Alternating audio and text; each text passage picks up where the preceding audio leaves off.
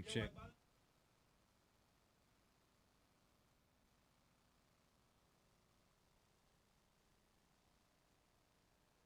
Twice. Yeah? One. Okay.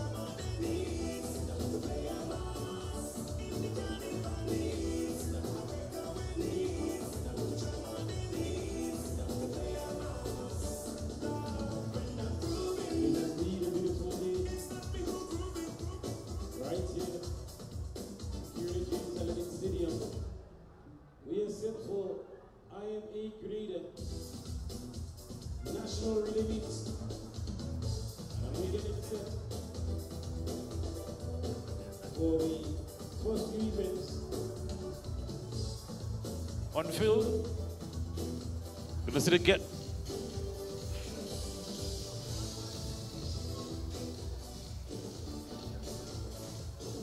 The girls javelin show on the 17. I see the high jump. Boys open.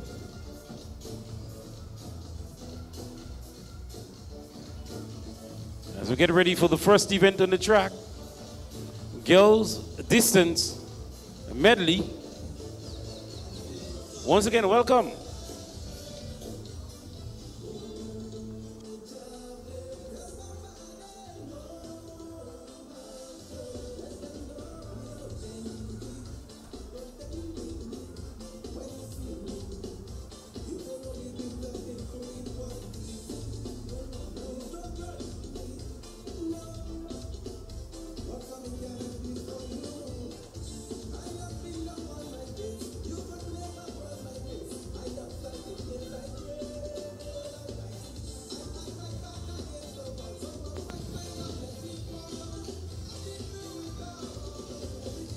Event number 4, boys high jump open.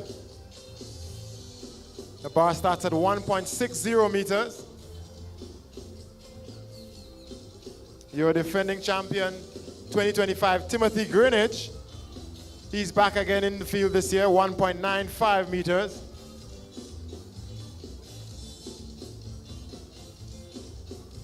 Last year's bronze medalist Aidan Daniel, he's also in the mix.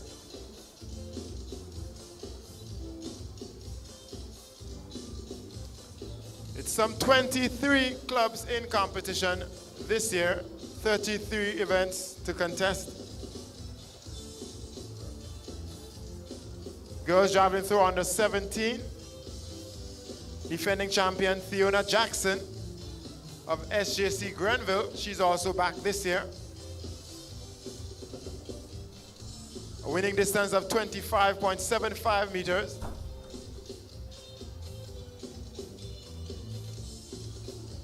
And we also see going through their paces, event number 3, boys triple jump open. Timothy Greenwich of ACE, also the defending champion, and he's also back in the triple jump open. 13.94 meters was the winning distance for the boys triple jump open in 2025.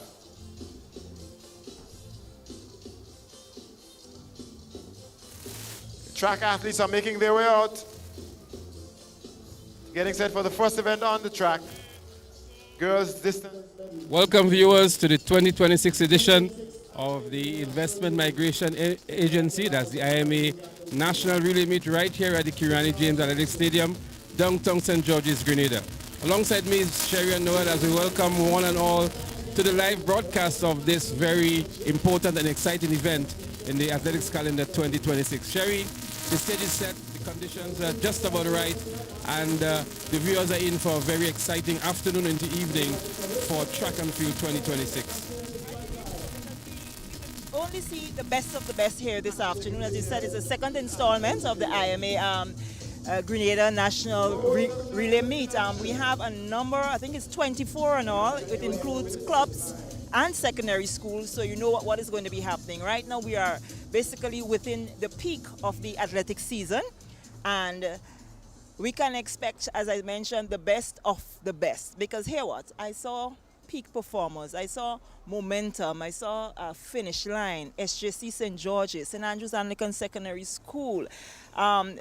I don't know if I mentioned them before, but Momentum Track Club. So you have a number of clubs and schools that are going to be fielding the best of the best to create the excitement, because we know what relay does, Leslie. Relay brings excitement. Well, in all of the school sports and the track and field events, the relays are what we refer to as the exciting events.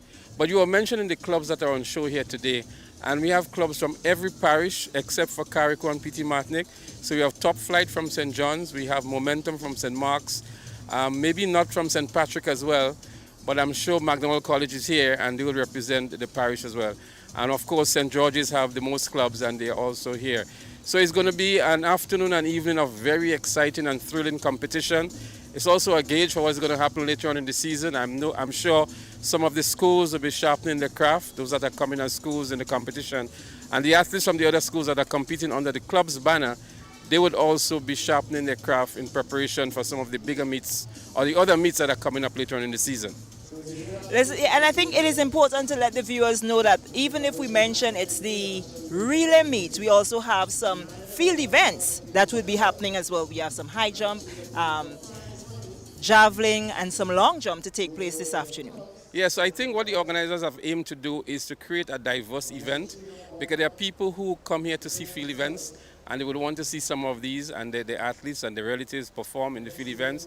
So I think it's a good diversity to give in addition to the relays. We know the relays are going to be the main attraction, they're going to create the main buzz. But these athletes who are jumping and running and throwing would also want to have an opportunity, and I think it's a good addition to the event to include some field events as well. Some of the viewers may want us to mention a couple names, but I don't think it is important to mention a couple names. What I would like to tell them is to please pay attention to the clubs. So I think what is important is that if you're not here at the National Stadium, you should come on down, those of you who are close by. And those of you who are locked in, keep locked in, because it's going to be a lot of great performances from the clubs and schools that are here. And already the field events have started, so what we're going to do shortly is go back and cover some of the field events and take you through the afternoon. So keep where you are. It's going to be a lot of excitement at the IMA 2026 National Relay Meet. I believe so. So we now turn you over to our commentary team that includes Basil and Bernard. And welcome and a good afternoon to you as we get ready for the first event on the track. It's the medley. It's a girls' distance medley. And when we talk about distance medley, Bernstein, we are talking about 1,200 meters, followed by 800 meters, then a 4, and rounding it off to 1,600 meters. One of the exciting long distance races that we are going to see today. Oh, yes, certainly. A pleasant good evening to the viewers. Quite an interesting race to start off. We have a number of teams on track. We should have 8 teams, however, we're only seeing 4 teams there on screen. But the race is going to be an exciting one. It's one of the more exciting. For those who like distance running, this is a treat for you. And we have finish line and Annie Logie to be starting things off for her club. So it will be Annie Logie, Annalisa Brown, Kiana Alexander, and Soraya Phillip. That's finish line. It looks like St. Joseph's Convent, Grenville will be there too. That's Michaela Abraham. She'll be handing over to Samara Noel. Karina Lashington and Selena Niles will be the anchor. 5 clubs lining up for the start of this event. First on track, event number 5. We have Classic 19 Finish Line Sports Club. We've got St. Joseph's Convent, Grenville. We've got the St. David's Track Blazers. We've got the St. Andrews Anglican Track Secondary. Blazers is also there. We have Tishona Bascom, Alian Gedari, 5 clubs Shaquanda lining Paul, and Jordan Collins. Event on track, event number 5. Girls distance medley, open. They are on the start as well. So here we go. This is the start of event number 5, but we seem to have some difficulty with the first event, first track event. A little bit of starting jitters, we'd say. Oh yes, it's some jitters. We expect that. It's early in the day. It would be a long day, and some of the girls would have been there just getting ready for the event for some time now, and I guess they're ready to go. And there they go. It's the first event on track. It's the girls distance medley. That's 12 by 8 by 4 by 16. This will be a leg of 1,200 meters. Its finish line is Annie Logie on lead off, followed by Track Blazers with Tishona Bascom on the lead off leg.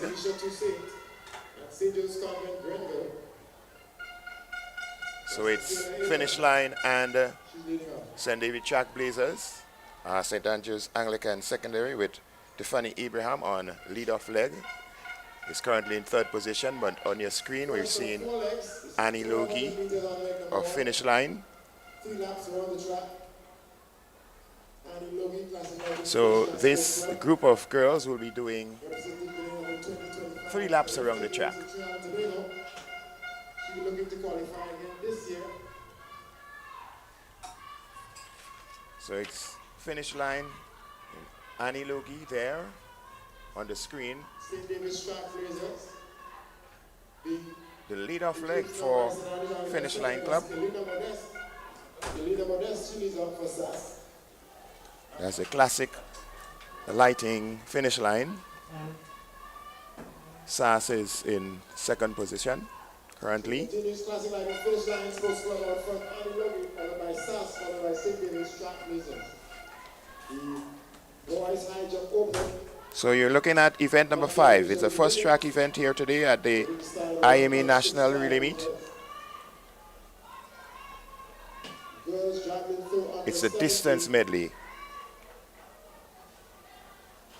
1,200 meters by 800 meters by 400 meters by 1,600 meters. This is the first leg. And it's Annie Logie representing finish line. They're going to their bases.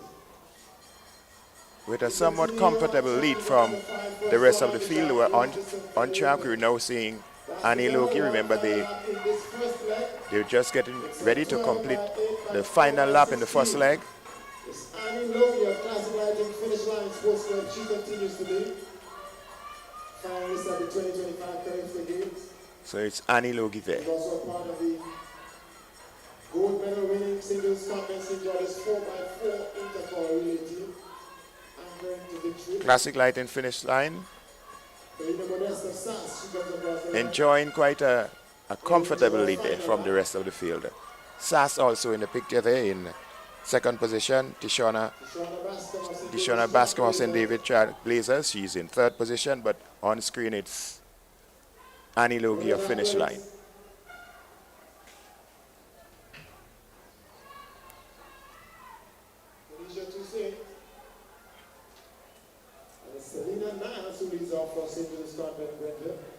So it's quite a comfortable lead for finish line in Annie Logie in the lead-off leg.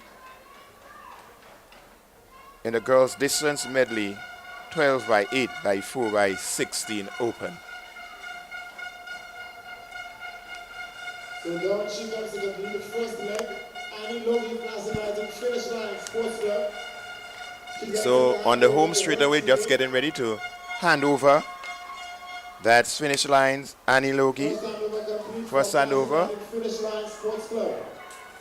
That's Soraya Phillip. And she has handed on to Soraya Phillip. For leg number 2, she's going to have 2 laps around the track. Galina Modesta of SAS, she comes into Completing 800 meters, Soraya Phillip. That's the second leg will be that of 800 meters. SAS is now going to hand over. And Gavia Walker of SAS is going to do the 800 meter part of this race. So it's finish line. Soraya Phillip doing the second leg, which is 800 meters for Classic Lighting finish line. St. David Track Blazers has just made the handover, but still on your screen is Soraya Phillip representing finish line, your leader. That's the bell. Soraya Phillip of Classic Lighting Finish Line Sports Club. She's into her final lap on leg number 2. Finish line it is in the lead here in the girls distance medley relay, 12 by 8 by 4 by 16.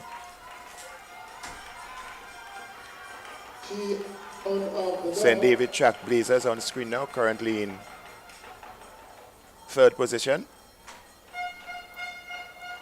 So it's finish line.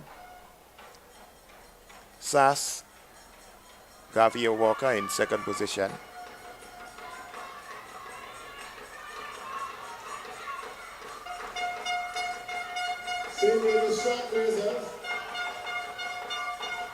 So this is a final leg of, or the final round of the second leg. We still got the 400-meter leg and the 1600-meter leg to come. This is the girls' distance medley. It's a distance medley relay. Girls distance medley open. Getting set for leg number 3 is classic lighting finish line sports club continuing to So we're getting ready for leg number 3. defending champion 400 meters. handover complete. There is the leg number 3, so 400-meter leg, 1 lap around the track. She's going to push right. Kiana Alexander. Here comes Xavier Walker of Sass. Getting ready to make that handover. Second position currently.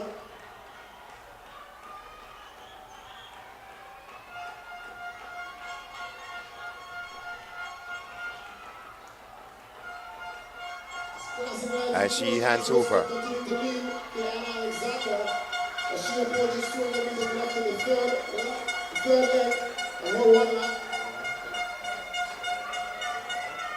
We have a strong run here from finish line. She's going to, or she's about to lap the trailblazer athlete,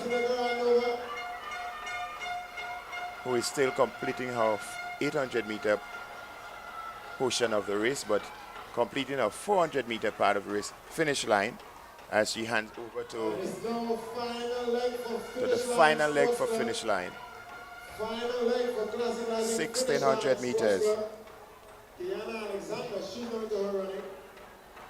Looks like Peaches Panchu running there for Sass.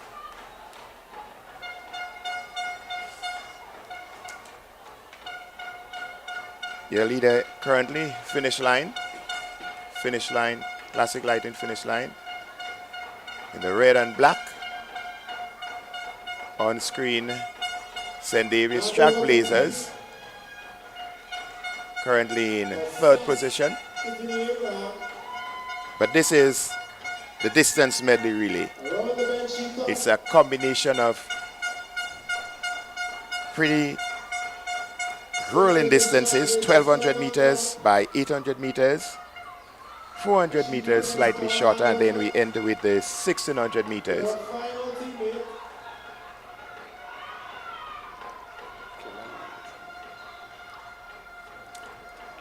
So it's Kiana Alexander of finish line on your screen.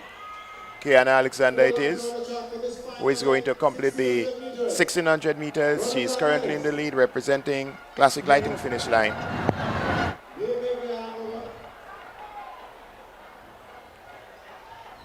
That's your leader, your current leader. Kiana Alexander, finish line.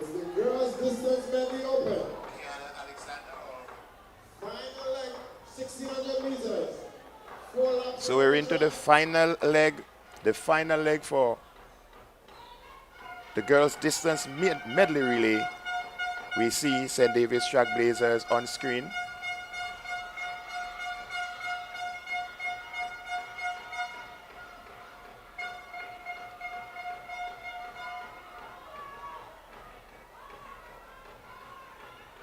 Trailblazers has been represented today by Tishona Bascom, Alian Gedari, Shaquanda Paul, and Jordan Collins.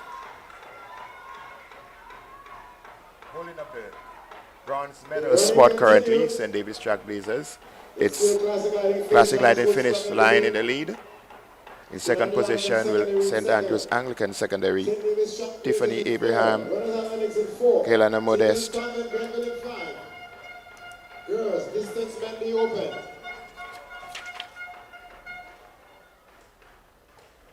It's Alian Gedari of St. David's Trailblazers.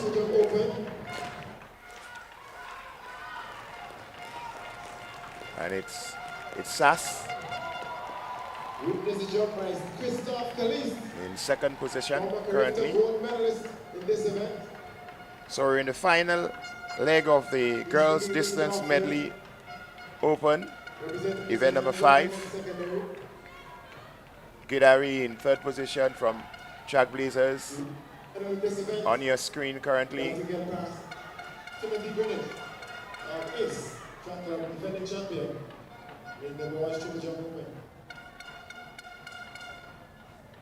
So we had Classic Light in finish line in first position, SAS in second position, and now Alien Gidari of Track Blazers currently in third and will hold on to take the bronze medal in this event.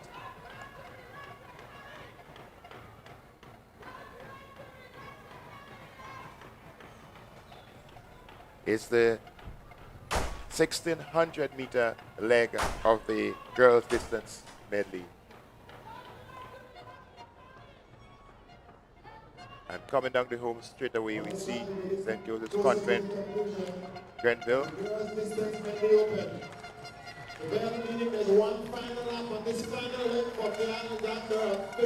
So the final lap is coming up, finish line in the lead. So 120 meters ahead of the athlete comes in Dominican secondary, Tiffany Abraham. St. David's Track Blazers trailing in third. Runners Athletics 4. St. James Convent Grenville in 5.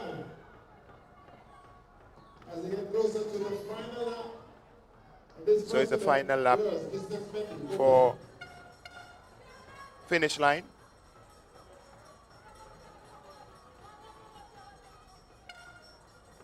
You welcome the sound of the bell. Tiffany Abraham of SAS. Final lap. Soraya Phillip of finish line, going down the back stretch for the final time, and with our sights on the athletes at the back of the field there as she runs past them. Around she comes for her final kick. Alexander. It's Alexander, Kiana Alexander of finish line. She's going to take it home. She's going to win the first relay here today. The winner, finish line, Classic Light and finish line, wins the gold medal here. And running there for silver, St. Andrews Anglican Secondary. Classic Lighting finish line is supposed to officially 13 minutes, 14.4 seconds. Successfully defending the gold medal. So getting ready to take the final turn and head into the home stretch.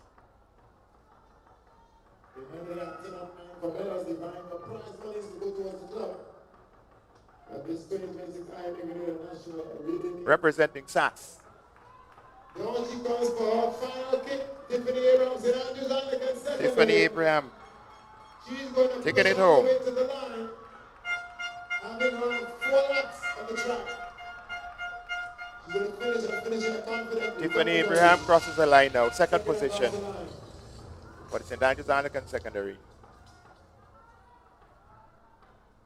St. David's Track Blazers, they're up next. And St. David's Track Blazers should be in the third position. We're seeing St. Joseph's Convent on screen.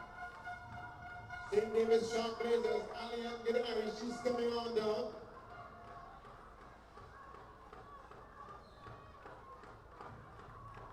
Michaela Abraham, St. Joseph's Convent, Grenville, she's coming on down. Ali and Gidari of St. David's Track Blazers Runners Athletics, in their bronze medal also position. finishing. First event on the track. The top 3 girls finishers. distance medley. Open. Classic Light and finish line. First position. SAS, second position. And Track Blazers, third. These are your medalists. Condition to St. Anchors for her team, Runners Athletics, to complete the first event. There we have it, event number 1 on the track. Overall, event number 5. And repeating from last year, 2025 in the girls medley distance. It's classic lightning finish line with a time of 3 minutes 14.43 seconds. Some distance from the second place finisher here with 14 minutes 18.88 seconds. So it's a rather spirited run there from classic lightning finish line. And a repeat of their gold medal run of 2025.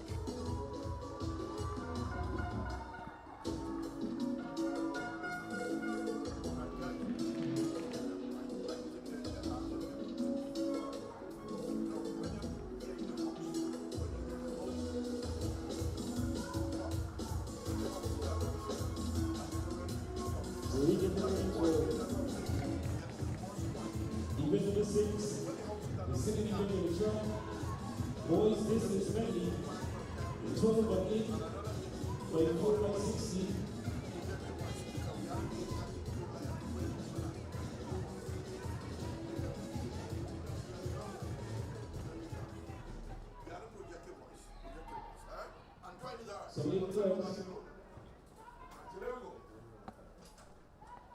So So Bernard, we're getting set for the second event on the track. The boys are there, they're ready, they're on their starters orders, and there they go. That's the event number 6, the boys discus medley. It's a 12 by 8 by 4 by 16, similar to what the girls just ran. But we saw a very good race of the girls.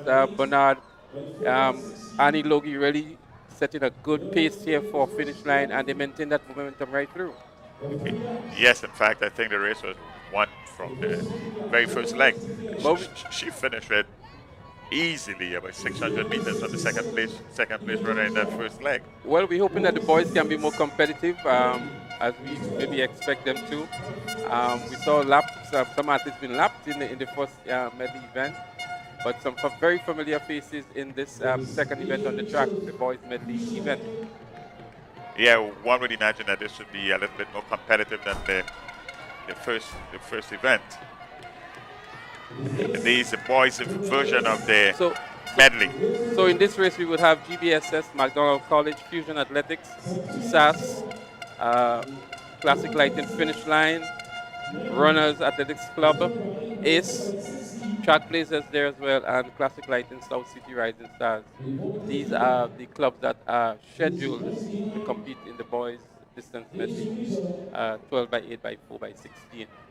So we see ACE, and it looks like Finish Line are the two clubs that are going stride for stride in the early lead in this one. This is a 1,200 meter leg. And the challenge is on between those two competitors. McDonald College started in this one. So Fusion with a slight lead over ACE. And that looks like that's Mitchell, Adriel Mitchell. Yeah, that's Adriel Mitchell, who is a distance runner. Actually, the PBC record holder for the 1,500 meters and the 800 meters. And a national athlete as well. He's expected to bring it home first on this leg. But keeping a good challenge is the athlete from ACE. That's Devontae Hilaire. And then the rest of the field really challenging for a third spot on the first leg. But Adrian Mitchell with maybe a good 15 to 20 meters lead over the athlete from ACE. And it's just the second event on the track, Bernard, and it's just setting the stage for maybe some very exciting relays that are going to come later on today. Already you can see the competition is building, and one would imagine as time goes on in this meet, the competition will become even more intense. But as it is now, it's Adriel Mitchell from Fusion that's taking the lead here, followed by a sub 20 meters behind the athletes from ACE. So Adriel Mitchell has delivered on his promise here. He's expected to be one of the stronger athletes in this field, in this 1,200 meters, as the baton is handed over here now, and Fusion continues to lead. The lead has actually been extended maybe almost 100 meters now. It looks like about 90 meters over ACE. And we know Ace has quite a number of good athletes, but that lead by Fusion here may be unsurmountable at this point in time. And let's see how they would respond to this very strong start by Fusion Athletics Club. And for Fusion, I think it is Taj Thomas. It is Taj Thomas. Yeah, that's Taj Thomas there for Fusion. The lead has been shortened now. The athlete from Ace has really gained significant ground on the athlete from Fusion. It was almost 100 meters when the baton was exchanged. But on this 800-meter leg, it is much, much closer. They still have maybe another 350 to go. That's Fusion. And it's a sizable lead nonetheless. A chase back, bundled together, but that's your leader there, Taj Thomas of Fusion Athletics. Looks very comfortable indeed on this 800-meter split. As we see now the lead just maybe about 80 meters. And I'm sure he has a kick in him still when he gets to the 200-meter mark just about now. But look, there's going to be an interesting development in second and third as I see the athlete moving up on the athlete from Ace Track Club. Ace now is relegated to third, but I'm going to bring the batter home first on this second leg. It is still the athlete from Fusion, that's Taj Thomas. That's your second place runner here now in this medley relay. So it's almost 100 meters lead that Fusion has. And there goes Fusion again. They're not going to be letting up at all. He's out with a blast of speed on this 400-meter leg. As the second handover goes again.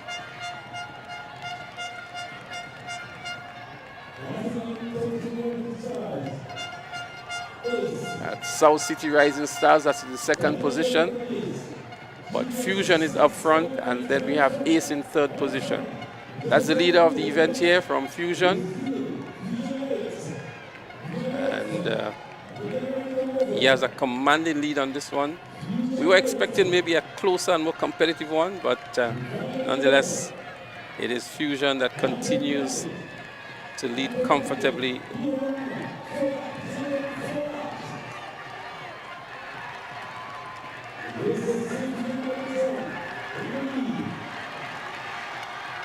The field really spread out here as some of the athletes continue. Antoine Blackett continues to lead for Fusion. That's the leader here, Antoine Blackett. And but we know Blackett from yesteryear. He has been a perennial athlete here at the National Stadium. And very comfortable on this leg as well. Yes, he has always accounted very well for himself. And he continues to do so in this event there. It's going to take a lot of effort to catch Blackett here with almost 100 meters lead over South City Rising Stars. Ace is in third. And the real battle, I think, would be for second, third, and fourth. Because I think it's going to take a lot to catch Antoine Blackett here.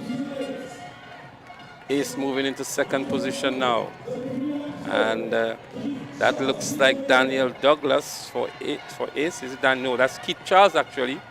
Keith Charles is the one running there for Ace, student of the Grenada Christian Academy. He's currently in second position there. That's him there. And then we have Tyrone Jacob for South City Rising Stars. He's in the third position. But Antoine Blackett continues to lead for Fusion Athletics. Looks very comfortable indeed on this 1,200 meters, on this 1,600 meter split, the final leg of this medley distance relay for the boys.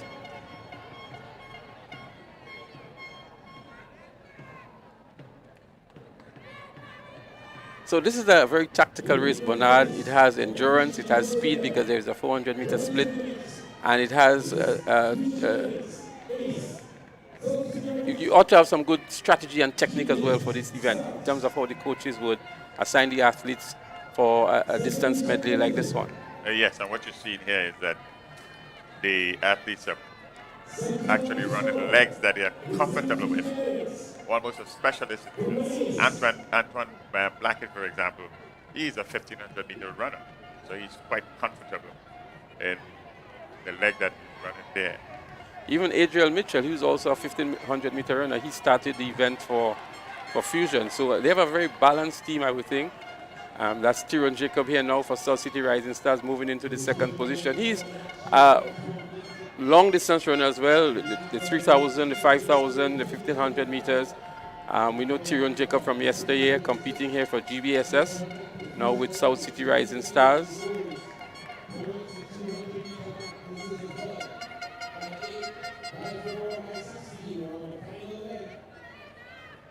That's our leader here now, Antoine Blackett of Fusion Athletics Club. Trademark headband. Looking very comfortable indeed. No challenge whatsoever around him. No challenge whatsoever. It's a good 400 meters to lead quite easily. And it's just a jog in the park, maybe for Antoine Blackett. Tyrone Jacob here. Have a lot of work for him to do. Keith Charles struggling a little bit now in third position.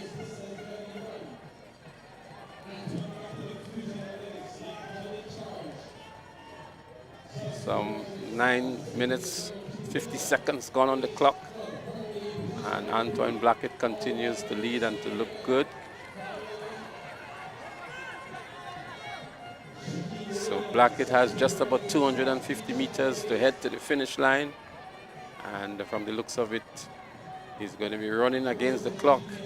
I know he still has a lot in him, but there's going to be a kick at some point in time from Blackett. He has his sight on an athlete in front of him that he's gauging, maybe to lap and maybe to give him some momentum going into the finish line as well. I'm sure Blackett is going to gauge himself on the athlete in front of him who he's going to lap. And there goes the lap now. Just about now, he has just lapped an athlete here. That's Blackett entering into the home straight now with his eyes on the finish line and pumping hard. The knees are going up, the arms are flowing nicely. Antoine Blackett is going to bring some glory here for Fusion Athletics to win the first event on the track for the boys. Antoine Blackett of Fusion Athletics. A good run indeed from the athletes from Fusion Athletics. Yeah, I thought it was quite balanced. As we look at a race here now for third and fourth between what looks like Ace Track Club. So Tyrone Jacob. So the real race here now is for third and fourth between these two athletes. That's Keith Charles of Ace Track Club and the competitor from the GBSS. So Keith Charles will take the bronze for Ace Track Club. GBSS would have to settle for the fourth position. As we see 473 MVP is also there, so to his track blazers. Here is Sass. Top three here being Fusion Athletics, South City Rising Stars, and Ace Track Club. They're going to be very, very competitive in the minor positions. Runaway winner Fusion quite easily. A race would have been won almost on the first leg, sort of assimilating what would have happened with the girls' version on the track with this distance medley. So the first two events won had runaway winners quite easily. We saw finish line in the first one with a good combination of athletes, and now we see Fusion Athletics similarly, a good combination of athletes, strategically positioned athletes as well, and easily runaway winners in those two events. Yes, and from Runners Athletic Club, the last athlete on the track is completing his leg of the run. It's always a good thing to finish, and he's doing just that.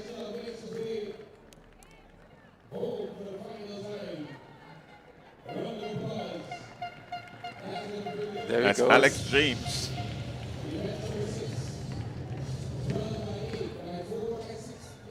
So, Bernard, we're well on the way of the IMA 2026 National Relay Meet. As we see, the official results are going to come up shortly. And, you know, track and field is always a big thing here in Grenada.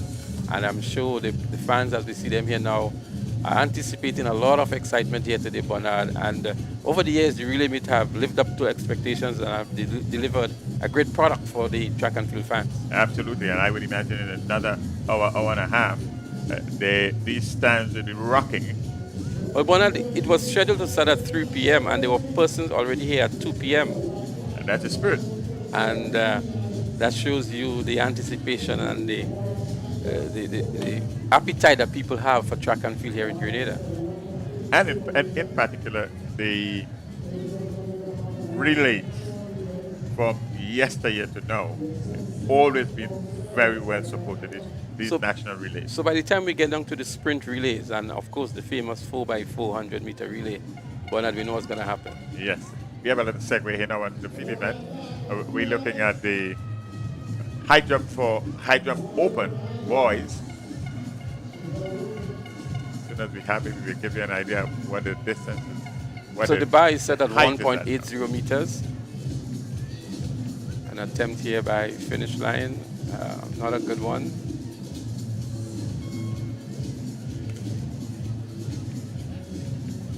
Also in progress, we have the long jump going on. We have the likes of Christophe Caliste and others competing in the long jump. Christophe Caliste is a Carifta gold medalist at the under 17 level in the triple jump.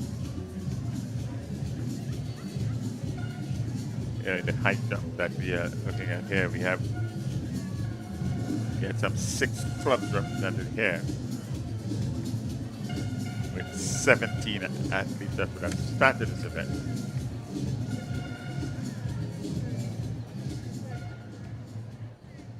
So the high jump is open for the boys in the under 17 category. So it's an open event, so we have 17 competitors scheduled, but it seems as though it's a much reduced field that we have there. At 1.80, it's a competitive height we have now. And so one of the favorites, I've not seen him yet, Bernard, but Telesford out of the PBC. Yes, broke the record at PBC Sports. He did. Josh Telesford was also a national athlete and represented Grenada at Carifta last year. Yes, there I see Josh in the background. Josh would have his eyes on this event for sure. In fact, I think Telesford would have been one of the names that would have been circled to do well at Carifta later this year. Absolutely.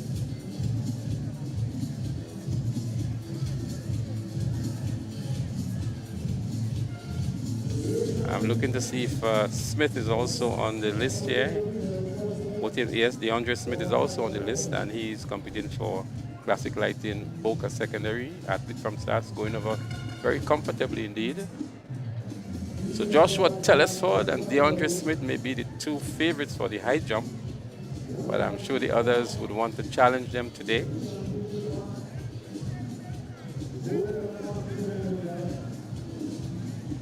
Timothy Greenidge, also of Classic Lighting South City Rising Stars. He has a personal best of 2.03 meters, Bernard, and himself and Josh would have a real battle for that gold medal, or that, not gold medal today, but that first prize money that has been offered by IMA. So unlike other events, Bernard, where the winners get medals, today the IMA have invested quite a handsome sum of money that would be presented to the winners of the events. All for the growth of the sport, and one must take their hat off to IMA, the continued support for track and field in Grenada.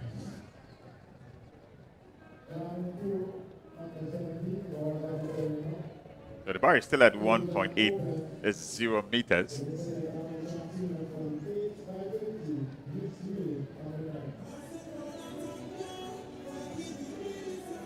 Failed attempt here by one of the competitors from GBSS.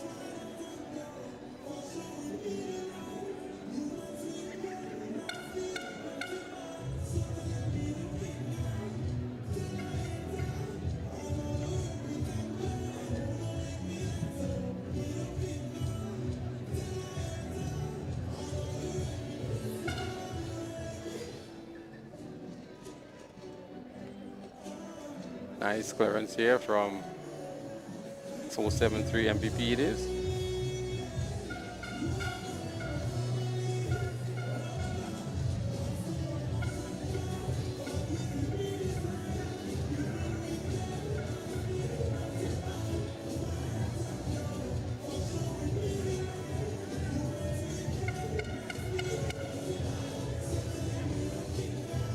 So Bernard, it's maybe the middle of the track and field season for some of these secondary school students.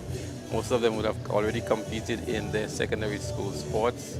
And it's always an interesting development, an interesting conversation as to how the coaches prepare these athletes and when they should pick for, when should be the peak period, because obviously they wanted to go to their school sports. We have the national championships coming up soon. We have Intercall, we have Carifta. And so it's a real challenge for these coaches now to have a nice peak season that these athletes would perform at their best for maybe the longest period of time. Yes, it's all a matter of what the priorities are. One would imagine with Carifta being hosted here this year, that would be a big target for the coaches. Get some people qualified to make the national team. Bragging rights, it's all about the intercall games, that is as big as it gets. Well, it is the biggest track and field, or maybe the biggest sporting event on the calendar for Grenada. I'm not sure how this IMA Relay Meet would measure with it. Maybe second best, maybe national championships in terms of track and field. But yesterday, the National Relay Meet has always been an event well attended, much anticipated, and this year is just the same. Technical flaw here from the athlete from GBSS. Let's hope he's not too seriously injured. It seems as though he was two minds whether he should actually make the jump, complete the jump, or he should turn around. And in the end, he did neither. And so he had an awkward fall. For those of you who are awaiting the events on the track, based on the schedule we have here, the next event on the track would be for the under 9 category. And they're going to have a mixed 8 by 50 meter relay. So we're going to have both boys and girls in that 8 by 50 meter relay for the under 9 category. And then we will move into the 4 by 100 meter relay for the under 11 category. So for the under 9, it's just going to be one flight. So it's going to be a straight finals. And then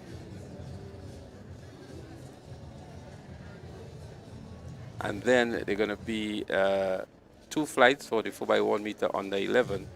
And they're going to be 2 final events. So there'll be a timed finals. And so the club with the fastest time over the 2 flights would be judged as the winner of that event. We just witnessed another failed attempt. He had a height in this one, but on his way down, he disturbed the bar.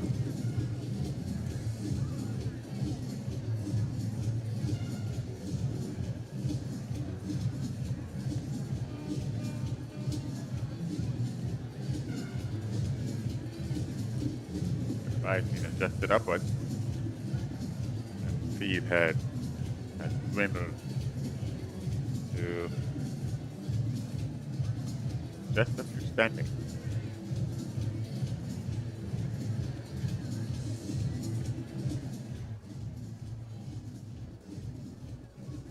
You're not missing any action on the track as the next event is being readied. And so we continue to witness the high jump for boys. It's an open event. The new height of 1.85 meters. 1.85 meters is the new height. Just to let the viewers know that when this event was held last year, Timothy Greenwich, who competed for Ace Track Club last year, he won that event 1.95. He has a season best or a personal best of 2.03. DeAndre Smith, who is also in the lineup here, he placed second last year with 1.95 as well. And Aiden Daniel, our finish line, was third. So Joshua Telesford placed 7th last year. Good clearance there from Gid Harry of South City Rising Stars. Classic Lightning South City Rising Stars, the first time clearance.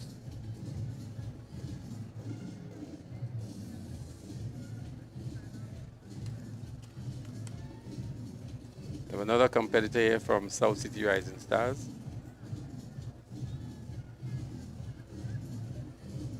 And Another shaved clearance. It seems as they have perfected the art of clipping the bar and getting it to stay up, Bernard. Well, somebody once declared, as long as the bar is up, it doesn't matter how many rock and shake it has. As long as the bar stays up, that's okay. And here's that leading up from Fusion. So two good first-time clearances there. The athlete from Fusion, he's up next.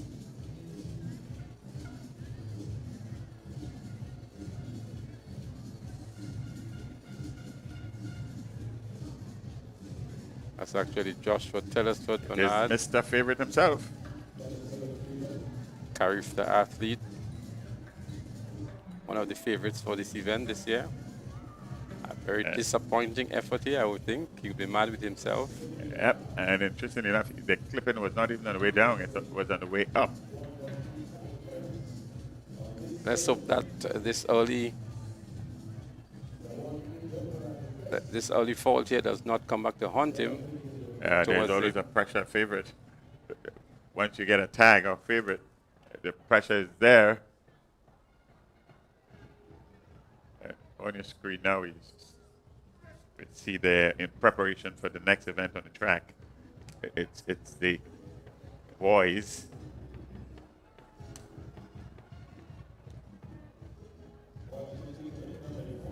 Boys distant medley.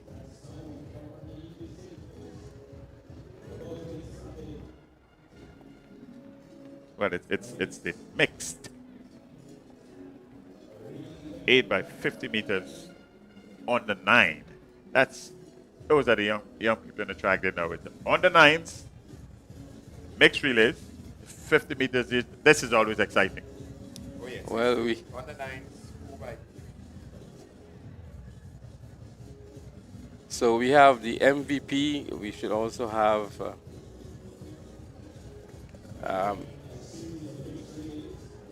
Community Club.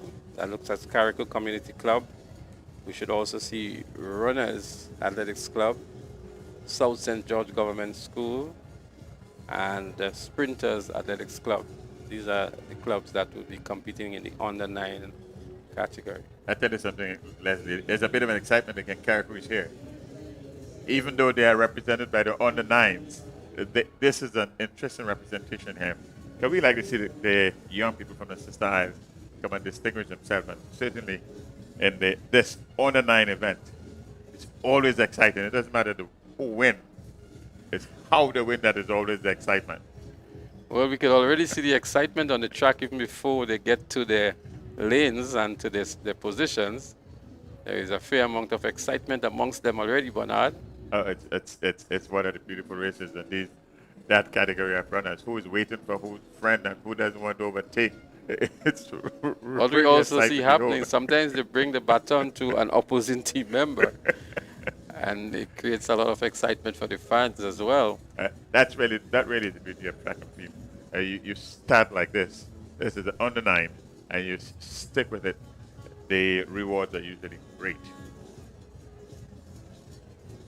You're not missing any action on the track. As we said, we are preparing for the next event number 7, and it's the mixed relay 8 by 50 meters. Here's a shot at Mr. Joshua.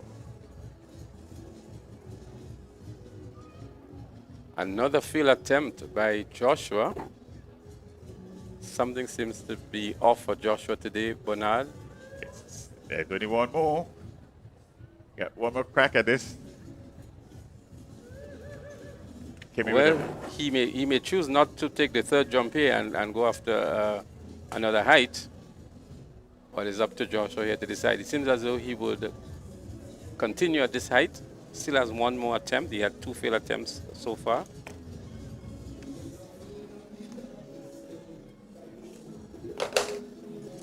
And this is Woodruff. It's also his second attempt. And another failed attempt. The young man from Fusion making a meal of this. The bar is now set at 1.85 meters. And just to let you know that last year when Joshua placed 7th, Joshua would have cleared a height of 1.70 meters. As we see an attempt here by finish line, a good clearance by finish line. And there they are, Bona, the under nines getting ready to do their thing on the track. I have a bad said this is one of my favorite events. I'm sure these youngsters have brought in hundreds to the stadium here today. The parents, the grandparents, the guardians, the godparents, the aunts, the uncles, you know, the brothers and sisters. I'm sure they have brought in hundreds here at the stadium today.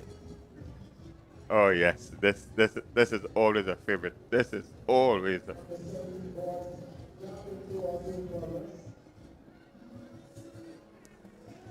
As we said, we should see MVP, we should see Carriacou Combined Club, Runners Athletics Club, South St. George Government School, and Sprinters Athletics Club. Not too sure if Carriacou is here, Bernard. I'm looking to see if I pick them up on the screen. Definitely I see Springs Government School. I see MVP as well. I see Sprinters.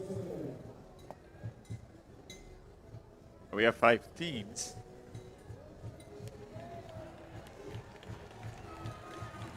If we can track who's missing.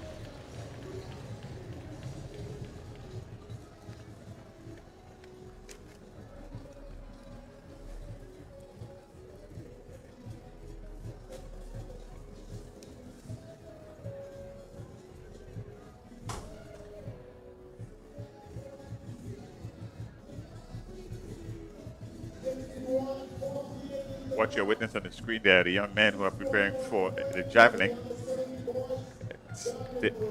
The young men for the javelin, that's the boys under 17 javelin. That should get on the way momentarily. Following right on the heels of the girls javelin under 17. We'll give you those results shortly.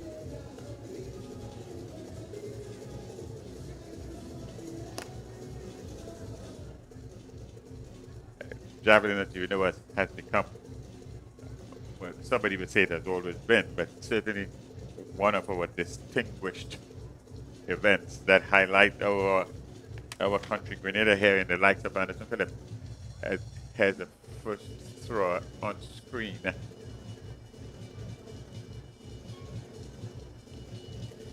So if we want to talk a little bit about the javelin, but this is one of the areas where Grenada has maybe copped the most medals at character as well. And it dates back to a lot of years ago, the likes of Akim Fullerton or Cullen Peters, Selwyn Smith, who had maybe 4 or 5 gold medals at character in the javelin. And then in more recent times, we've had the Anderson Peters and others who have medaled in that event. And even on the international scene as well, Grenada continues to excel at the javelin. So the javelin and the 400 meters, I think, are the 2 favorite or famous events that Grenada is internationally known for in the track and field arena. And so it's a good thing that it can take some center stage here for signature events worldwide. And we cannot leave out the likes. An opportunity. Sorry, but we cannot leave out the likes of a Trevor Modeste. Trevor Modeste, who was like the trailblazer for Grenada with the javelin. Yes, he was. He was. Trevor Modeste. And then if you go even further back to Eros Rapier, who had the national record for a lot of years before I think Trevor eventually broke that record. So the young men under 17, javelin, it has become one of the highlight events. Any sport meet in Grenada here. Here we go, second competitor on the screen here. Well, that would have been a pretty decent throw, but not had it been within the perimeter of the javelin arena. So once he gets his direction good, I think that would be a throw that could be in contention for a position. Looks pretty decent. The aerodynamics was good. It's just that the direction was bad. What you're looking at here is a good panoramic view of the Dr. Kirani James National Athletics Stadium. And this is capital city St. George. For those of you online and have not yet visited Grenada, this is where we are situated.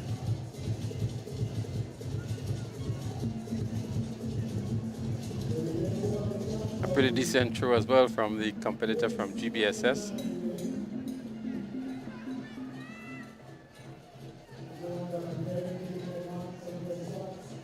not missing anything on the track. They're still readying the under nines. That one must appreciate it. That's some effort to get these young people ready for an event like this, but seems to be on the set now.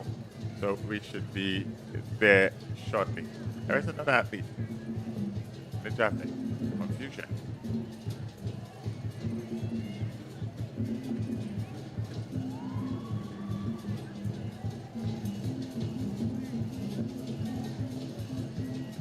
So we have Xavier Thomas here registered for Fusion for this event. And 17 athletes registered for the under 17 boys javelin.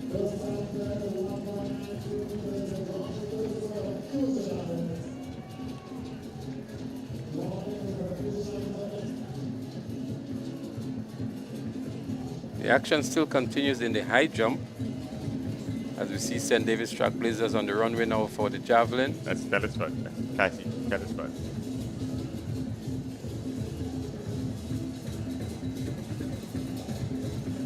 Very next to 40 meters.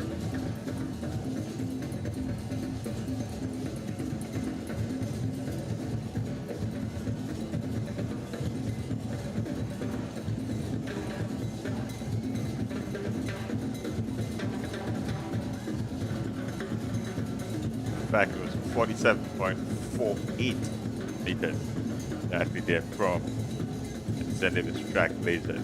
Well, he's currently in the lead, Bernard, with 47.48. 47.48. Not a bad throw. In fact, it's a good throw. This is under 17, the age group that you're talking to here.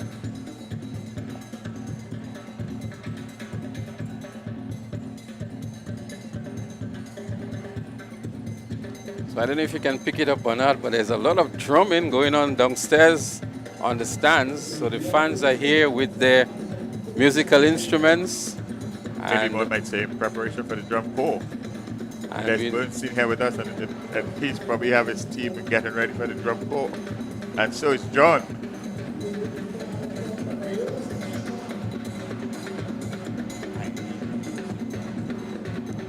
So we know the IMA has added a lot of new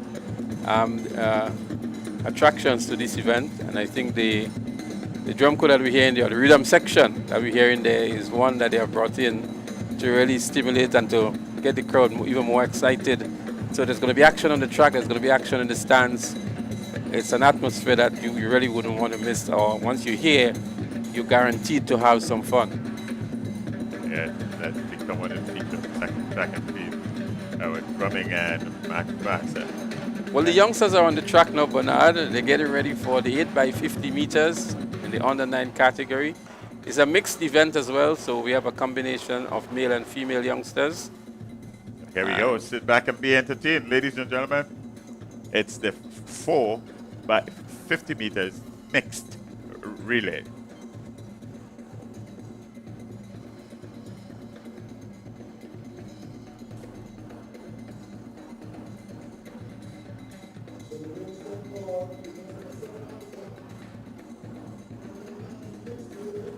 Yeah, 6 teams registered here, MPP community. So Sprinters Athletics Club are the defending champions in this event. They're running out of lane 6.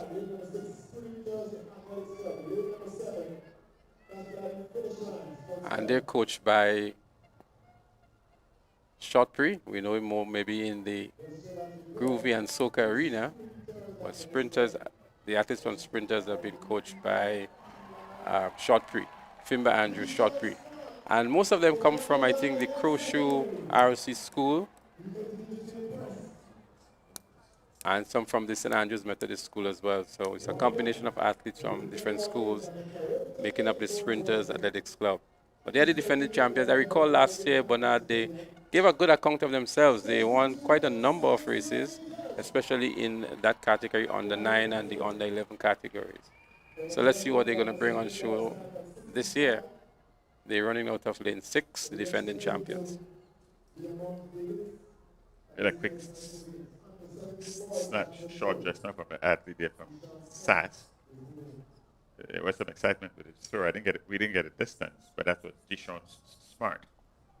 Well, I can tell you, Dishon Smart established a new record at Intercol last year in the sub-junior boys javelin, and this year he actually broke the record in the junior boys at SAS. So we expect a very decent throw from him, and maybe what you just saw, what we've just seen there, was just his first attempt to establish himself in the event. One of the makings of very, very, very competitive track and field season here. The youngsters are getting ready. They're all set, batter in hand, and it's a mixed relay, but we are starting with the young boys. On the 9, mixed 50 meters, 8 by 50 meters.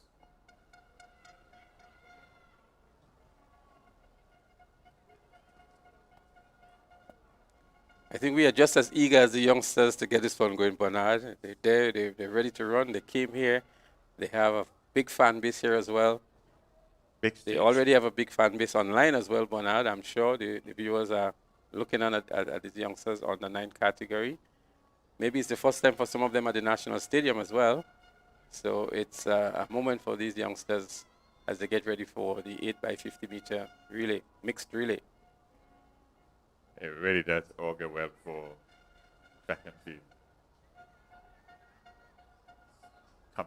Competitors today, and eventually teammates.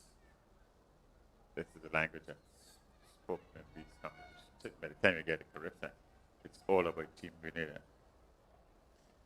So we actually have 8 legs, Bernard, of this event. We're so used to 4 legs. But each of these athletes will be doing a 50-meter run. Very creative. They organize us to get as many of these young people involved as possible. Just 50 meters, 8 legs. It's very, very creative. So Karakou is here in lane 3. MVP is actually in lane 2. Runners Athletics Club in 4. In 5 is the South St. George Government School, Spring School as we call them. Sprinters Athletics Club in 6, and in 7 is the Classic Lighting. Finish line. As a club, finish line, they have a good crop of young children that train regularly with them. So one would expect finish line to give a good account for themselves there today. They're usually in canteen and so forth, training quite regularly, these youngsters.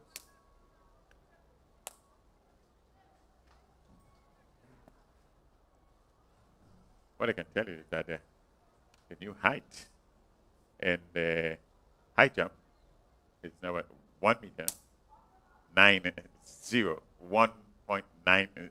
meters, 1.90 meters, beyond status orders.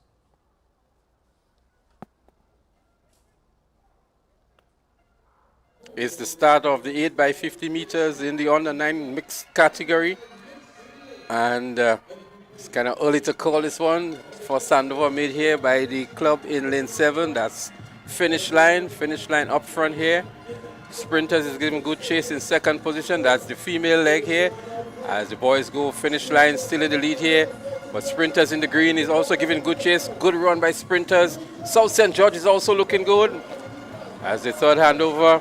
But it's Sprinters in the lead now in the green. Sprinters in the green in the lead. Finish line for second, but so too is South St. George. South St. George is looking very good, but there goes Sprinters Athletics Club in the green. South St. George in second. Sprinters continue to lead. South St. George looking good on this leg here. Eating up some ground is South St. George and moves into the lead now is South St. George. Hands over first is South St. George Springs. They cross into the lanes here. But it's a battle between Sprinters and South St. George just about the same time. There they go, battling down for the finish line now. It is Sprinters with a slight lead over South St. George. Here comes South St. George on the inside. South St. George is going to win it. She does so now. The excitement, Bernard, exchanging the lead for several legs, and then in the end, it was a powerful run by South St. George. There was no disappointment in the excitement. Absolutely no disappointment here. Very, very, very competitive. we had about 2 or 3 lead changes. But sprinters gave very, very good challenge here on the penultimate leg. They were in the lead, but a good run back by South St. George Bernard. We're going to see it again, but we're looking at the rhythm section. The official results now: South St. George Government School, Spring School as we call them. Sprinters in second, Classic Light in finish line in third, MVP in fourth, Carrick combined fifth, and runners in sixth position. Here is a replay here, and this is where things got really, really exciting here. Very close, very, very close. Got the battle almost at the same time, but there was a little bit more in the tank for the athlete there from the Springs or the South St. George, and she just nipped her at the line. Absolutely. These young people, there were no standing to get a batter there and so forth.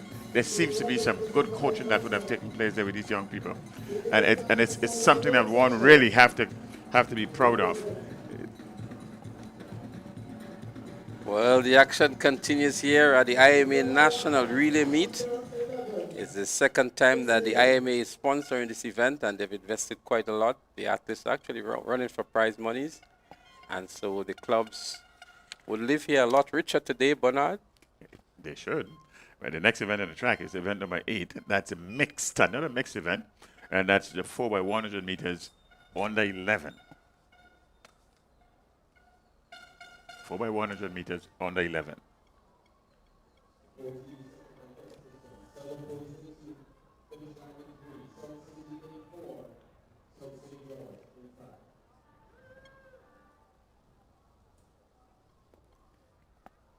So we have 5 clubs competing in this event. We have Southern Pros, Classic Light in Finish Line, Classic Light in South City Rising Stars, Classic Light in South St. George Government School, and St. David's Track Blazers. So it is a mixed event, 4x100 meters.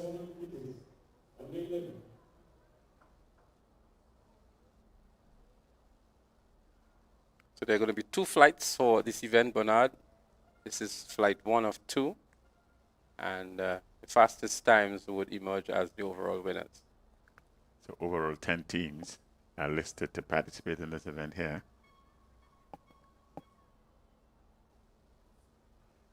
And the youngsters are being exposed at the highest level.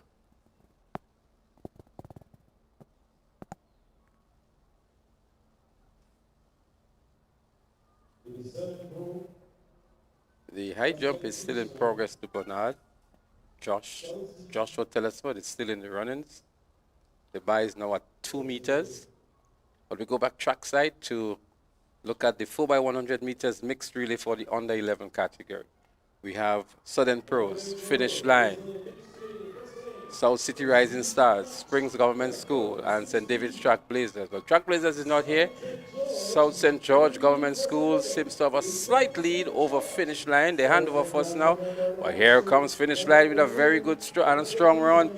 So too is South City Rising Stars. South City Rising Stars making up the stagger nice on South St. George Government School. And also, but it is South City Rising Stars in the lead here now. Running on the inside is Finish Line and looking good too in lane 3. But it is South City Rising Stars in the lead on the final hand over here. South City Rising Stars, but a good run here by Finish Line. The young man from Finish Line is eating up good track and moves into the lead now. Springs Government School is also making some good grounds. But it is Finish Line with a very strong final leg and a powerful win. South St. George Government School picks up the second position, and South City Rising Stars had to settle for third. And that really is the beauty of mixed relays. You might be leading at one time, and there's always room to make up the difference. And in fact, that was so in this one. Once again, you want to have to make the comment that the young people and their battle passing speaks to some good coaching somewhere. Well, a very, very impressive run here by South City Rising Stars. Gianni Thomas on the final leg. Gianni Thomas must have gotten the batter in third position, but infringing on the line a little bit there is Gianni Thomas. But he really eats up the track here, Bernard, and Yes, he went did. past the two athletes, Gianni Thomas off the finish line here. Maybe one to look for in the future as well. One to look for in the future. He had it under control. He would have caught that athlete there with about 50 meters to go. We get ready for the second flight. It's the mixed 4x100 meters on the 11, flight number 2.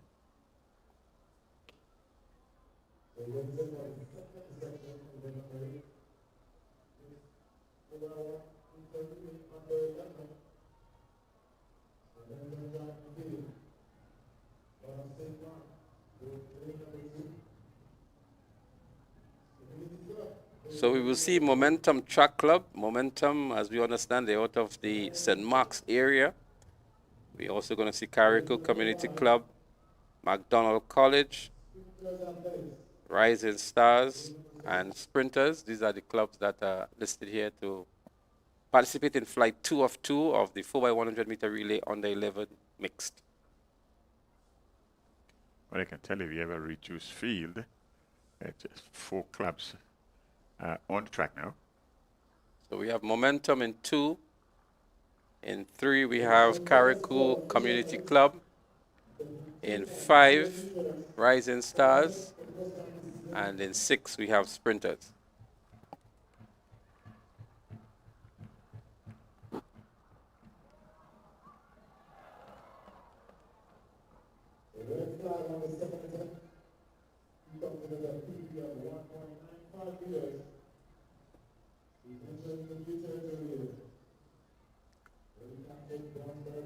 We just got a peak there from the high jump. It's the height, the new height now is 2 meters.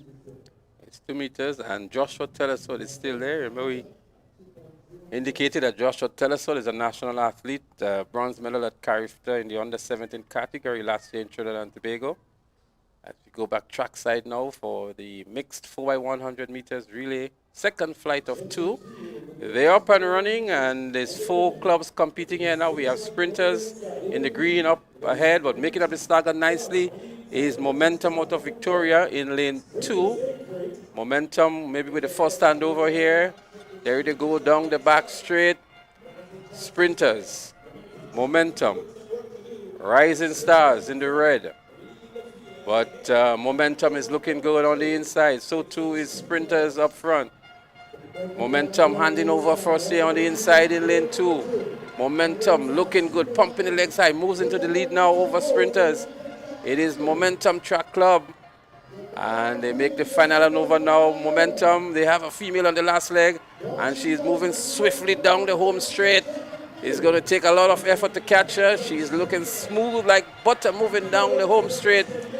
Sprinters is trying to give good challenge, but there is not enough time, not enough space. Momentum it is, followed by Sprinters to pick up the second position. And then we have Rising Stars in third position.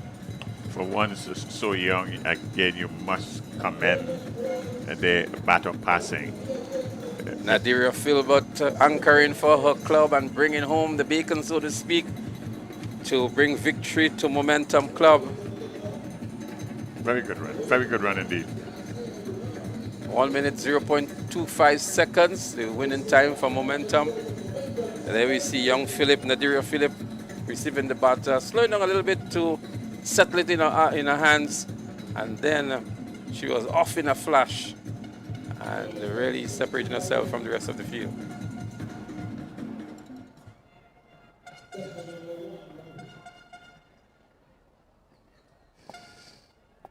Yeah, Nadiria Philbert winning here for Momentum Track Club. So we do have an update for you. The last race that we would have witnessed, finish line did cross the finish line first, but they were DQ'd. Pattern or lane battle passing infringement? Well, I think it was even more than that. There was a lane infringement, it seems to, because we saw it on the replay.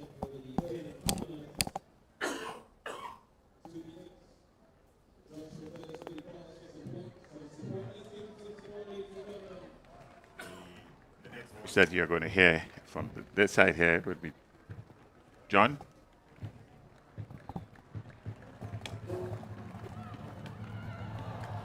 Well, that was Joshua Telesfor there going after 2.0 meters. We saw him with some early mishaps, throwing on the rod on 2 occasions, but seems to be the only contender. Joshua Telesford did a 1.90 for the year so far. And if he clears the 2.0, that will be a personal best for him. So, John, welcome. And we expect to see a lot of great performances today. We're hoping that Joshua can really clear 2.0 and stake a good claim for a Carifta selection as well. Yeah, good afternoon to everyone. Good afternoon to you, Leslie.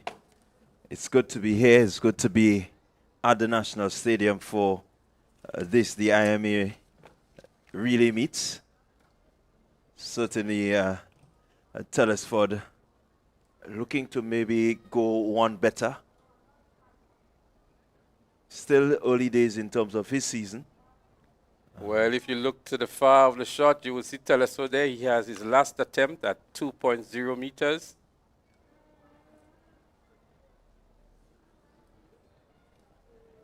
In the meantime, the competitors for event number 9, the 4x200 meters relay for under 13, they're on the track already.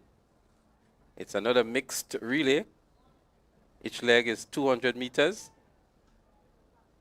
And we should see here 2 flights. The first flight would have Classic Light in South City, Runners Athletics Club, Classic Light in South St. George Government School. Momentum is also there, McDonald College, and the Sprinters Athletics Club.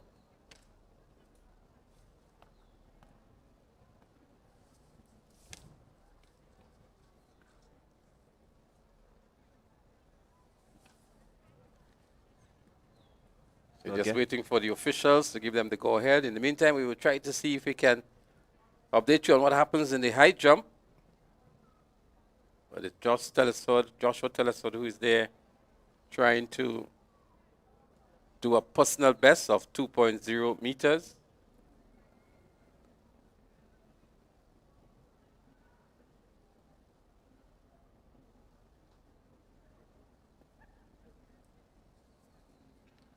John, it's good to see the youngsters getting their fair opportunity at the National Stadium in some non-traditional events as well, a 4x200 meters. We saw a 8x50 meters as well.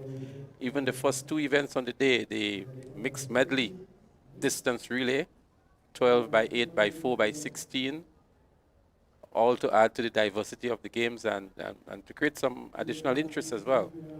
Yeah, quite rightly so, Leslie. It's about giving all the athletes an opportunity to showcase.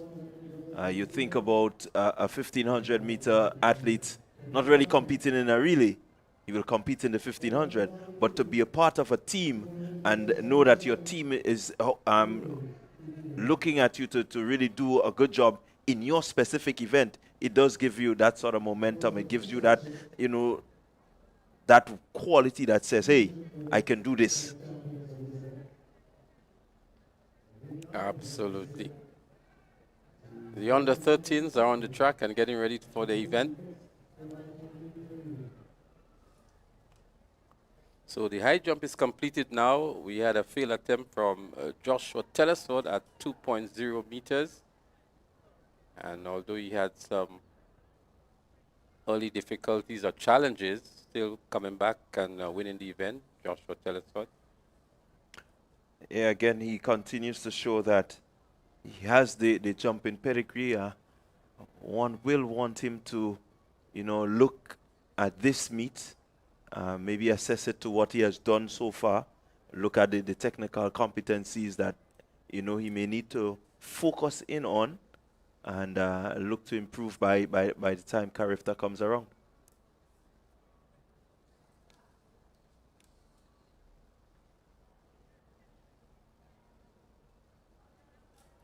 the 4x200 under 13.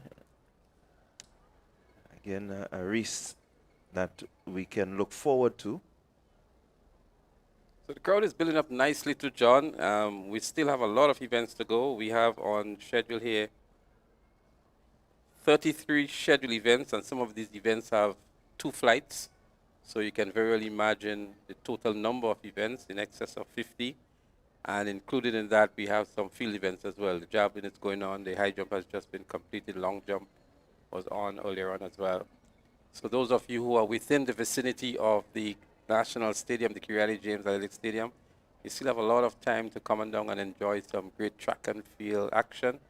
We know you're enjoying the viewing at home. You get the benefit of the replays and everything and the analysis, but nothing beats being in the arena and being up close and personal and enjoying the electrifying atmosphere as well, John, that happens here at the National Stadium.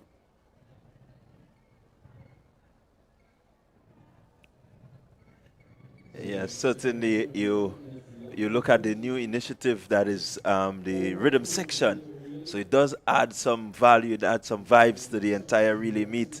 And I mean, we know that relays are always exciting. The fact that you have to get that baton around in a timely manner, as efficient as possible. And so it just adds that bit of excitement. And I've heard the atmosphere as I came in, even before the events really started, the rhythm section was going. So that's good. And what is also important, John, is that these events are a prelude, or it gives you an insight as to what would happen later on in the season. We have the National Primary School Games coming up.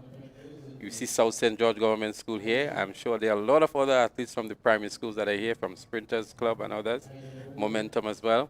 And then we have the secondary school athletes, the Intercall, the mother of all track and field in Grenada, maybe the Southern Caribbean, if you want to call it that.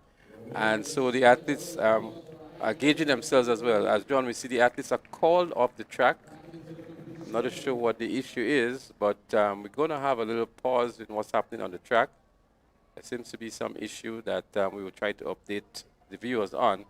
But just to come back to say that I'm sure a lot of the coaches and athletes are using this as a warm-up, as a, to gauge what the others are. It's unfortunate that all the schools are not competing as a unit, but there are some schools that would use this as a trial run to assess themselves and to look at their positioning and their battle transition and everything else that the coaches are looking for. Quite agree with you, Leslie. So we will be with you shortly. We just need to take a quick commercial break, and then we'll get back into that discussion a little bit later.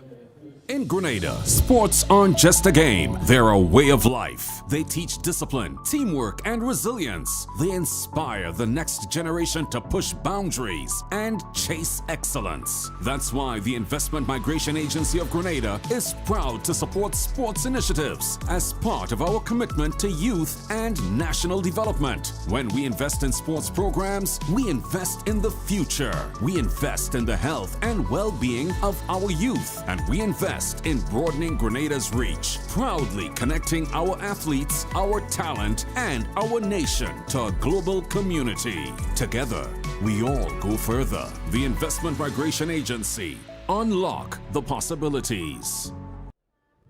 All right, so we are back here with you at the National Stadium, the Kirani James Athletic Stadium, as we're getting ready for the 4x200 under 13 mixed relay. And as we said earlier, it's really good to see that the athletes can compete in the non-traditional events, events just designed so that everyone can be at their niche in terms of the athletics and their ability to cover the distances.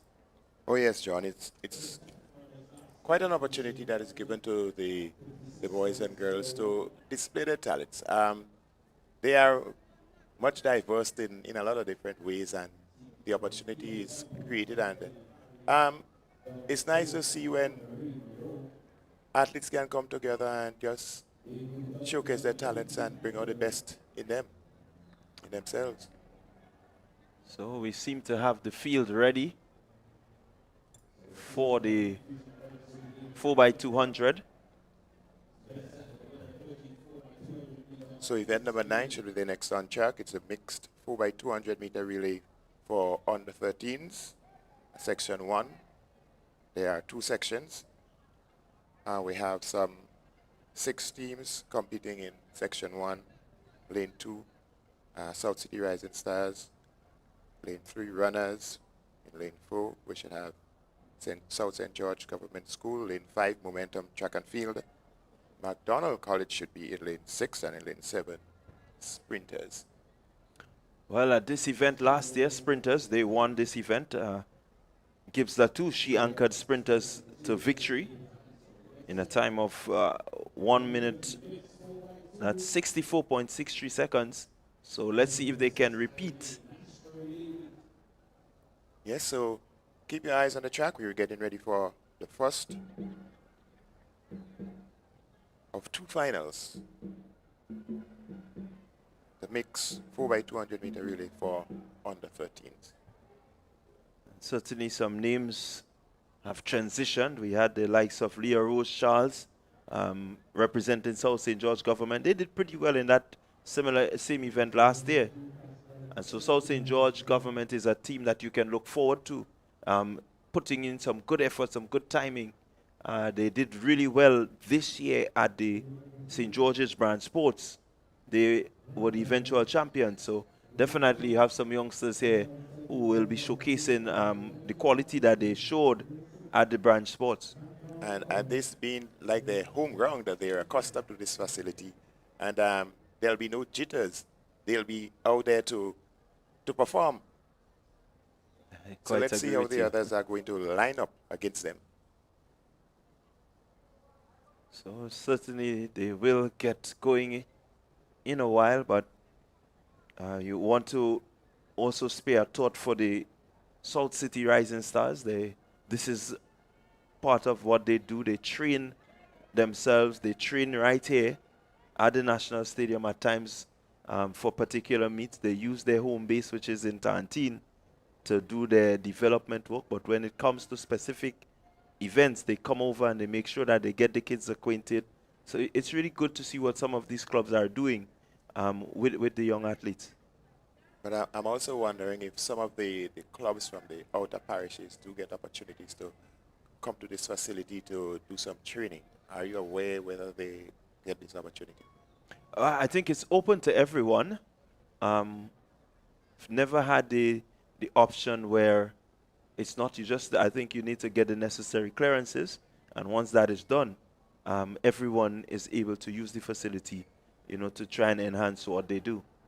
Okay, so we're here today, and for some it will be their first time on the facility, on the track at the National Stadium.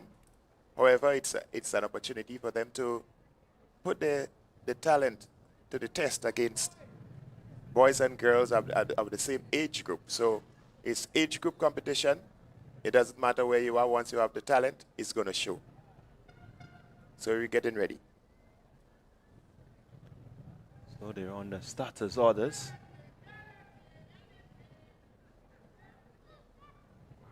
Here we go. 4x200. Let's see who makes up the stagger very early. It's still quite tight. They have to make 200.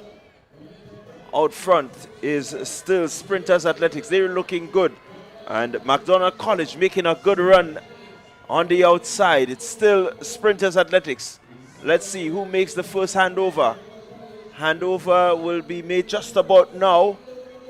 It's McDonald College. McDonald College with a good lead and looking to really be impressive here. Here comes McDonald College. And that is Latoya Williams for McDonald College. She's looking pretty strong.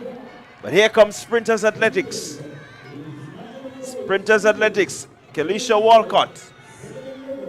As they are about to make the handover just about now. McDonald College still has the lead.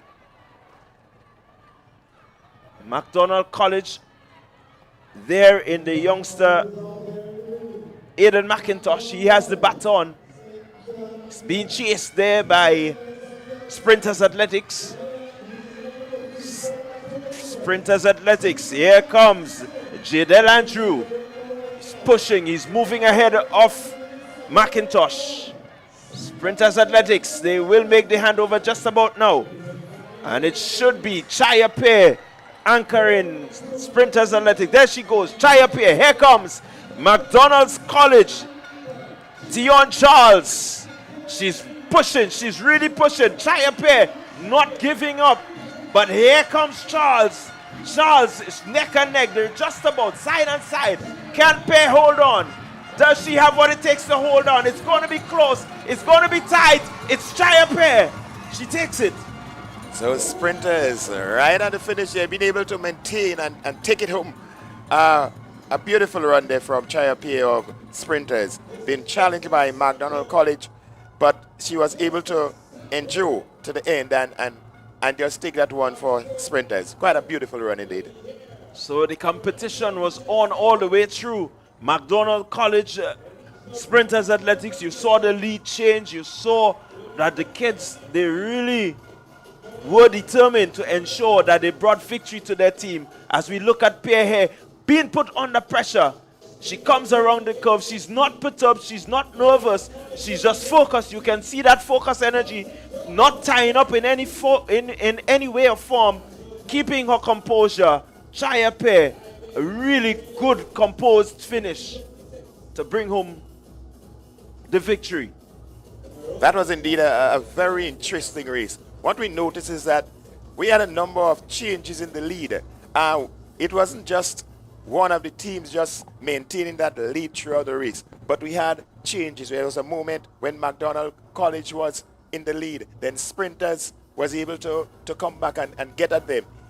And that's what we want to see, the competition changing hands, the position changing hands, and this is adding to all the excitement that we're having here at the National Stadium. It really is adding to the excitement that we have going on. And just in case you're wondering, I know persons may question, because it's the 4x200, the athletes are allowed to get into lane 1 and to do a bit of their running. So it's a bit technical, especially for some of the longer events, right? The sprint events, they tend to stay in their lanes. So persons may just question. We have to remember, based on the distances, there are certain rules that you have applying to these events. Of course. Yes, so as we see that the crowd is building up, the spectators are dipping in the excitement. They are sipping. You can see they're actually tasting what's happening here. We're having a good time, and the spectators are all having a ball. Well, we're getting ready for flight 2, or section 2 as we would say. So here we have finish line in lane number 2, lane 3. We should have peak performance. Lane 4, rising champs. 5, track blazers. 6, velocity track club, and Southern Pros in lane 7. Well, we are missing lane 3 peak performance. They are not here, but I can tell you we can expect a good race. Finish line is here. Rising champs, we're seeing them more or less for the first time. Track blazers, a name that is always here. Velocity track club, they're always here. And Southern Pros. So flight 2, section 2, 4x200 mixed relay, and they're off. And they'll be recalled. And they will be recalled. So remember, we're having 2 flights here. So there will be timed finals, and at the end of competition, the times will be compared, and we'll be able to decide which team will be in the first position, second, or third.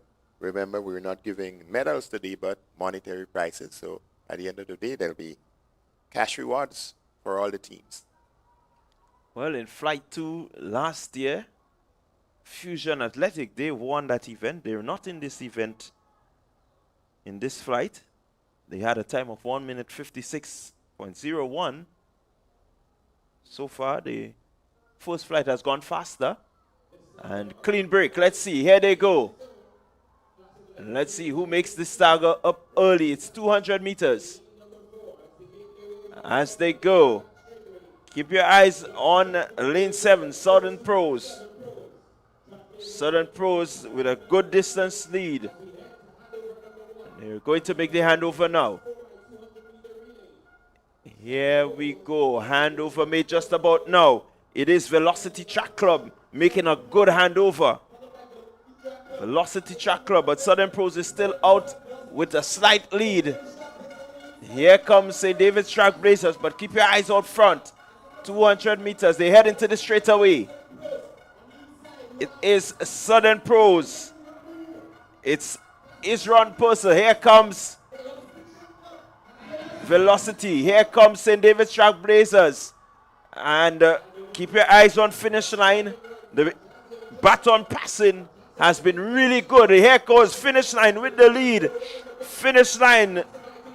It is Karen Hostin. Karen Hostin of finish line. Athlete 114 Hostin. But here comes St. David Track Blazers. It's Ronan Lessie as the second position. He falls into second. It's still finish line. Handover made. And let's see. Here comes Christina Samuel. It's Christina Samuel. Finish line with the lead. And here goes on the anchor leg for Southern Pros. Southern Pros, Track Blazers is there, but keep your eyes on the front. It is finish line. And she's determined, she's strong. Crosses the line. First position. Southern Pros coming in second. Followed by St. David Track Blazers in third. Another interesting race there. She's happy. She has put down a remarkable performance and she has brought it home for her team. Finish line there. Taking this one. Look at her coming across that as she entered into the straightaway. Finish line it is. No challenge to the finish as she takes it home. Again, you look at these young athletes, they're only under 13s. And you can see her, she's big, she's powerful. What we need here is just a bit of refining in terms of her technical ability.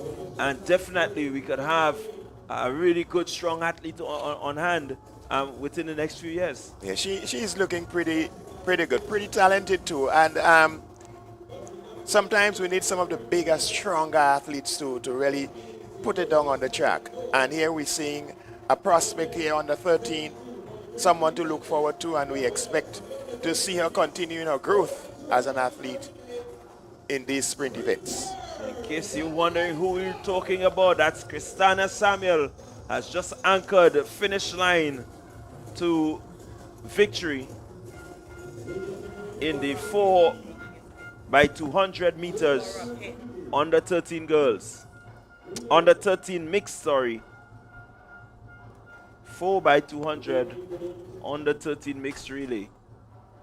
So the action is heating up. The riding section, they are enjoying themselves. We can hear them from where we are. It has been an exciting evening so far, and on the field and off the field, in the stands, the fans are getting into it. We're getting ready for event number 10, the mixed 4 by 200 meter relay for under 15. In lane 1, Classic Lighting MVP. Lane 2 should be SAS. Lane 3, Fusion Athletic. Lane 4, McDonald's College. Lane 5, Classic Lighting Finish Line. Lane 6, Classic Lighting South City. Lane 7, Rising Champs. That's your start list for event number 10, the mixed 4 by 200 meter relay under 15. That will be the first flight. There are 2 flights in this event. We're certainly looking forward to this. We will have a mixture of primary school with Form 1s and maybe a slight Form 2 who went in a bit early. But basically, this is your new crop of athletes who have just entered the secondary school. Names that would have done well at the primary school previous years. And so it tells you what you may be able to look forward to come intercall games. Very much so. So let's keep our eyes on the track. Let us look at this new budding crop of athletes that's coming up. Let's see what we have there.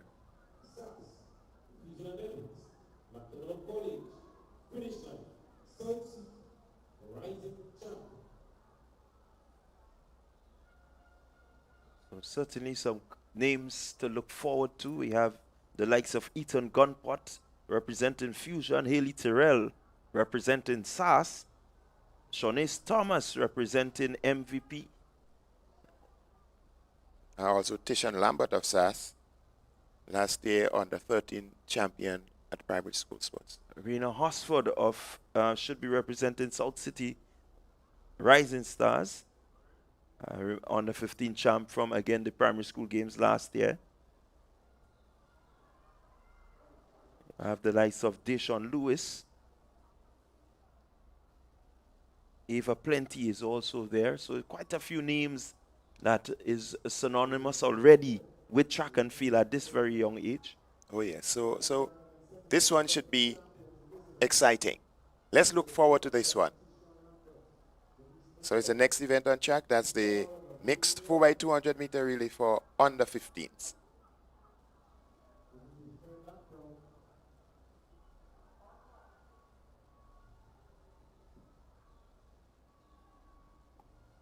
So they're under the starters orders.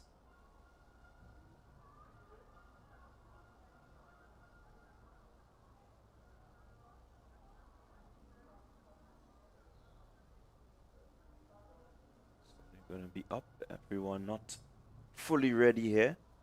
We can look forward to lead-off athlete Gabriel Hobson for MVP. It's Lambert for SAS. They're called to stand. So Gunpot is going to lead off for Fusion Athletics.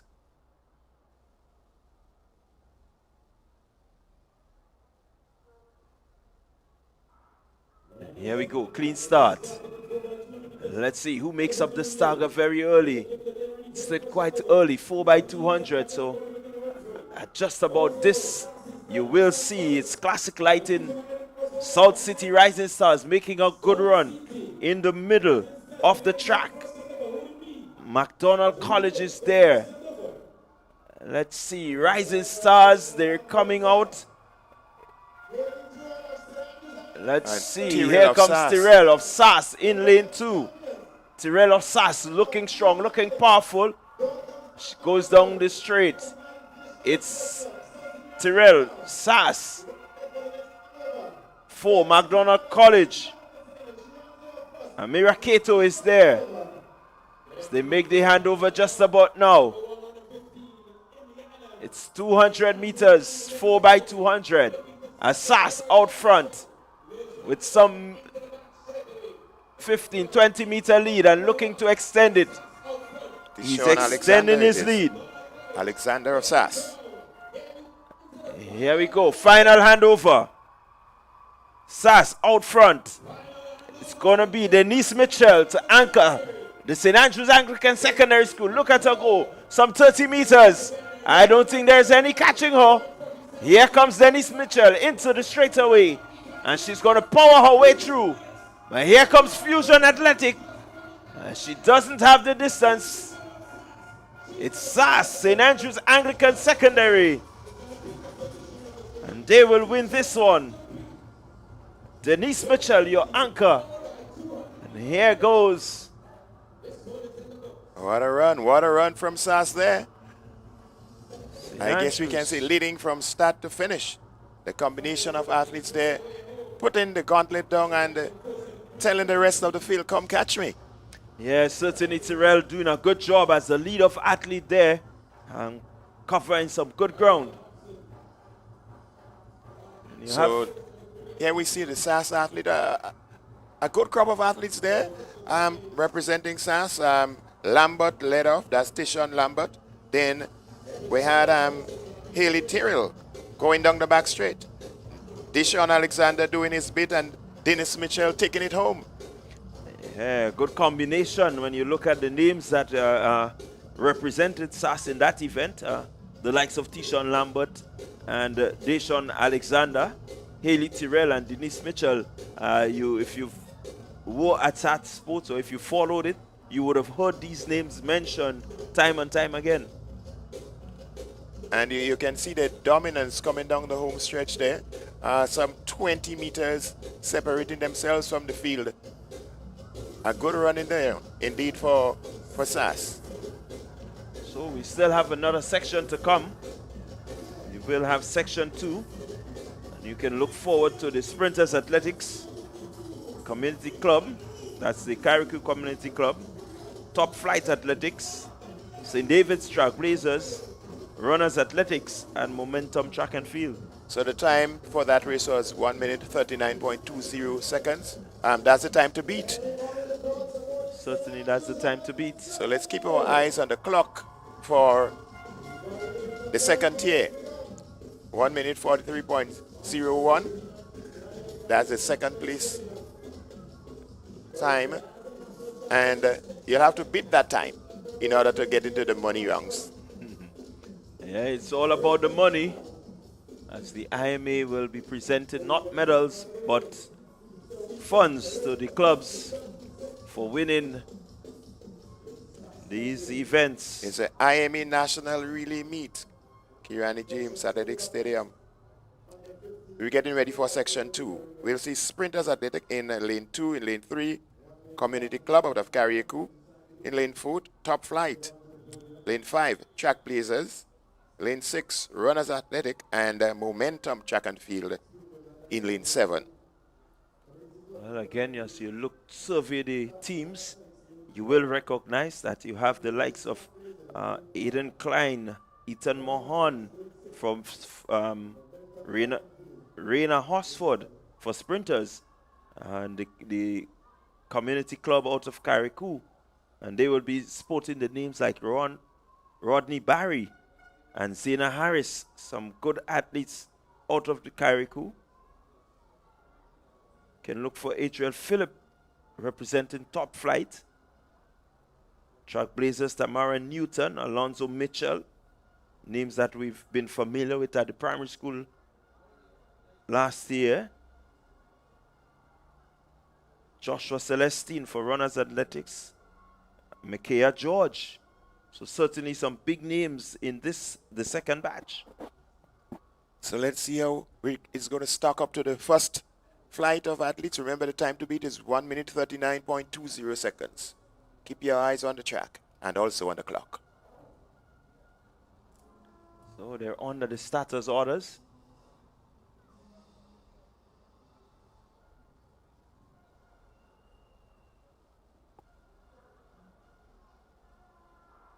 Here they go, they're off. Let's see, section 2. Who makes up the stagger very early? St. David's Trailblazers seem to be moving pretty quickly. He's already gone past the community. And here he goes. St. David Trailblazers as they make the first handover. Trailblazers and Tamara Newton with the baton.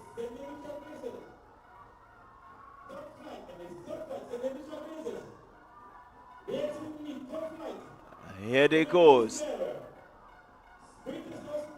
Trailblazers, here comes Sprinters on the outside, gaining some momentum, but out front it's Trailblazers.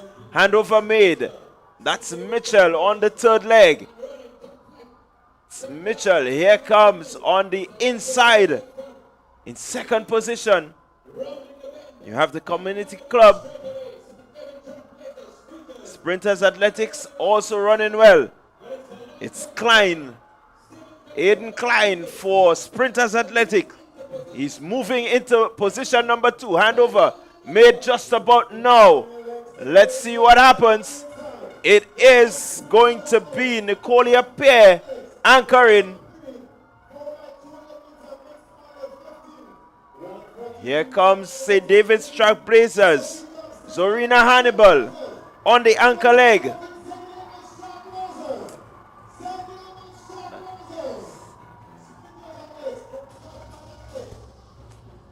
So St. David Trailblazers taking this one over Sprinters Athletics. Let's have a look at the time.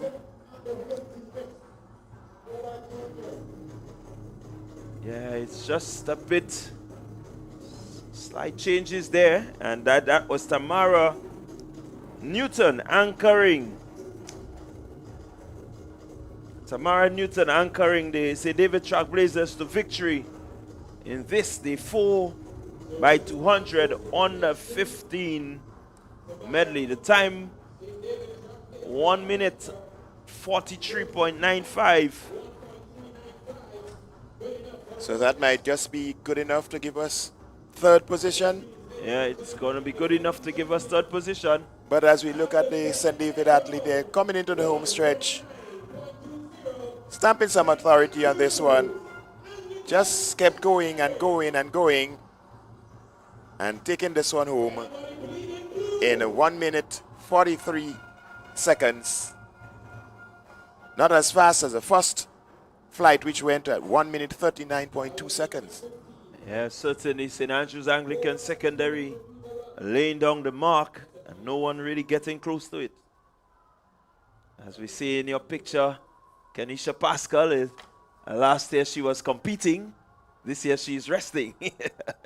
Yes, she's joining the spectators, enjoying the sports. She has given her all to athletics. She's been around for quite some time, representing Grenada Heights levels, and she deserves a time in the sun to just relax and take in the event. Yeah, well, she's there with her daughter. And so even she was even running after she had her daughter. And now she and her daughter can sit together and enjoy the sport. What a spectacle. Thank you very much for your service, Kenisha. yeah, certainly it's good to be able to have a distinguished career and put up the feet after and look at the young ones coming up. I remember last year her having to deal with Annie Logie on the finish, the final leg. And Annie Logie was able to keep her strength, keep that composure, and just leave the veteran. And Deron Sincere, Christiana Charles, they're all going to be representing SAS. SAS is going to be having a power team here. We have finish line Annie Logie, Saraya Phillip, Jamal Nichols, Aidan Daniel, another powerful team. Runners Athletics, Sophia Patterson, Azaria Williams, Keston Thomas, Jaden Lewis. And the list continues. You can look at Trailblazers and let's see who's there.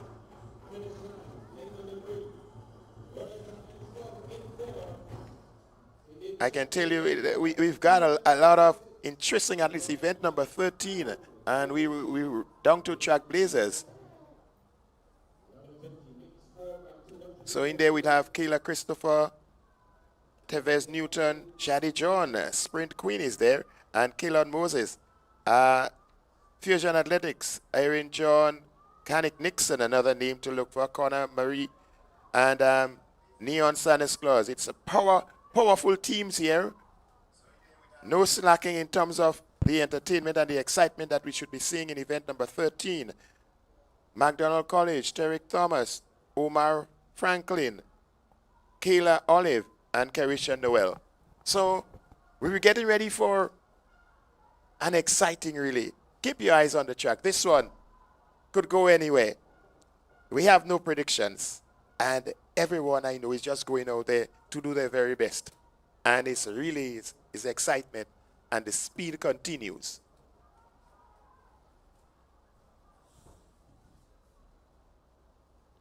So it's Sassin 2, finish line, runners, Trailblazers, Fusion, and McDonald College.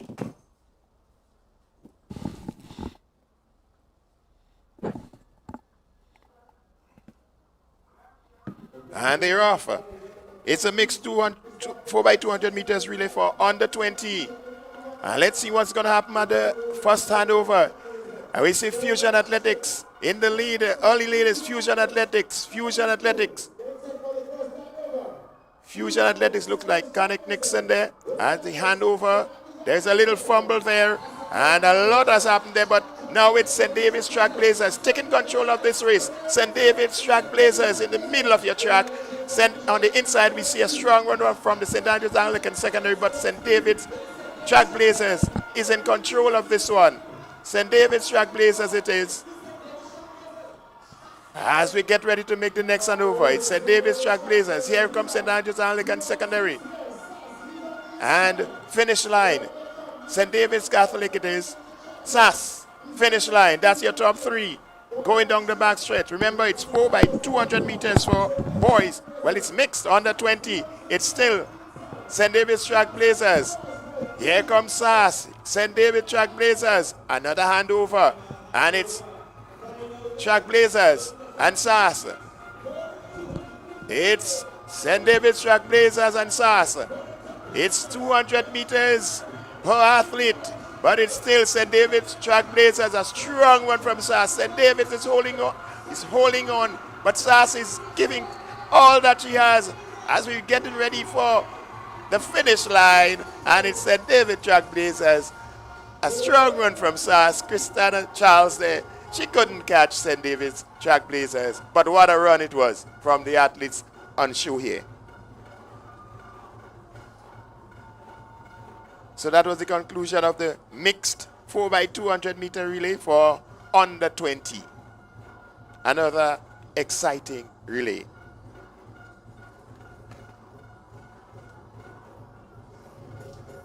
As we can see, the crowd is taking it in. They are lapping up the excitement that is taking place here at the Kirani James Athletic Stadium.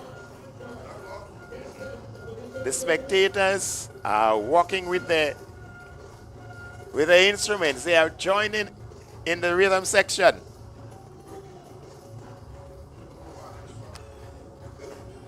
So what a beautiful time we're having. The St. David's posse is in the house. We can see them enjoying themselves. And the rest of Grenada, IMA National Relays. Exciting, excitement building. It's at a crescendo at this moment. The rhythm, the vibes, the excitement. And some of the posses in the colors of their teams representing in a big way. This is what athletics is in Grenada. This is the vibes, it's the atmosphere. It's the lime on a Saturday evening at the Kirani James. So the excitement continues, Bernstein. Oh yes, no letting up here this evening, no letting up. It has started as early as, let's say 2:30, because there were people here at 2:30 ready for the action, and we look at the replay and we see Christina John making a go for it here, but St. David Trailblazers just being able to hang on. She's coming, but no let up from the athlete from St. David Trailblazers. And what a beautiful run it was. But I tell you something, you really can't fault the effort. The effort, there's an A for effort right there. 1 minute 33.62 the winning time for Trailblazers. SAS in second, 1 minute 33.95 seconds. And Classic Lightning finish line, 1 minute 40.51 seconds. So that was a 4 by 200 meters that we just had a quick replay there. Under 20. And up next on the track is event number 14. We continue with the mixed relays, 4 by 200 meters, 20 plus.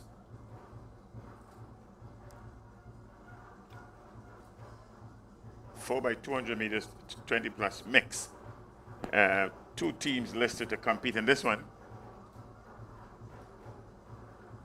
Classic Lightning finish line and St. David's Trailblazers. There's no lack of rhythm this afternoon getting into the evening here at Kirani James National Stadium. Young people in the rhythm section, they're really putting on a show. That's the rhythm section out of the IMA Rainbow City All-Stars out of Grenville in St. Andrew. They placed second in the Panorama Championship last Carnival 2025. So they're helping to keep the place alive. And alive it is. Certainly, alive there's it no is. wanting for rhythm there. You're not missing anything on the track. Just to let you know. Up next, will be the 4 by 200 meters, 20 plus.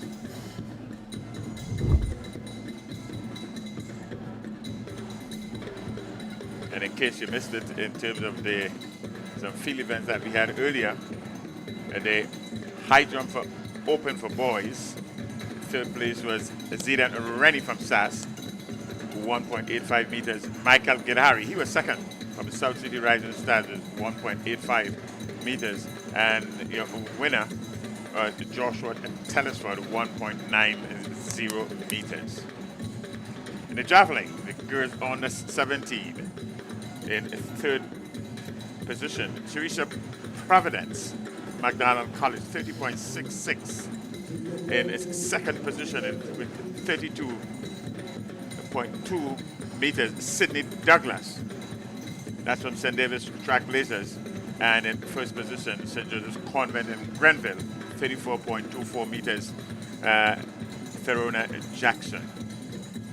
The boys' version of the javelin, in third position, Kazim Telesford, St. David's Track Blazers, 47.48 meters. Cameron Lewis, Southern Pros, 49.67 meters. And your winner, boys under 17, javelin from SAS, Deshaun Smart, 62.770 meters. There you have it. You're up to date with what is happening on the field. And we will switch our attention shortly back to the track. Whilst we wait for the next action on the track, but see, so far, so good. Oh yes, so far so good. What we've seen so far has really set the pace for what we should be expecting for the rest of the afternoon going into the evening. It has been a tremendous amount of excitement being displayed here by the participants. The crowd has been, just lapping it in and just sending out the energy to the athletes out there and really creating a spectacle worth enjoying. We're having a good time. Absolutely, and there you can see right there, the crowd keep growing. That's out on Saturday evening, down at the Karani James National Stadium. The IMA National Relays for 2026 continues to be one of the popular events in the track and field calendar.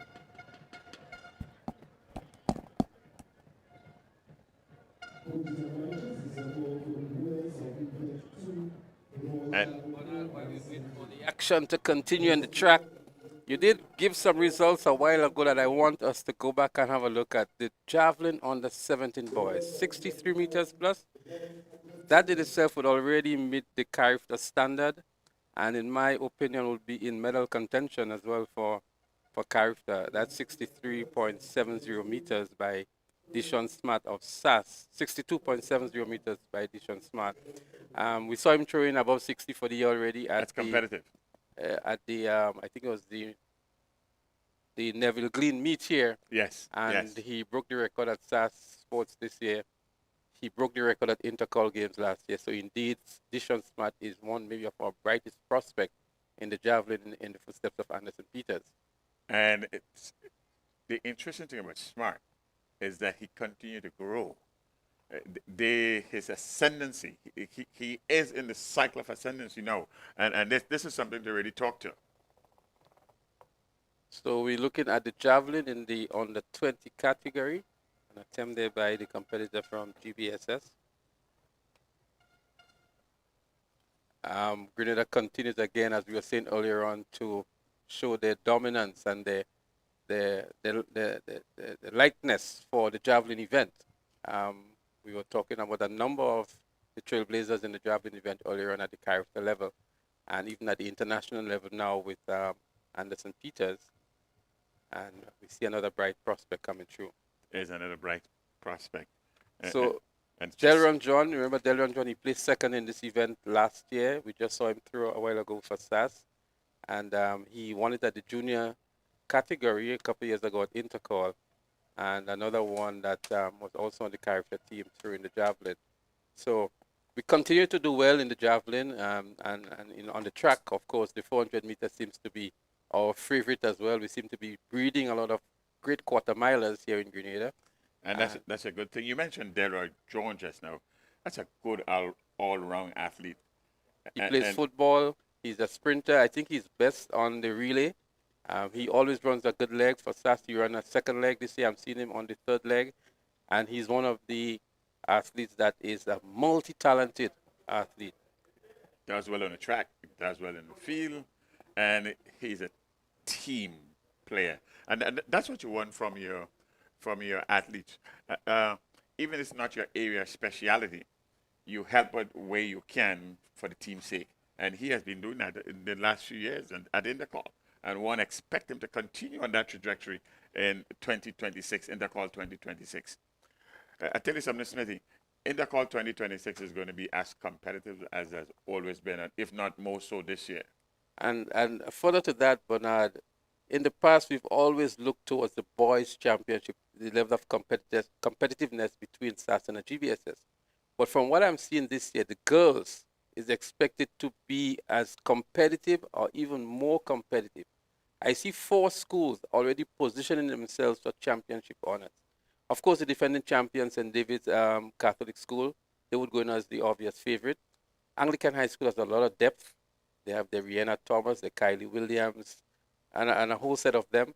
St. Andrew's Anglican Secondary School, SAS, with the Haley Tyrrell and Christina John, Brianna, and all of these other athletes who are doing very well. Even Gavia Walker in the sub-junior category. She was second in the 400 last year sub-junior. She's a second-year sub-junior, so she's expected to do well there. And then we have St. Joseph Convent, St. George's, with the Annie Logie and the Leah Rose Charles and the quartet that they had for the 4x4 last year. They still have the same athletes. They all repeaters. That is I would so think that true. these They're 4 all schools repeaters. would be challenging for honors there. And we cannot leave out the likes of our McDowell College that always comes in with some good athletes. We saw them performing here earlier on today as well. But that's a conversation we want to keep going because today we're speaking relay meet. But we cannot leave out that conversation because these schools in the female category this year looks even closer. And we didn't mention Ashade John for St. David's Trailblazers. She would be anchoring them in the senior category. They have a very good sub-junior athlete as well that ran a 12-7 or 12-8 for the season already, which is impressive. So it's going to be a very competitive intercall in the female category from where I sit, from where I look at it. And of course, the boys would continue to be highly competitive between the SAS and the GBSS. And then we see PBC has some good athletes, St. John's Christian Secondary with Ian George. Boca Secondary. Look out for Boca Secondary this year. Yes. They have the Greens. They have the Deron Sincere. Yes. And they could create a lot of upsets and a lot of trouble at Intercall Games 2026. Boca has always done well in the middle and longer distances, and we expect them to continue doing so. You're not missing anything on the track, viewers, because we are in a slight delay hiatus, if you want to call it that, and we had 2 competitors, 2 competing teams down to do the mixed 4x100 meters, 20-plus relay. Now, that seems to be, that seems not to be taking place at this time as we maybe turn our attention.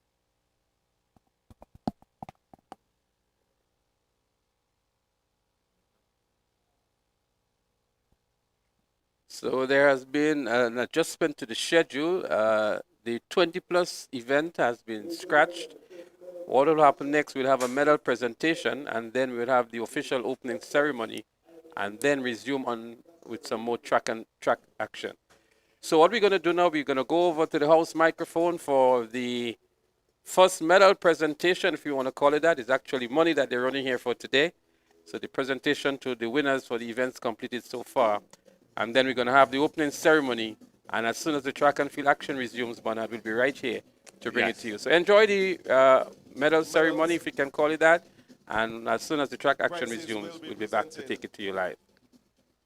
By Honorable Delma Thomas, Minister of Youth and Sports, and Mr. Richard Duncan, Chairman of the Citizen by Investment.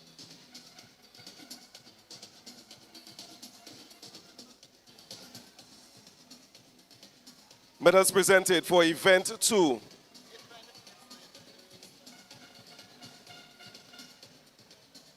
And we invite the Minister of Sports, Honorable Delmon Thomas, to distribute the first set of prizes.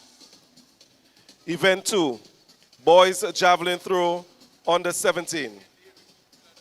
Third position, from the St. David's Track Blazers, Kazim Telesford, a distance of 47.48 meters.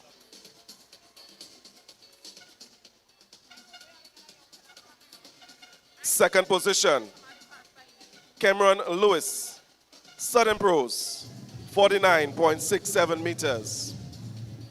And your winner, representing the St. Andrews Anglican Secondary, Deshaun Smart, a distance of 62.76 meters.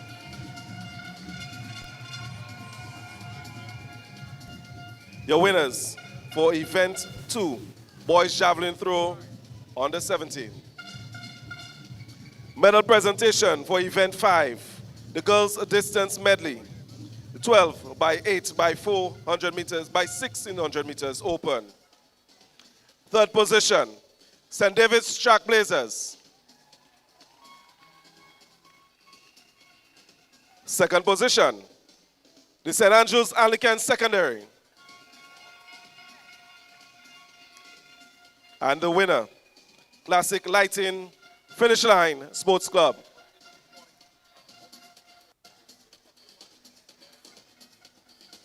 Your winners for event 5, the girls distance medley open.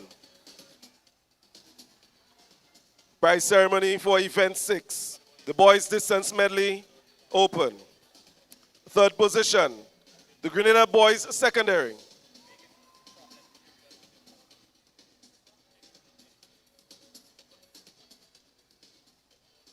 Second position,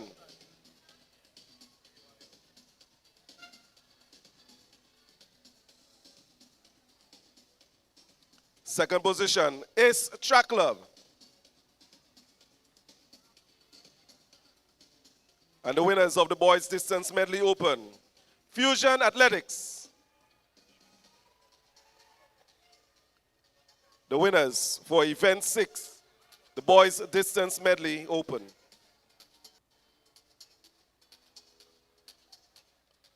Prize ceremony for event 7. The mix 8 by 50 under 9. Third position, MVP Track Club. And the correction, 473 MVP. Second position, Finish Line Sports Club. And your winner, Classic Lighting, South City, South St. George Government School.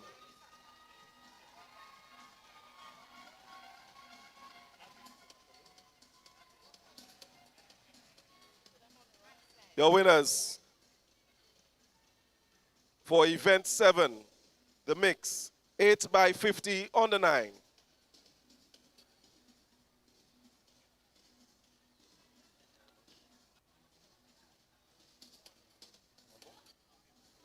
Medal presentation for event 8, the mix 4 by 100 meter relay under 11. Third position, Sprinters Athletics, 61.39 seconds.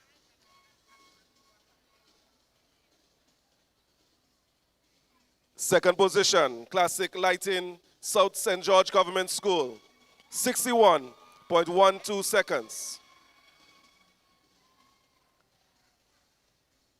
And your winner of the 4 by 100 meter relay under 11, Momentum Track and Field Club, 60.25 seconds.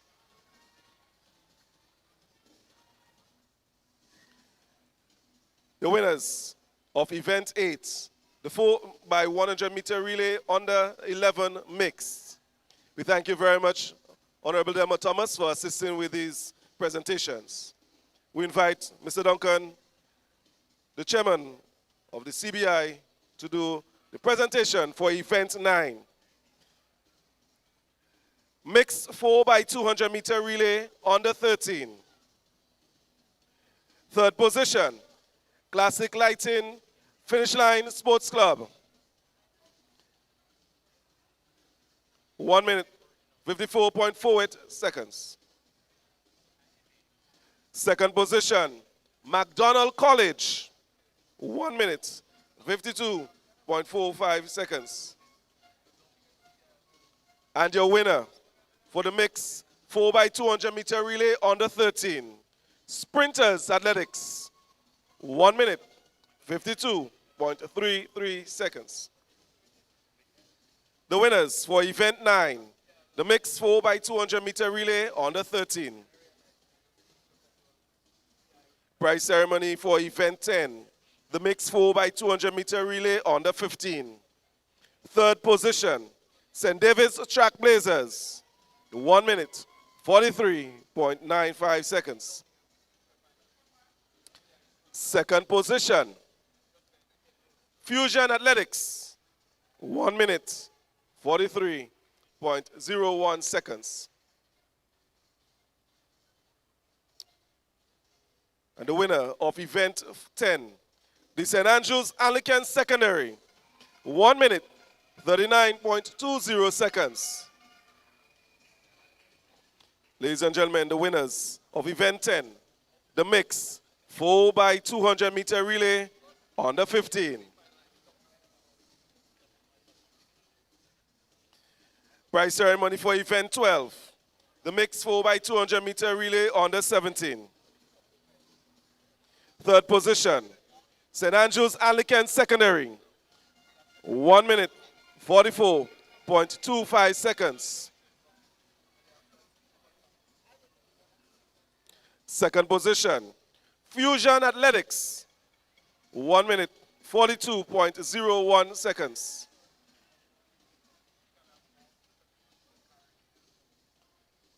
And your winner, the winner of event 12, the mixed 4x200 meter relay, under 17, the St. David's Track Blazers, 1 minute, 39.59 seconds. Ladies and gentlemen, the winners of event 12, the mixed 4x200 meter relay, under 17.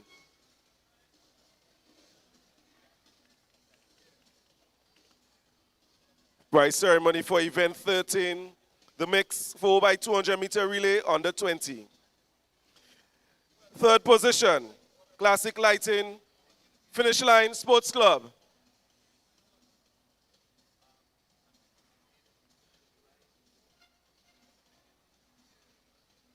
Second position, the St. Andrews Anglican Secondary.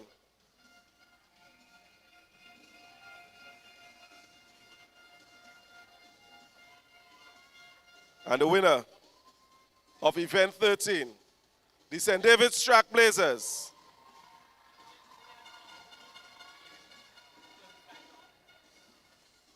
Ladies and gentlemen, the winners of event 13, the mixed 4x200 meter relay, under 20. This concludes the prize giving ceremony, the first prize giving ceremony of this, the IMA National Relay Meet. We want to thank the Minister, Honorable Delma Thomas, and Mr. Duncan for assisting with these presentations.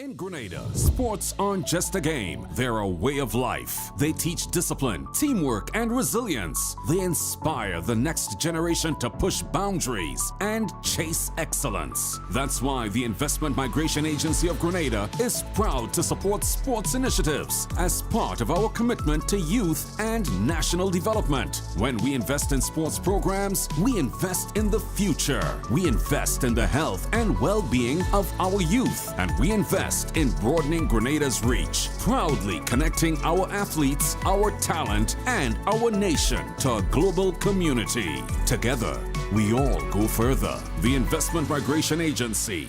Unlock the possibilities.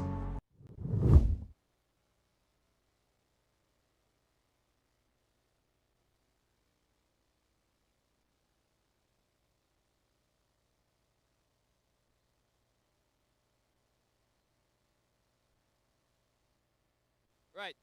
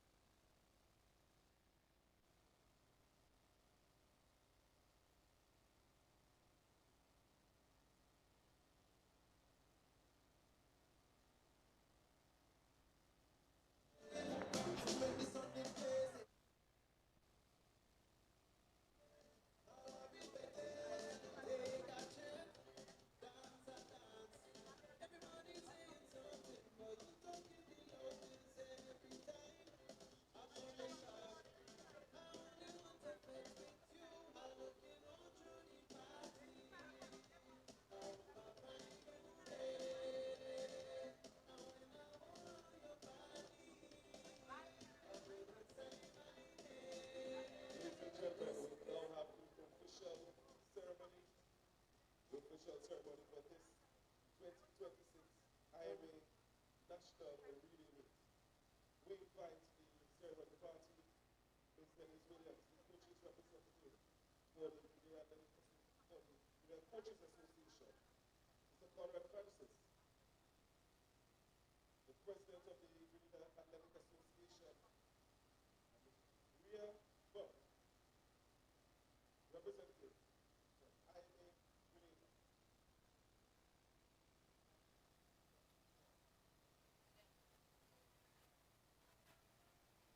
Ladies and gentlemen, at this time, we invite you to stand as Ms. Denise Williams, the president of the Grenada Coaches Association, invoke the presence of the Lord on this, the IMA Relay 2026. So please stand, everybody. Let's give God what is due to him. As we stand, we bow our heads, acknowledging God as the Lord and Master of our lives.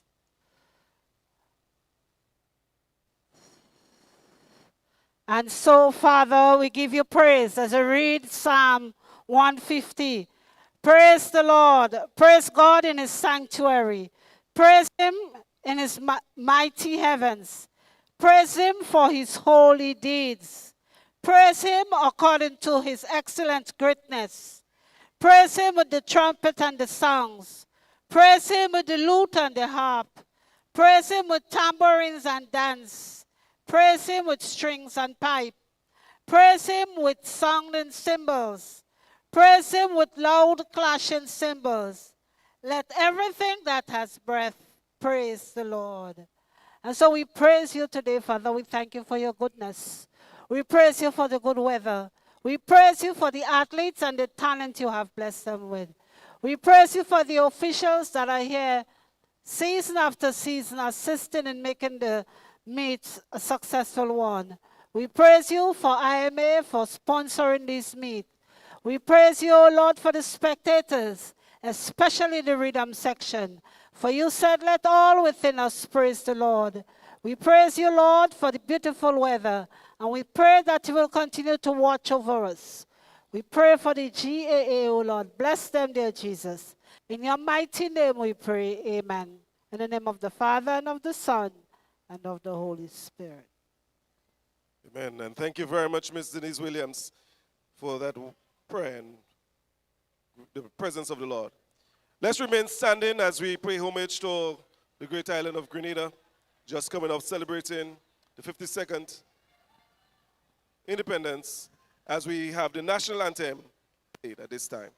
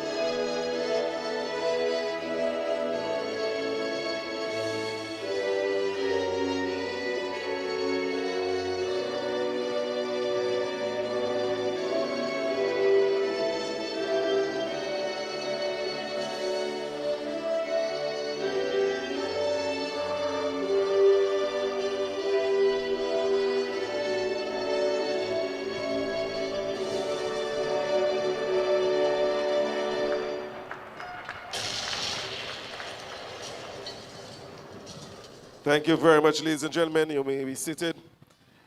At this time, we ask Mr. Francis, the president of the Grenada Athletic Association, to make remarks and to welcome you also to this, the 2026 IMA National Relay Meet.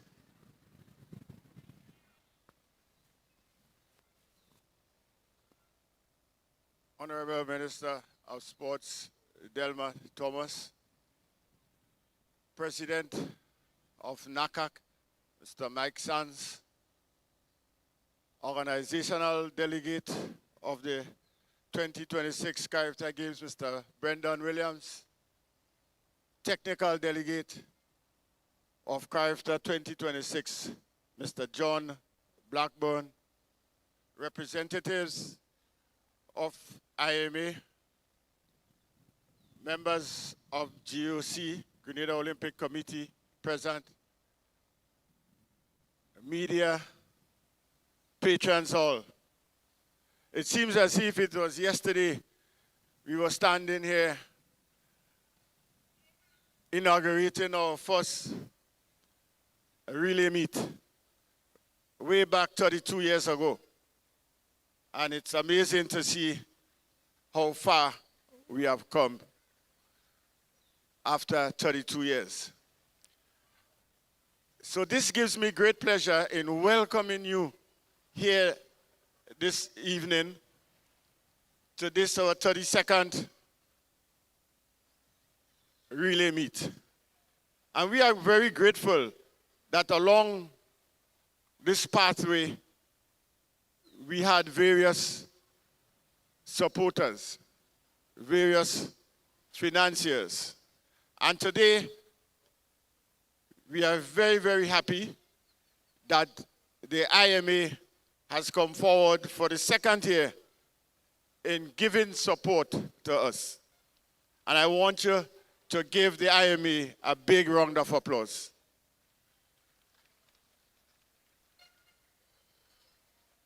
Because without them, this could not have happened.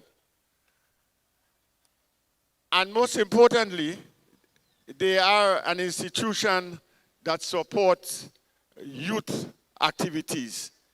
They are here to support the youth, and I would not be wrong in saying that they are here in the relay meet to stay. Ladies and gentlemen, this is not only about athletes just striving to excel. It is important that our youth is involved in sports, in track and field. And we are very hopeful that you, the spectators here, you have been to all of our meets. We've had 5 developmental meets. And you have supported our athletes from the under 9 right up to the under 20.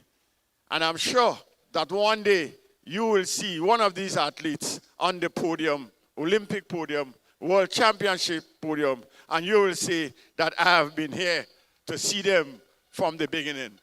So we are very grateful to you, the supporters, for coming out, and I want to give yourselves a big round of applause. So once again, we want to thank you for coming and hope to see you in our next big meet, our national championships next weekend. And ultimately, I know that all of you will be here for Carifta, and you will bring your mother, your father, your sister, your brother, and everybody for Carifta Games. So thank you very much. Thank you very much, Mr. Francis, the President of the Grenada Athletic Association, for welcoming us. And we certainly looking forward to being back here next weekend for the national champs as well as the Carifta Games. At this time, we invite Ms. Burke from IMA Grenada to bring greetings and remarks from our sponsor.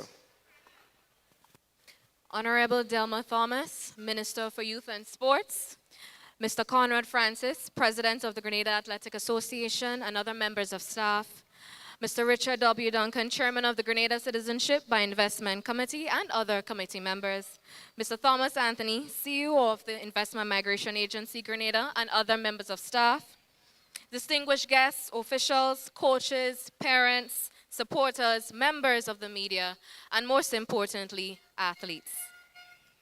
On behalf of the Investment Migration Agency Grenada, it is my distinct honor and privilege to stand before you today as the title sponsor of the National Relay Meet for the 2nd consecutive year. That continued partnership is not by chance, it is by conviction. At IMA Grenada, we believe that youth development is not a line item, it is not a campaign, it is a responsibility. Because when we invest in our youth, we are investing in the future of Grenada.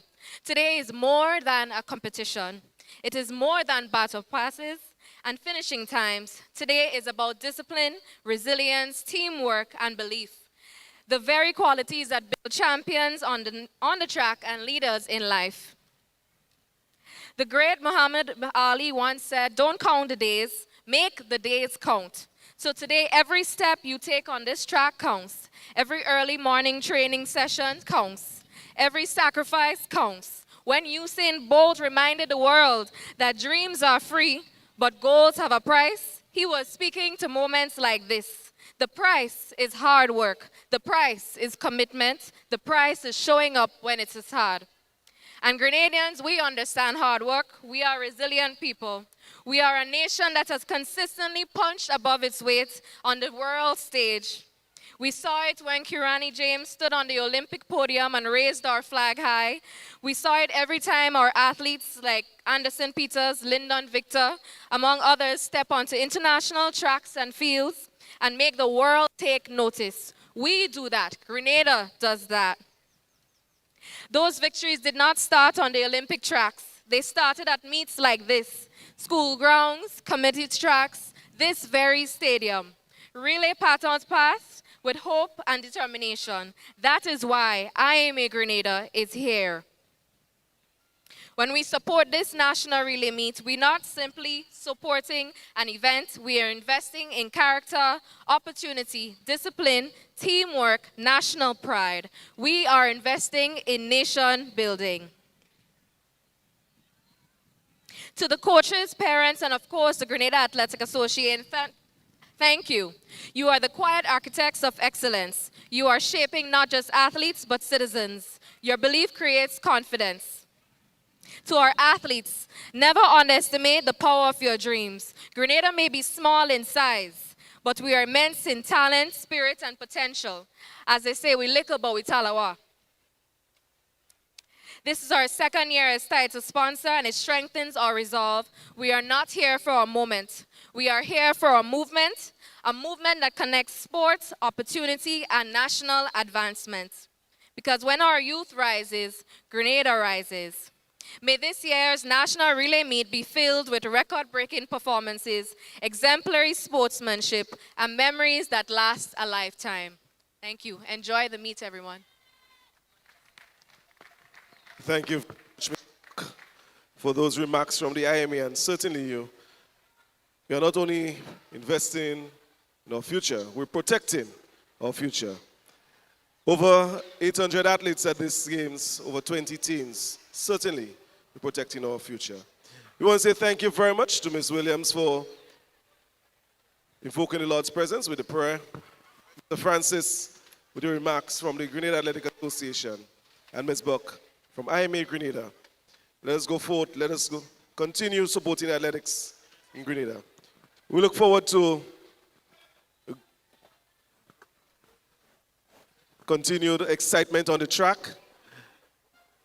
We also look forward to the athletes giving up the best performance as we prepare for national champs next Saturday, and then ultimately the Carifta Games. At this time, we want to say, I just want to give a big shout out to Colleen. They could cut in now.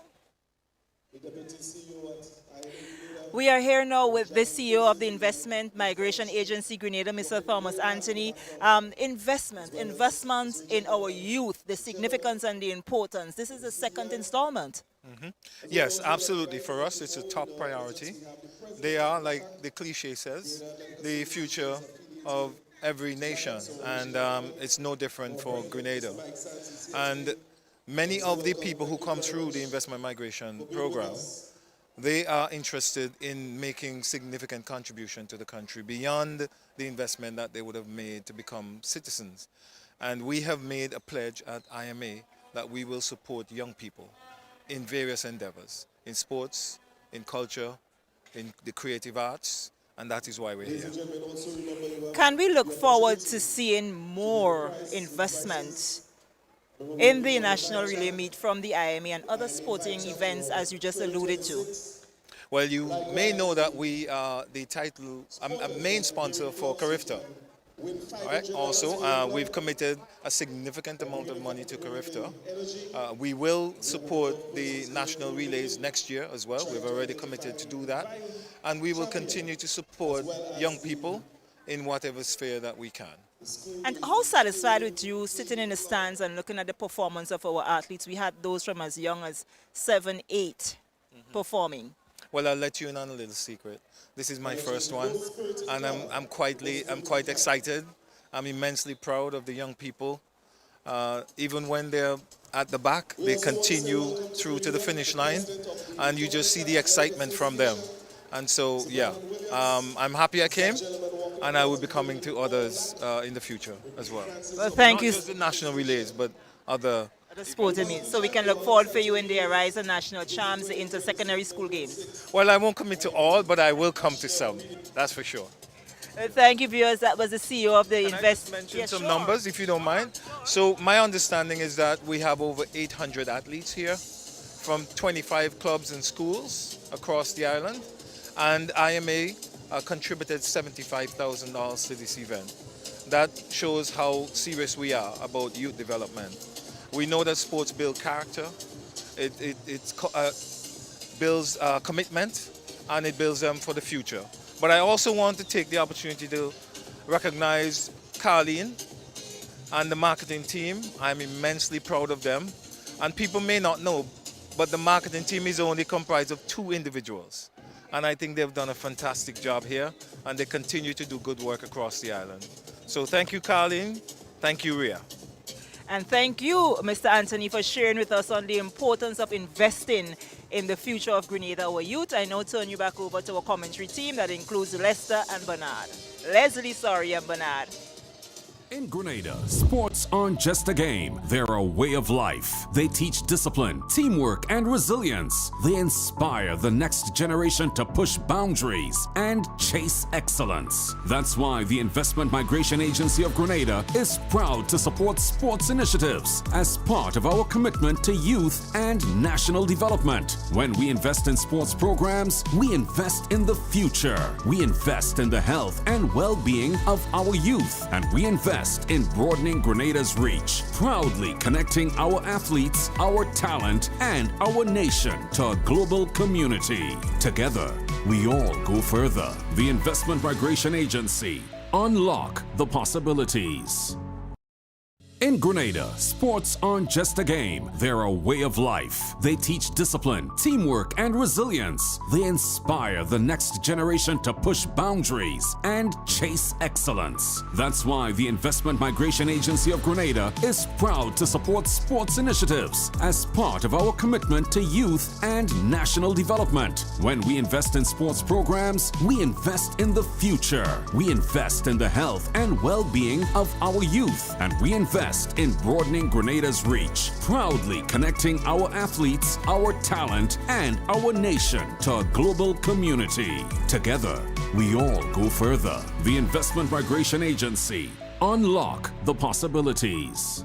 Kirani James Athletic Stadium. The event that has just started here is the 4x100 meters for the under-9 girls. And we have in this event sprinters, finish line, 473 MVP runners, community club, and South St. George Government School. The first hand over here, we see some difficulty there with 473. They're still struggling to get a better transition. But it is South St. George Government School in the lead. South St. George Government School and 473 MVP making good grounds here now. Some mix up there again with 473. They're running outside of the transition zone. South St. George Government School out on the outside looking good, and on the inside is 473 MVP. And sandwiched between the two of them is the Runners Athletics Club. The final and over in the 4x100 meters for the under-9 girls. 473 MVP. South St. George on the outside, and sandwiched between them again is Runners Athletics Club. But it is 473 MVP who is going to win this one as she dips for the tip now. Picking up the second position in lane 7 is South St. George Government School, and it was Runners Athletics Club that picked up the third position. She's happy, she's waving for fans in the stands. Bernard, there she is, yes. Happy winner. On the 100 meters girls, and they look like they enjoyed that run. They actually, the sequence of passing, especially from 473, was something really to behold. The last pass especially. Have a look at this. There she is. Got the baton. Heads up front. Nice pumping arms. Legs were moving as they should. Now that is a good description. And this is under 9. Well, young Renaya Lord of the 473 MVP anchoring her team home to a victory. They did have some issues with the batter transition on both legs, both the second and the third leg. And I see the results coming up on the screen now. A winning time, 1 minute, 7.94 seconds. South St. George Government School in second. Sprinters, AC, it was actually in third. And finish line in fourth. So the crowd continue to grow, Smithy. And as we get down into the meat of the matters, as we would say. So we saw a number of mixed relays earlier on before we had the presentation for the winners. And now we seem to be going into the straight male and female categories. That's correct. So next on the track would be event number 18, which would be the 4x100 meter relay for the under 9 boys. We expect to see a couple more field events to be contested. The boys javelin through under 20. I think that finished just before the winner's ceremony. And we are going to have 2 flights with this one. That's the 4x100 meters boys under 9. 5 teams in the first flight, and 4 will be competing in flight number 2.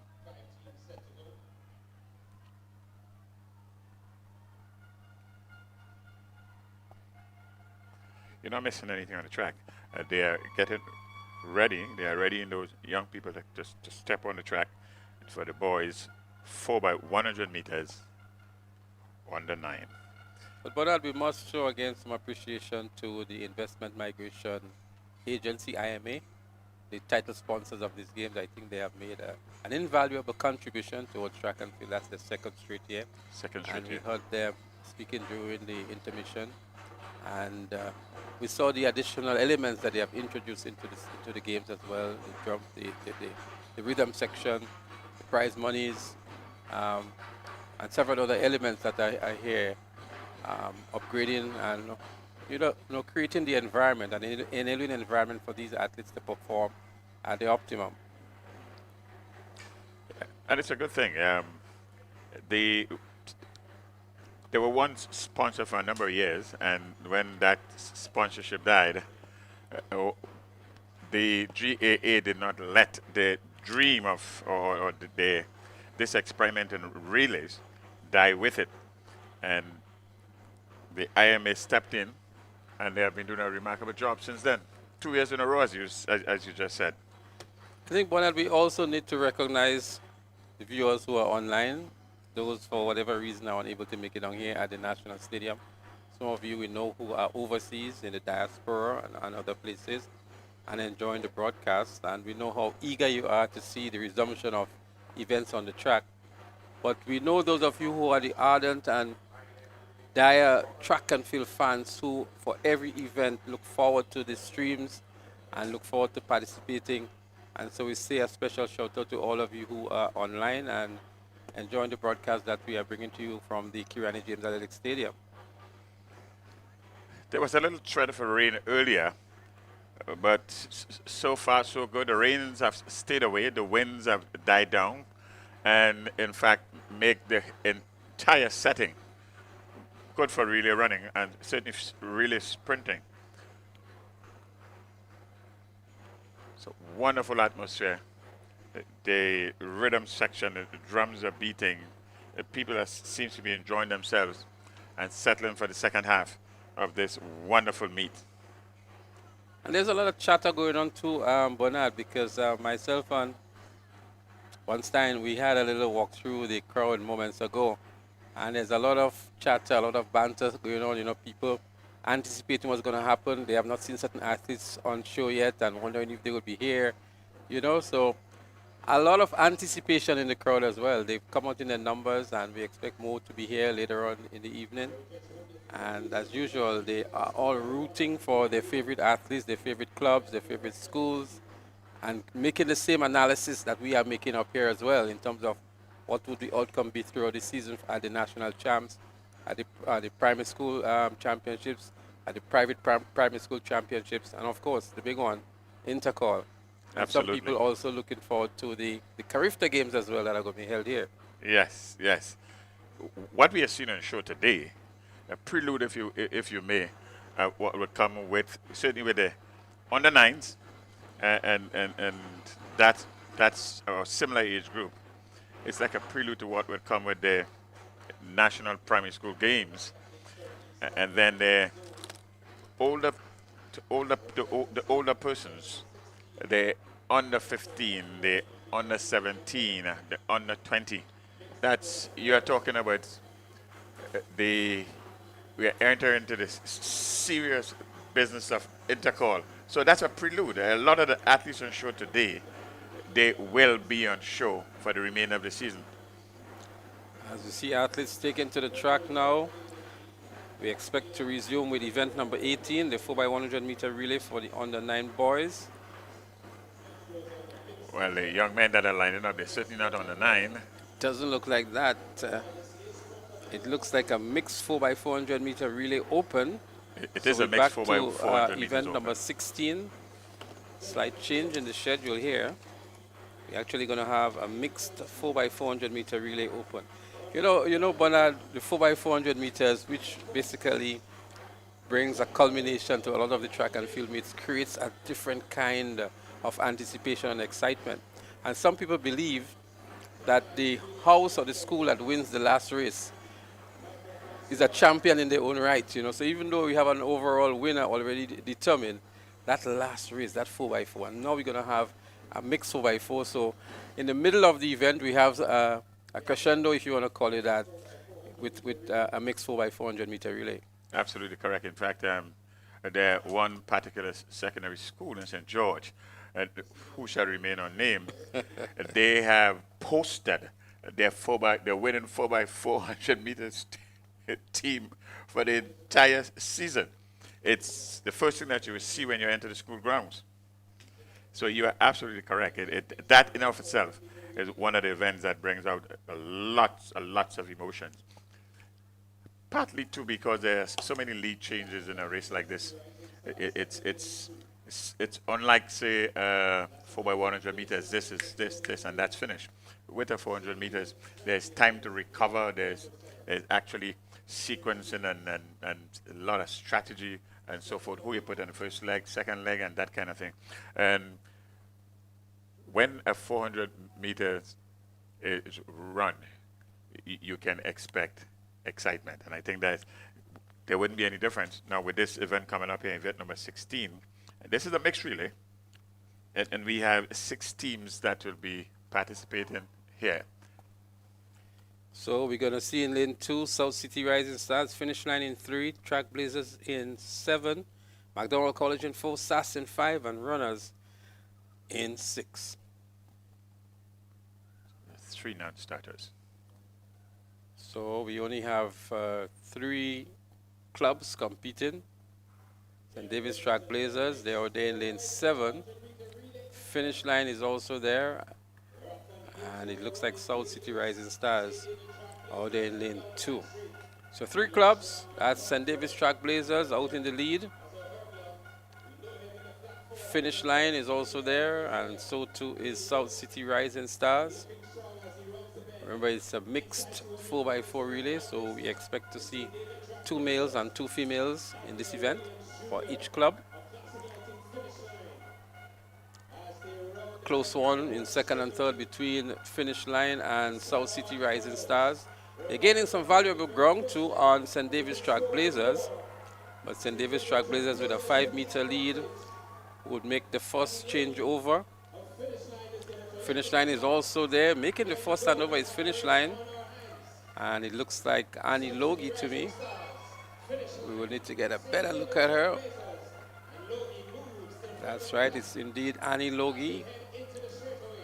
Very good 400-meter runner as well, as they scratch into lane 1. South City Rising Stars is also there. St. David's Trackblazers closing in as well.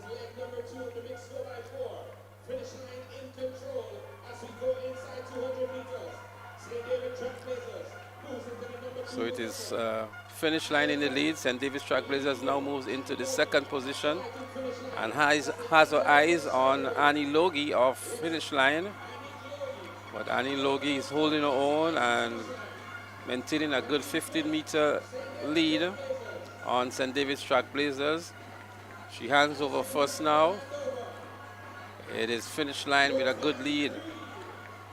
St. David's Trailblazers has a 50-meter deficit to catch up on. And then South City Rising Stars with another 10 to 15 meters in third position. But that's the leader here in the 4x400 meters mixed relay. The field spread across the entire track. It is finish line.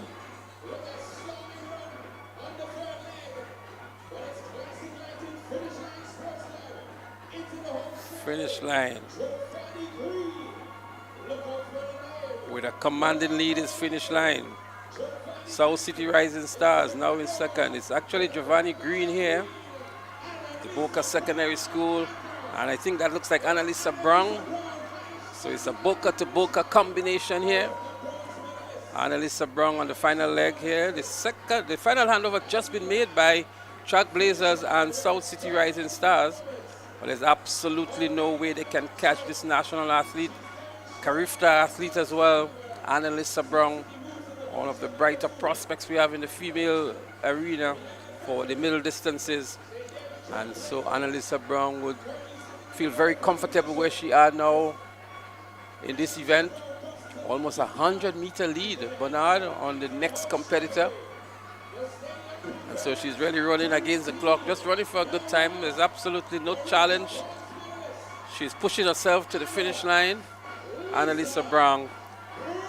And she's going to win this one for finish line very comfortably indeed. Money in the bag for finish line, so to speak. Yes, good, controlled, deliberate run there. And finishing here is South City Rising Star in third position. But a very good run by finish line. We saw Giovanni Green doing a good split, Annalisa Brown doing a good split. Logie was there as well, and they had a very balanced team. It would have been difficult for any club to challenge that team here on show today. Very balanced team. As you said, they're national athletes, and then that team had at least the two young ladies are well established. So it's finish line in position number 1, 3 minutes 35.56 seconds. South City Rising Stars 3 minutes 48.09 seconds, and Trailblazers is 3 minutes 58.48. So again, the 4x400 meters. This is the first of several 4x400 meters we will see today. This is a mixed one, and from the schedule that we have here, the next event is actually supposed to be event number 18, because I think we already had 17, which is supposed to be the 4x100 meter relay for the under 9 boys. The rhythm section kicking up a storm here from the Rainbow City All-Stars, sponsored by IMA for the Panorama Championships.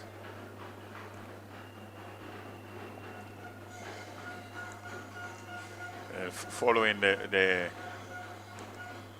come after the 4x400 meters, we are going to have a suite of 4x100 meters. So the lights are on. We're into the sunset now, Bernard, and nice cool conditions for track and field. And the only set of people that are warming up here now are the spectators in the stands. You can see them a lot more energized now. Took some time for them to get to that level, but they've been ably assisted by the rhythm section. It's a very cool Saturday afternoon, evening in Grenada here. The perfect place to be for good track and field. Very competitive track and field. So these indeed look like the under 9 boys now, Bernard. Well, I certainly hope so. So Alpha Junior is scheduled to be in lane 2.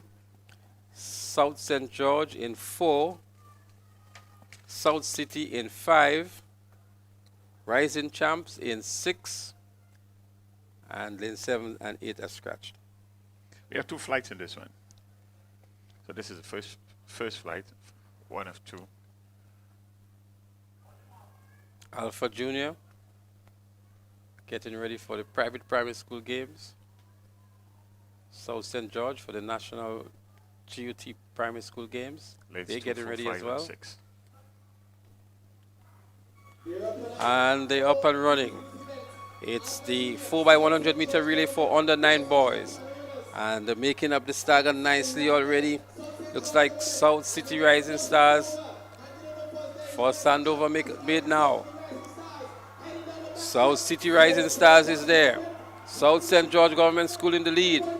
South St. George Government School over South City Rising Stars. About to make that second handover now. South St. George Government out in a flash. Trailed here and challenged here by South City Rising Stars, but holding his own nicely is South St. George Government School. It's a very close one on the final handover. Let's see who comes out first to head to the home straight and the finish line. South St. George gets the baton now and takes off. Challenged by South City Rising Stars. This is going to be a close one to the finish line. South City Rising Stars is giving good challenge on his right. Here comes South City Rising Stars. South St. George Government School has to hold on. Can he hold on? I don't think he does. It's a close one. We would definitely have to go to the finish, the photo finish for this one. We'll go to the photo finish, but on the plain hindsight, it looked like the athletes from South City Rising Stars would have caught him just on the line. And if he did, that was a tremendous run back. Well, so it seems a great run back indeed by South City Rising Stars. But a close finish nonetheless between those two clubs. South St. George Government School and South City Rising Stars. This is but a taste of what's to come. Ladies and gentlemen, It was indeed South City Rising Stars that won that one, and South St. George Government School had to pick up the second position. A 0.03 seconds difference. It's not something you would figure out with the naked eyes. What a run. That young man was so determined. Never gave up. Run right through the line. Here he is, chest up. Knew exactly what he was doing and dipped. This is on the 9. Great technique indeed for a victory, Bernard. That is the point. Using his torso to good effect. On the 9. And timing his tip for the tip with perfection. Hats off there to the coaches with these young people. They are on the right track. They're starting well. Remember, this is the first flight of 2, and so it's all depends on the time where they will be. That will determine the final position. So flight number 2 is up next. The 4x100 meters on the 9 boys. we get set for section 2 of 2. So section 2, we will see in section 2, finish line. Athletics in 4, 473 MVP 5, and momentum track and field in 6. Finish line, sprinters, 473 MVP, and momentum. These are the 4 clubs that will be competing in the second section of the 4x100 meter boys on the 9 category. Yes, that first heat was our first flight. Was certainly quite competitive and relatively good time. So these young men here to get on the medal podium, they would have to do much better. Well, the time to beat is 1 minute 5.10 seconds. That's the time they'll be chasing to get the first position. So we will certainly keep our eyes on the clock to see what this flight would return. But we may very well see the top 2 positions coming from the first flight because they were that competitive, Bernard. Very competitive. There seems to be a bit of a change now. There's only three clubs on the track right now. Let's take a look and see what will result in the end. But for ones so young, they are right into this. And the parents, teachers, the people who are speaking to these young people's lives in terms of keeping with the program, they would have been doing a wonderful job. So there they are. They're getting ready for the event, the second of 2 flights in the 4x100 meters for the under 9 boys. And the second flight for the 9-year-old boys 4x1. We see now momentum is in 6. In 4 is sprinters. In 3 is finish line. You're not missing anything. We are in a slight holding pattern here. It's event number 18 for 100 meters on the 9 boys. Flight or section 2 of 2.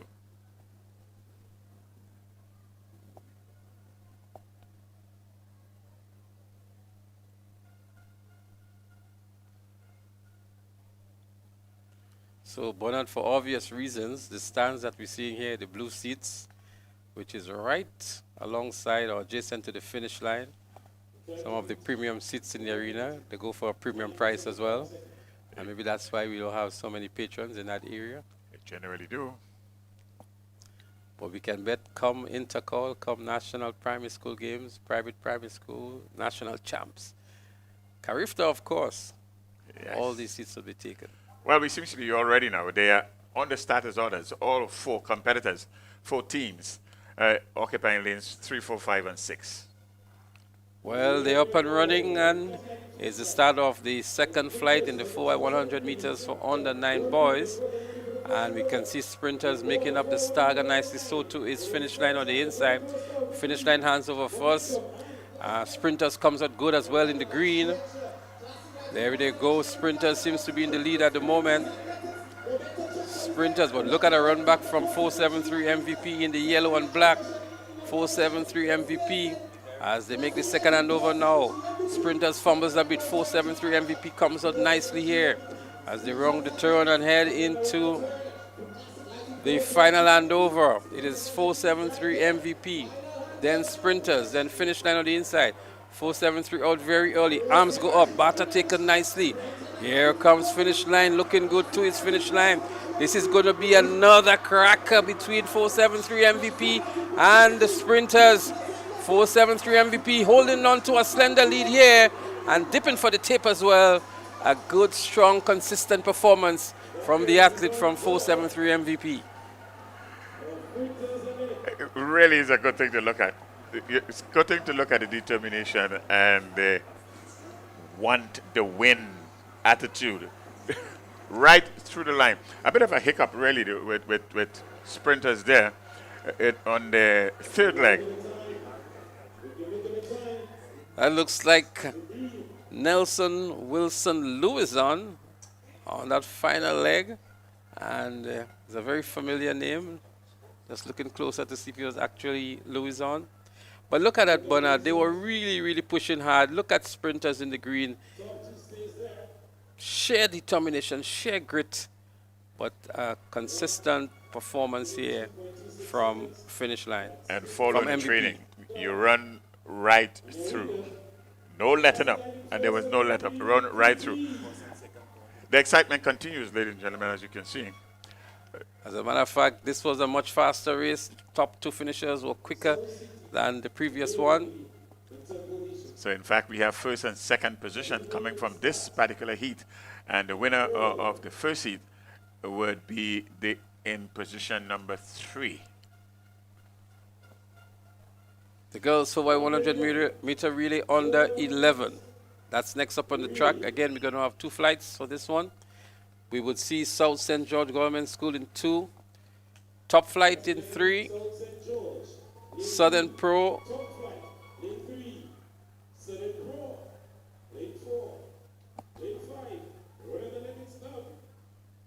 Lane 6.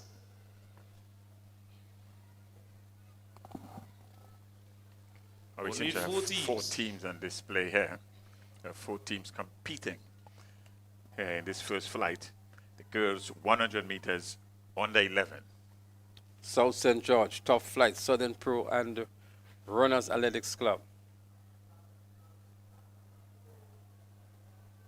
So a little bit of bubble there. You're allowed, when you're under 11, to make a little bubble and have it all start over. And this is just what they're going to do. They are going to go back on the max.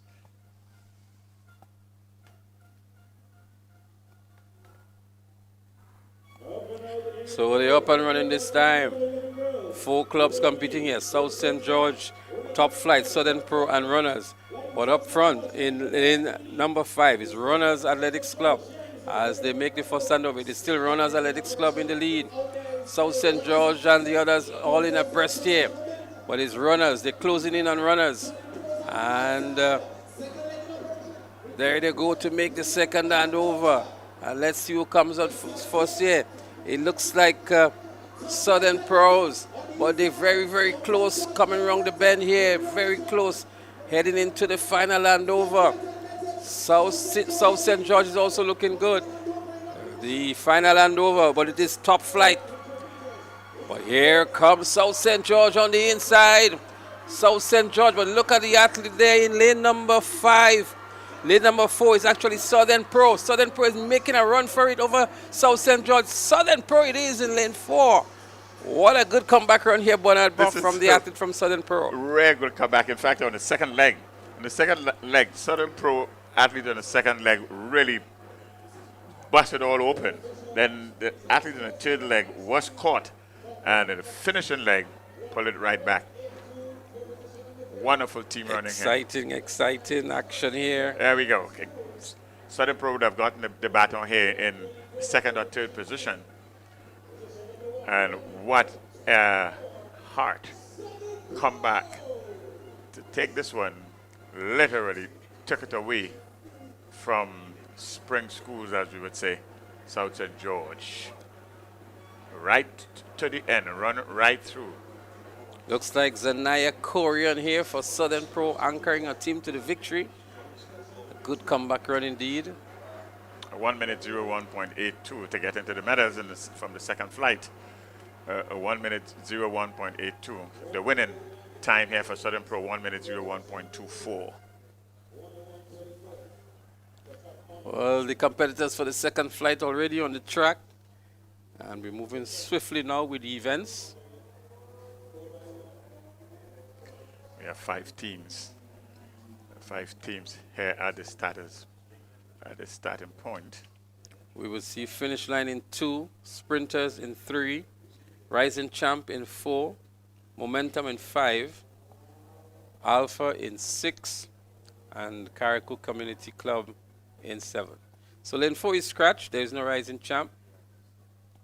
But we see here sprinters, we see finish line, we see momentum, Alpha Junior, and Carriacou Community Club.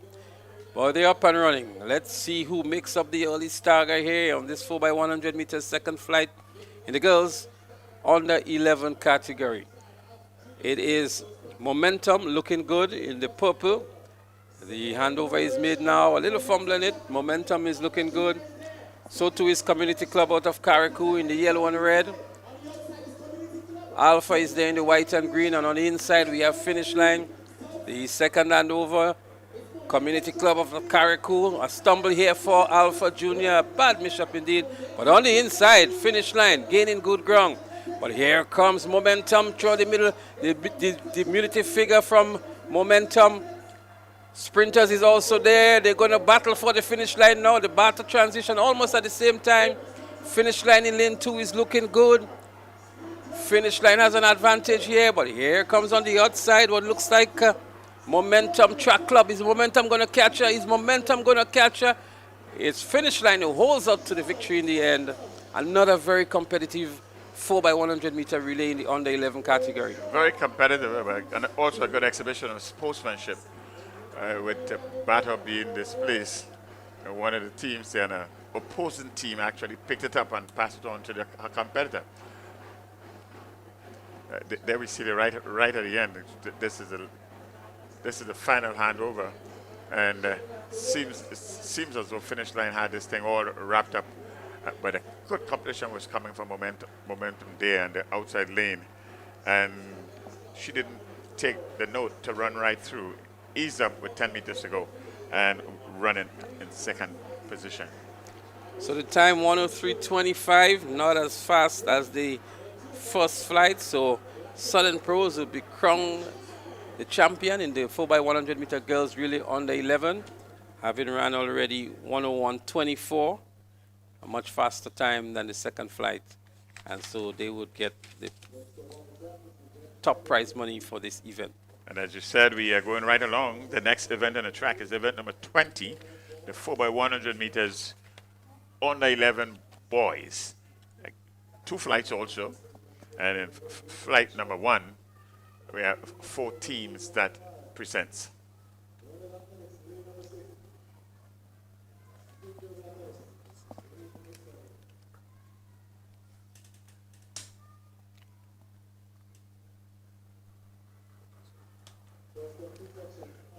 So the athletes are on the track for the 4x100 meters under 13, under 11, I beg your pardon. The 4x100 meter relay under 11 boys. And this first flight, we expect to see McDonald College, Track Blazers. Well, finish line is there in 4. We expect to see Alpha in 5. They're there, yes. In 6, Runners Athletics Club. And in 7, Sprinters. So it's lanes 4, 5, 6, and 7 that's occupied. And this boys 4x100 meters under 11.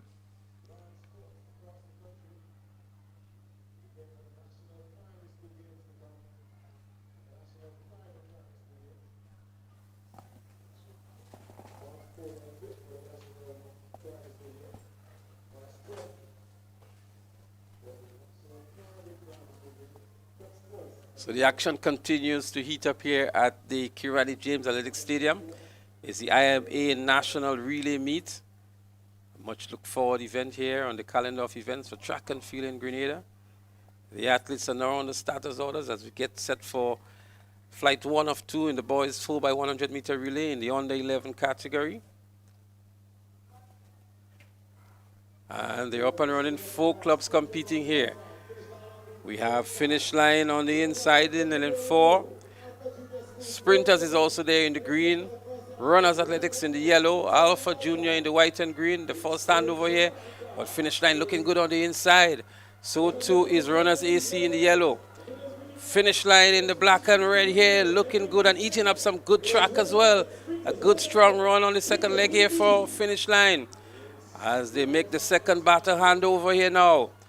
Runners Ace Athletics Club still in the lead here. Finish line have a very weak leg here on this second handover, but going into the final handover now, they do so almost at the same time. They're going to battle for the finish line. Finish line on the inside, Runners Athletics Club on the outside. They're battling hard. Finish line with a slender advantage here. It's going to be a comeback from Runners Athletics Club. It's a close one. Runners Athletics Club with a slight lead here now going into the tape. It's Runners Athletics Club winning this one by the slenderest of margins, I would think, and what a good run indeed. A pretty good run.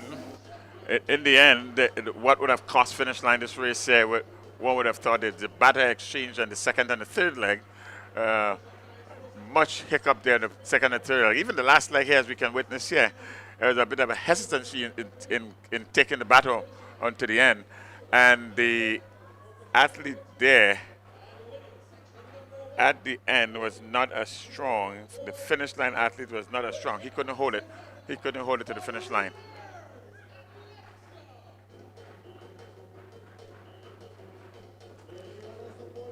So that was 4x100 meters under 11. The time to get into the medals there is 1 minute 01.41 seconds. Flight number 2, that's up next.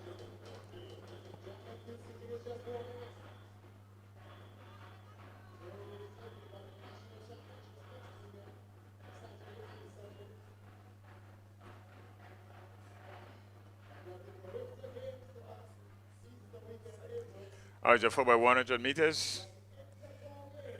Under 11 boys, flight number 2 should get on the way in short order.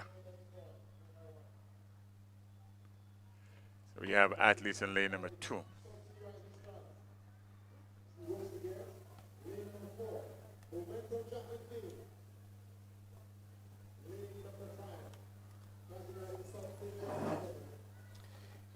So they're there, and they're getting ready for the second of two sections of the 4x100 meter relay under 11 category. And right after this race, we're going to have a very interesting interview, so stay tuned for that. So we have South City Rising Stars, Momentum, South St. George Government, Top Flight, and Rising Champ. There they go, battling very early in this one here. South St. George looking good. So too is Momentum. Momentum giving a good account for themselves in these games, considering it's a very young club. But up front on the outside in lane 6 looks like Top Flight. But South St. George Government School in the orange and brown looking good as well. Second and over happens now. South St. George comes out nicely, but on the outside of South St. George is Top Flight in 6. But South St. George with a slender lead as they run the turn and about to make the final handover. South St. George Government School, hands over now. So too is looking good. Top Flight on the outside. It's going to be another very exciting finish. Top Flight with a lead. South St. George giving good chase, but it's going to be Top Flight. Top Flight indeed. Top Flight as they head to the finish line now. South St. George having to settle for second, and Bernard, Top Flight living up to the name. Yes, a much stronger, bigger athlete on the finish line, and so that was it. That was flight number 2 of event number 24 by 100 meters under 11. We make some way now for an interview with a representative from IMJ. So as we look back here, we see the completion of the second of 2 flights for the 4x100 meter boys under 11, and up next on the track would be the girls 4x100 meter under 13. But while we prepare for that, we have very distinguished guests with us here that we want to exchange some conversation. Many of us are quite aware and familiar that Grenada 2 years ago would have hosted Carifta Games right here at the Kirani James Athletic Stadium. And in 2026, Carifta comes back to Grenada. And so we're very proud to be the host for Carifta. So with me here now is Mr. Brendan Williams, organizational delegate for Carifta 2026. He's also a NACA council member. And we're going to come back to Mr. Williams in a while as we see the start of Flight 1 for the 4x100 meter relay under 13 girls. And it's a packed field indeed. South St. George is there, so too is Momentum, so too is MVP, 473 MVP. But looking good is the athlete from Sprinters. But on the inside, it is 473 MVP. 473 MVP in the lead, but they go very close to each other and about to make the final handover now. 473 MVP comes out first, but on the outside of 473 MVP, we have Sprinters AC, Sprinters Athletics Club, but 473 MVP has a comfortable lead here. And the gap has been narrow, it's been closed, but she maintains her composure and dips on the tip just in time to take the win here for 473 MVP. And again, I just want to continue that we have here with us Mr. Brendan Williams, organizational delegate for Carifta 2026. He's also a NACA council member, a native of Dominica, the president of the Dominica Athletics, and he's here to conduct some site visits and assessments of the facility, I guess, to determine our readiness for Carifta. So Brendan Williams, welcome to Grenada. Well, thank you for having me, and it is not to determine the readiness. Grenada is ready. Oh, thank you. It's refreshing to hear that. Yeah, but before we go into the Carifta preparations, you're here for the IMA Relay Meet. Your impressions of what you've seen so far? Yeah, so far I'm very impressed. I mean, coming from Dominica and even across the Caribbean, to see such a wonderful event being held in Grenada, having so much of the young persons competing, it is refreshing. And to see the crowd as well, a very large crowd out here supporting the athletes. Well, I can tell you we take track and field very seriously. I see that. It's a premier event. Every track and field event from the school level, from primary, secondary, is well attended, and there is a lot of chatter and banter as well that goes on. You're here for your assessments and site visits. You said that Grenada is ready, you're satisfied.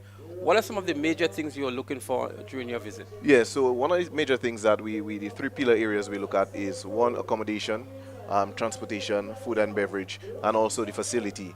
All the rooms have been procured for the games. The only thing that may arise is securing more rooms based on the amount of final entries that we have.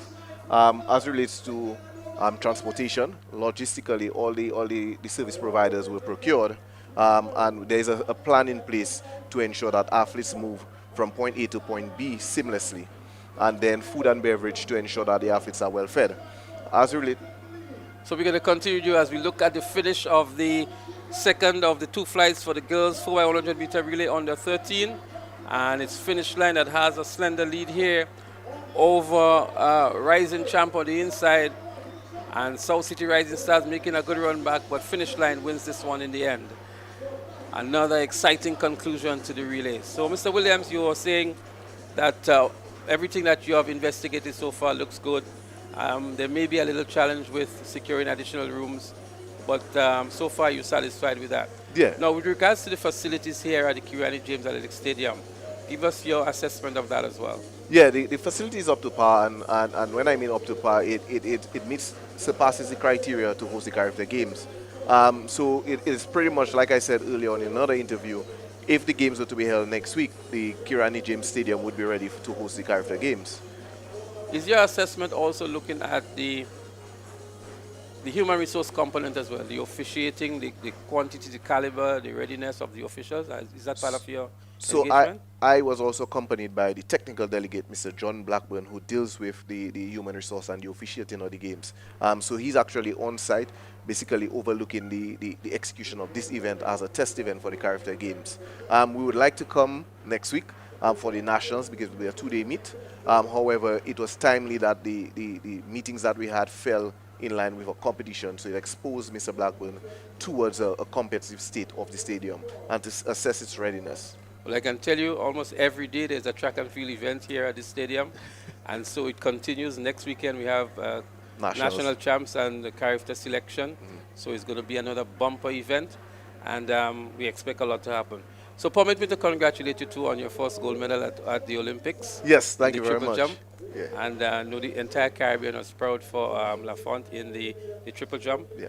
And a bubbly character as well she is, so we're very happy for Dominica.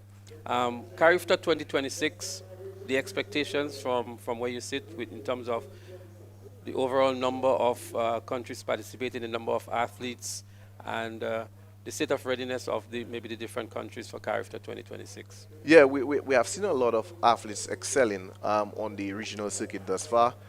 We expect the numbers of athletes to be surpassed almost 700, being one of the biggest Cariftas to date.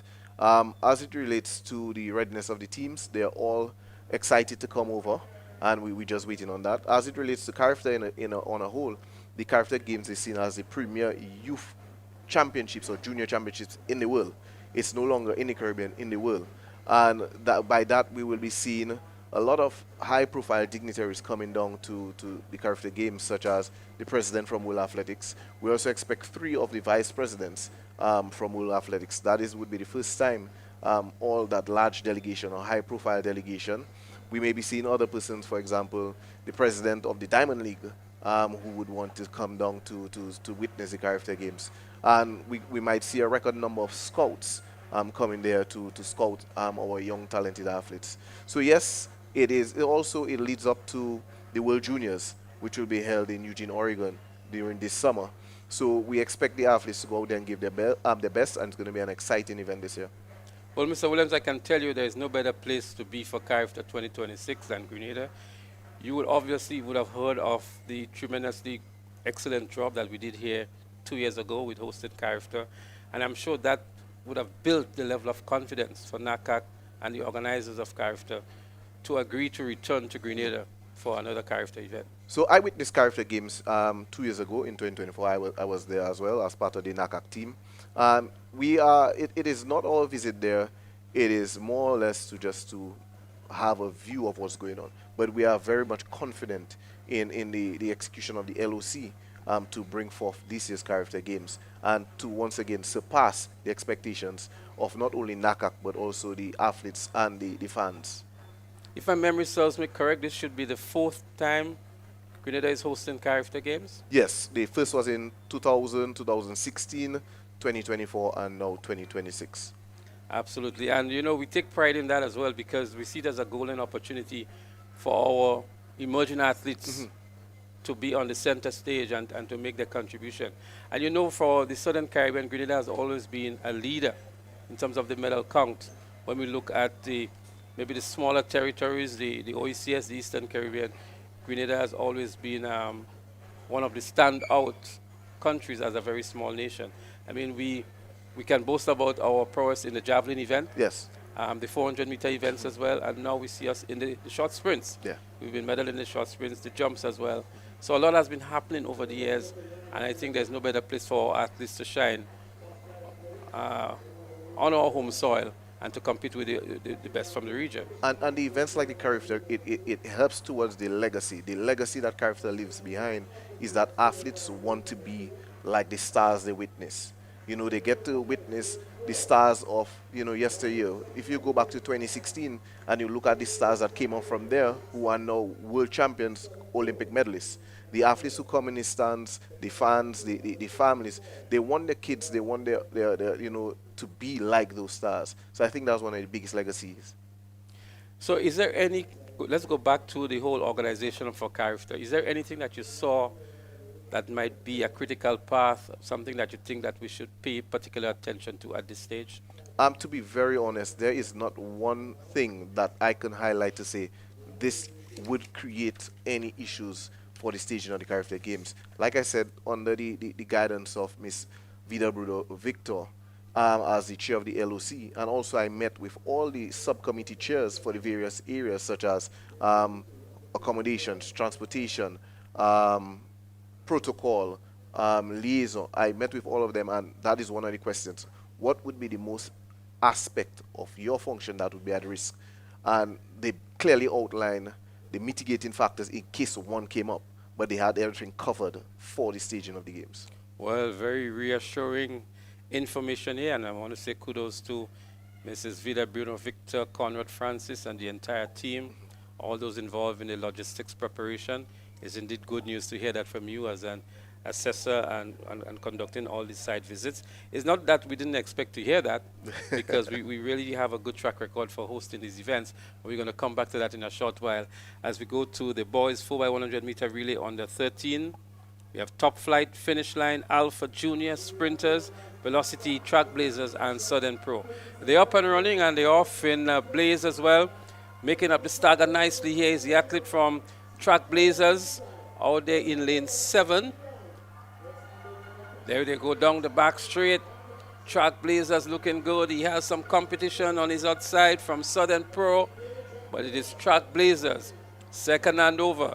Track Blazers comes out nicely here in the lead. Running the bend here nicely. It's Track Blazers, Southern Pro on the outside. Then we have sprinters on the inside. But Track Blazers out of St. David's on the final and over now. Track Blazers out, sprinters in trail. So too is Southern Pro. Sprinters looking good. Sprinters gaining valuable ground on Track Blazers. Sprinters and Track Blazers. Who wants it more? It is sprinters in the lead. Sprinters dips for the tape now over Track Blazers. A good comeback run indeed from the athlete from Sprinters Club. And bringing home the goal, winning some valuable currency as well for Sprinters Athletics Club. So, Mr. Williams, if you can go back and zero in again on track and field in Grenada, and what we have here is a number of developmental meets that led up to an event like this, and it's going to lead up to the National Primary School Games, and the big one, the mecca of them all, the biggest sporting event in Grenada, what we call Intercall, which is the Inter-Secondary School Games, where the entire nation is engaged in that event, either here or on social media, before, during, and after, and viewing itself. What have you seen here from the few days you're here, and what assessment can you make of our organization of track and field events? For me, like I would say, it boiled down to one small thing that I noticed to show the level of enthusiasm that exists for track and field, is that to see the primary school students have electronic timing, and that is at a district level. And then I was told that even happens on the grass fields. So it shows the level of detail that goes into the sport and how track and field crazy Grenada is, you know. So it demonstrates that the development process for future generations in Grenada is very meticulous. Success doesn't come overnight. Success is planned.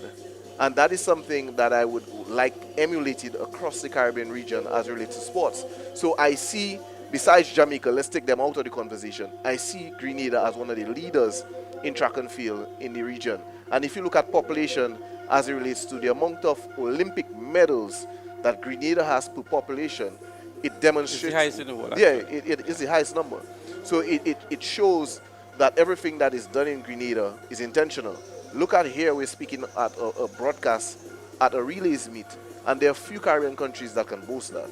So like I said, it's very intentional, and I'm very happy. It fills my heart to see that, and I wish that is something that can be replicated in not only my island, but majority of the Caribbean islands across, across the islands across the Caribbean. I just want to repeat for you, Mr. Williams, we take track and field very seriously. Yes. The Indians take cricket seriously, we take track and field.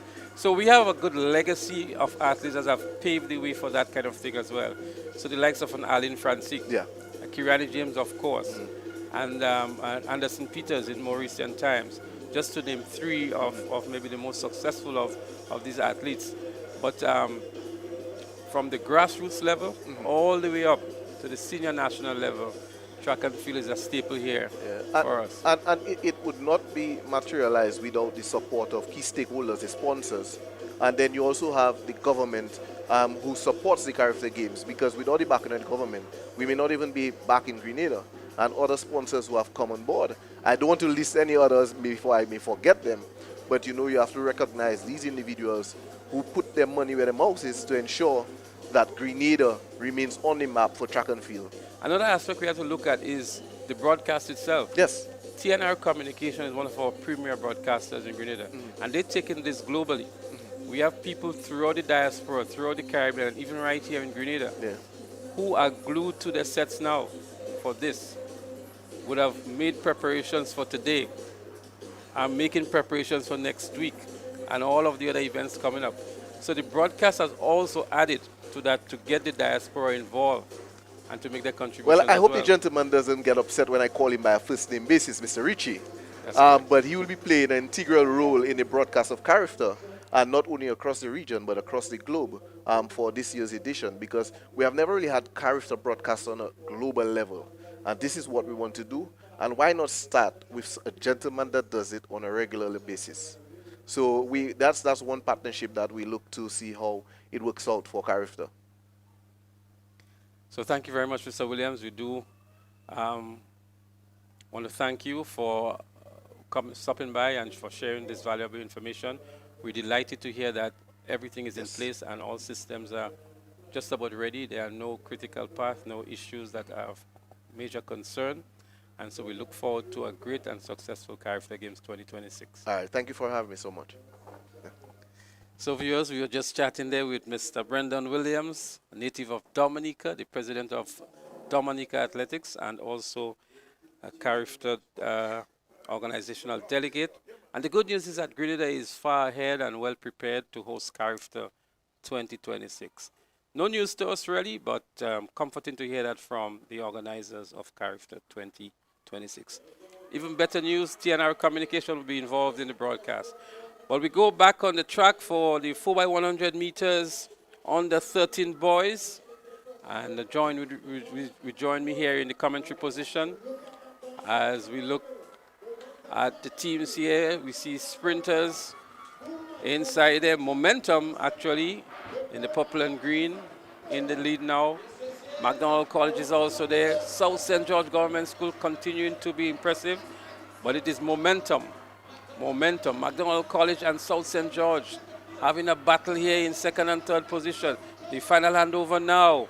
McDonald College seemingly is in the lead, followed by South St. George, but it is McDonald College with a 7-meter lead over Springs Government School. McDonald College for the victory for the first of two flights in the boys 4x100 meter under 13 category. John, the excitement continues. The boys having their fair share of it. McDonald College, that's their first victory for the day, if I can recall. And so they're into the money bag as well. Yeah, certainly a good run there, a spirited run from the McDonald College. Everything just going so well. You have that runner coming in, and the lead-off runner, he was just able to get himself into that good position to collect that baton. And really, you can see that he was determined that no one was going to catch him. Exchange of baton and down the road. McDonald College 54.72. Well, as the lights turn on, the action continues, the momentum continues to build. The rhythm section in full flight. Spectators glued to the track.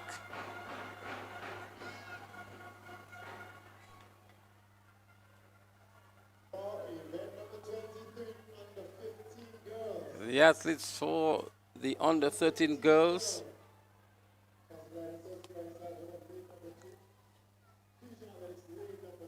As the under 15 girls are on the track now, so the events are flowing very, very smoothly now. Did have some hiccups earlier in the day, but since the intermission, some of these issues seem to have been resolved and the events are flowing rather smoothly now. So we will see South City Rising Stars, Fusion Athletics, Community Club, Sprinters, Finish Line, and Track Blazers out there in lane 7.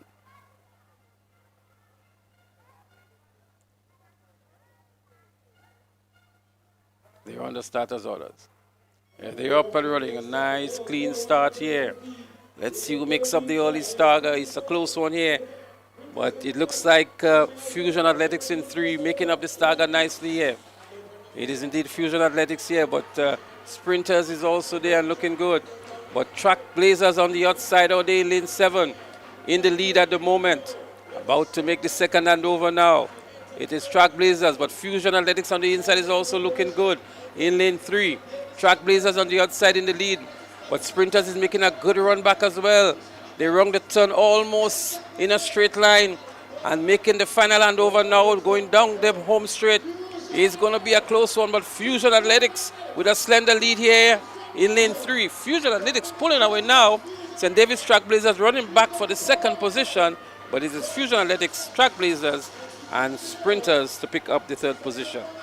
Yeah, really good run there from Fusion Athletic. They left it just to the nick of time. As we look at the replay, and you would see that they were right there, thereabout. And St. David's Fusion handover made by Fusion first completed. And from there, you can see that there was just focus on getting up to that finish line. Good smooth running there, the arms, the legs, everything in good poetic motion. As she got to the line, looking composed, looking relaxed. Fusion Athletics. Well, another competitive relay comes to an end in the under 15 girls category. That was the first of 2 flights. So we're still going to see 5 more clubs competing in the second flight.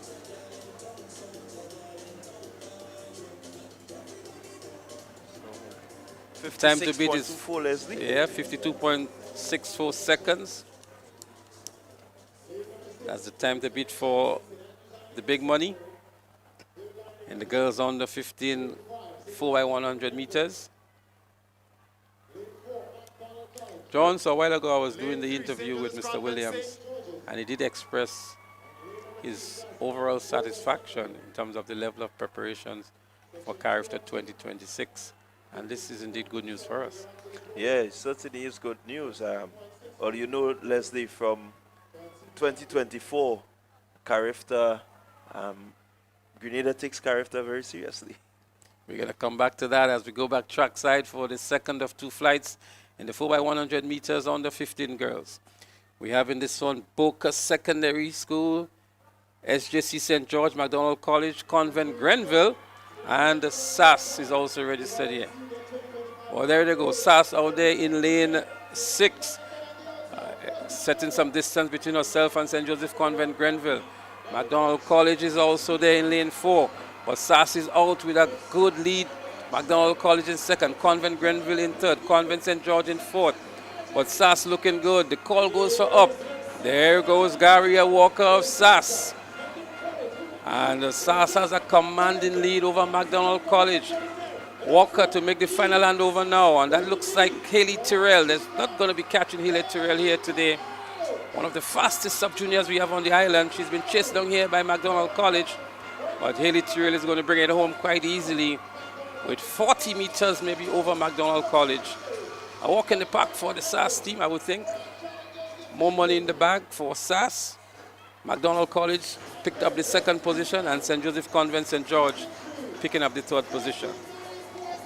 Certainly a good strong run there, 49.91 from the St. Andrews Anglican Secondary School. A really dominant performance. This quartet is a quartet that you need to look out for. To have Haley Tyrrell, Denise Mitchell, Gavia Walker, and Kenida Modest. I mean, you're talking quality athletes who have already staked a claim on the sub-junior category. Well, Haley Tyrrell has done a 12:46 for the season already. She's in tremendous form this year. So certainly you need to be aware. Oh, there come Intercall Games 2026. Those girls rather, I'm sorry, the girls, the timing seems to just reflect that of the boys. So John, what we're going to do, we have another special guest here with us, and I'm sure the viewers would love to hear from him as well. We've heard it from the NACAC and the Carifta side. We'd love to hear it also from the local side. Yeah. So momentarily, we're going to speak with the president of the Grenada Athletics Association, Mr. Conrad Francis, and he's going to give us his own impression and assessment of our readiness for Carifta 2026. In and between the interview, we will still bring you the events on the track as the boys get ready for the 4x100 meter relay in the under 15 category. In the first flight, we will see SAS, McDonald College, St. Joseph Convent, St. George, Boca Secondary. Sorry, that was the assignment for the girls. We will see South City Rising Stars, Carriacou Community Club, Fusion Athletics, GBSS, Finish Line, McDonald College, SAS, and Sprinters Athletics Club. So I want to say a special welcome to Mr. Conrad Francis, the president of the Grenada Athletics Association. Conrad, no stranger to these microphones. We have you here every year for all of the events organized by the GAA. And before we go into Carifta preparation, of course, we want to hear from you in terms of what is happening here today with the IMA National Relay Meet and your overall impression of what has happened so far. So, pleasant good night to you, Smith. Pleasant good night to everyone in the diaspora. Just to see Smith, it's nice to see you. It's the first time I'm seeing you here for for all the meets that we've had. You know, I think you have been surely missed, and it's nice to see you back on air. Right, wonderful, and thank you so much. Well, Conrad, we've seen some superb performances here today as the athletes. Maybe most of them not yet peaking, just preparing and maybe gauging themselves for a very competitive season, I would want to call it. And you must have seen some good prospects and some bright spots. Yeah, well, there are some very talented athletes, very young athletes. And we have been looking at them since October, from our very first mini-meet. Right, and as you are well aware, we had 5 of those meets. And there is an abundance of talent,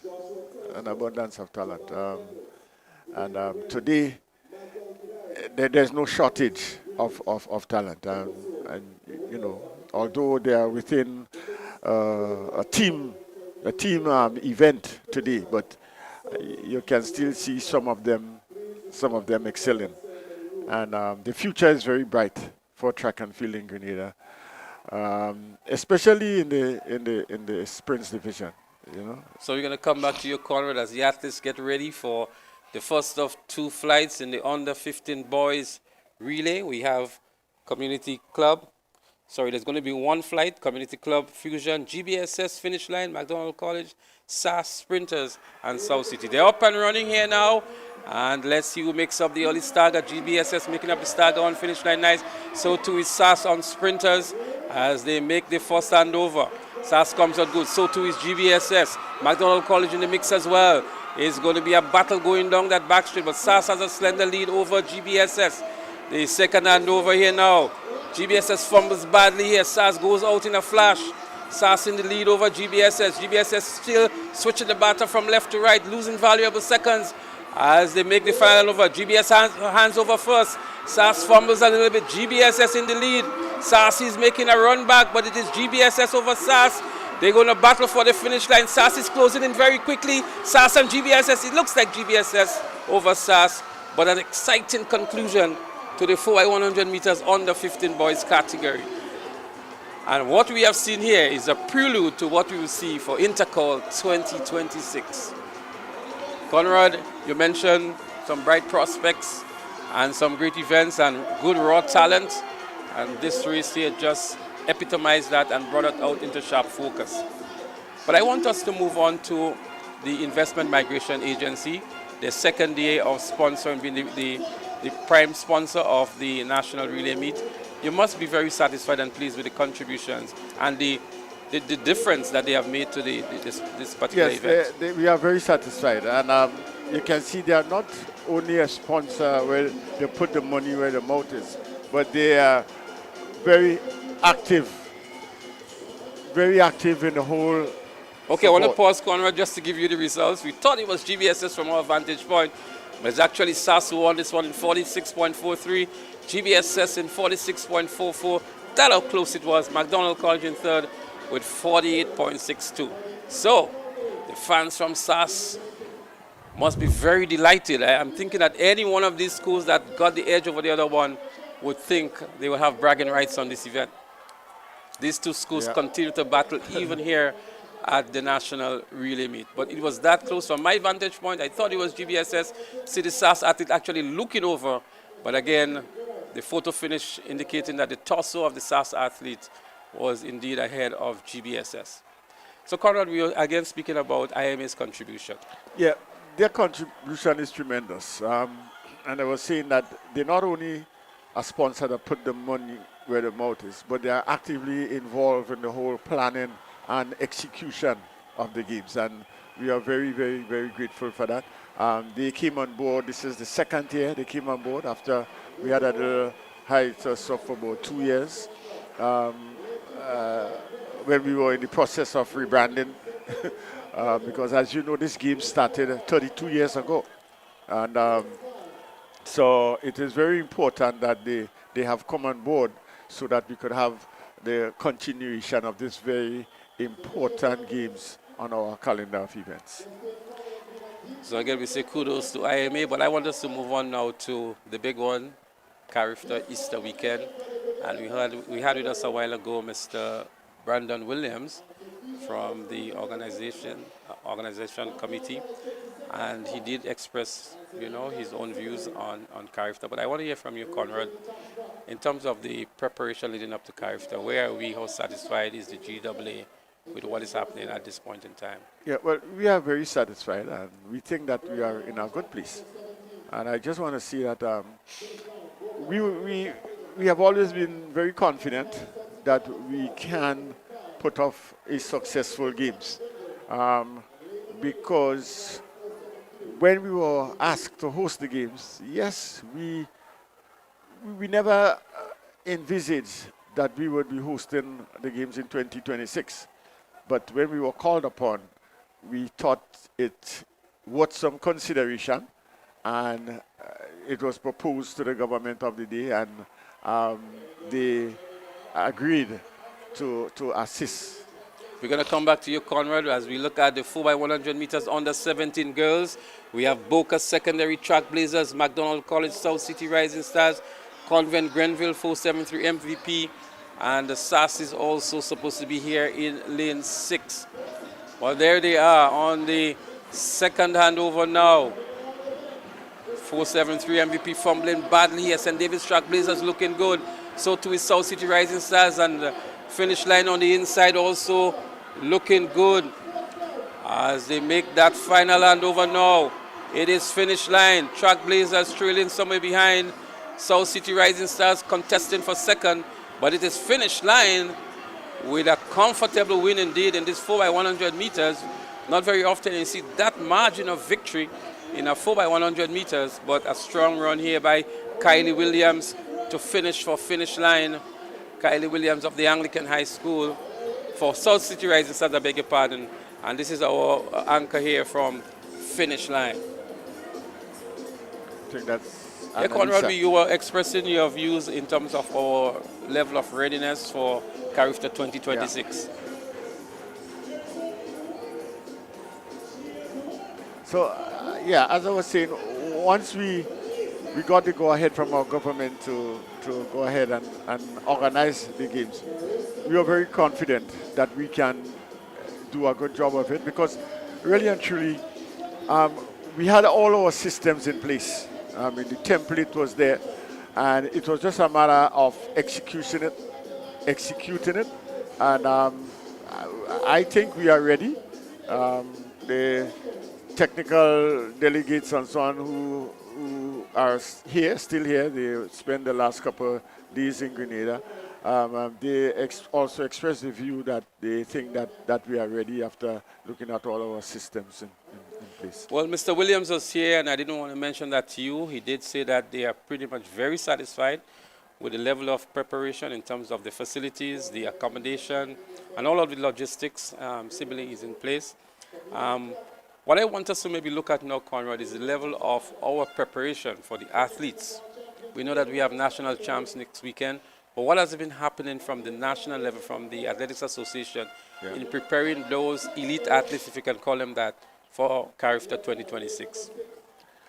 Well, as I said, we had a series of 5 developmental meets, and all of this was geared towards preparing our athletes for the season so that the coaches can really monitor and evaluate their training programs as they go along.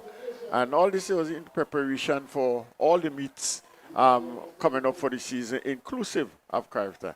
In fact, we selected a pre-selection team which went into training every Saturday from, it was sometime in October. They came together every Saturday. And in December, we had a camp at Nulo for that pre-selection team to really start to fine-tune the team for Carifta. And next week, we have national championships, and from that, our Carifta team will be selected. After that, we have intercall, where some of the athletes will still be looked at, especially those who did take part in our developmental meets and national championships. All right, so we're going to come back to the Carifta selection because this is always a concern. But we're getting set for the 4x100 meter relay under 17. We have the Carrico Community Club, SAS is there as well, GBSS, Velocity Track Club, and South City Rising Stars. Another matchup here again between SAS and GBSS in lanes 4 and 5 respectively. As they're up and running, a nice clean start here. GBSS already making up the stagger, and South City Rising Stars is evenly matched between GBSS and SAS at the moment. A nice clean transition here by SAS. They go down the back straight. GBSS with a slight lead. South City Rising Stars in third. SAS in second. The second and over now. They are still neck and neck here. Who is going to gain the ascendancy? SAS is closing in on GBSS. SAS with a slender lead now. The final hand over. Let's see who comes out. They take it around the same time. Kashe is there. Kashe Stephen. Philip Mitchell. Philip Mitchell over Kashe Stephen. Philip Mitchell of SAS is pulling away from Kashe Stephen, and a comfortable victory in the end. Much people came to see a matchup between Philip Mitchell and Kashe Stephen, and that's just a prelude of these two athletes. They battled last year, they will continue to battle this year, and Philip Mitchell will have bragging rights today, together with his team SAS over Kashe and the GBSS quartet. So, Conrad, I want to get back to the selection of the team because every year we hear these comments coming from the track and field followers. If you select the character team at national champs and athletes emerge from intercall or any event that happens after intercall, what consideration is given for them? And I'm happy that you said a while ago that you will still look at them during the intercall games, especially if they would have participated in the developmental meets that you've had, because that has always been a concern, and people are also concerned about the deadline for selecting or nominating the team to NACAC and all of that. So I'm sure the fans who are out there are pleased to hear that intercall can also be used to fine-tune and to finalize the team for Carifta. Yes, but we do have a clause in there. And that clause comes from a policy that we've had over the years. And that is you must participate, would have participated in our developmental meets and also our national championships. If you have a very good performance at intercall, you will be considered to be included in the team if you had an excuse why you did not participate at our national championships. I mean, you have a medical certificate, so we would consider that, we will look at it and draft it. But I also want to say that very critical is the deadline for the entries at Carifta. Very critical, because as a matter of fact, the deadline for Carifta, I think, is the 16th of March. That's the deadline. And so you see how is right after that, intercall is the 17th and the 17th. But to the we 19th, have an opportunity, right? Conrad, because we are hosting the games, to maybe have a larger field, a larger team than normally if you're traveling, especially if you're traveling very far, north of the Caribbean, etc. How much consideration is given to hosting the games and having a larger outfit? Yes, well, this will be our fourth. So I just want to pause here. There seems to have been a disqualification of SAS in the 4x100 meter relay in flight 1 of the 2 flights. And so the official results posted on the board indicates that GBSS with 43.64 would be the winner. Velocity would be second. So there may have been a lane infringement. If you look back here, there were several steps onto the lane, and that is not allowed. That's very unfortunate for SAS. He would have to go back and get much more familiar with the rules here. You only allow 2 steps onto the lane for the entire team, and he alone had maybe more than 2. So a disqualification for SAS here, and that's the benefit of the referee that we have here that reviews every race, looks at every leg, looks at everything that happens. And we see here the disqualification of SAS in that relay. This is the second of the 2 flights in the 4x1 under 17. So we now have Fusion Athletics, Track Blazers, Top Flight, McDonald College, and Finish Line. The time to beat, I think it was 46.24. Fumble here from one of the starters, but there they go up front. It is Finish Line out there in lane 6 for Sandover. It is Finish Line fumbles badly. I'm sure they're outside of the transition zone. And Fusion Athletics on the inside looking good as well. But here comes St. David's Track Blazers. But way up front is Finish Line. Finish Line in the lead here. Running a good bend to his finish line. But St. David's Track Blazers is eating up. An athlete from Fusion is pulling up here. It seems like a hamstring. Finish Line having major issues in this race. St. David's Track Blazers emerging in the lead here now, going down the back straight and heading to the finish line.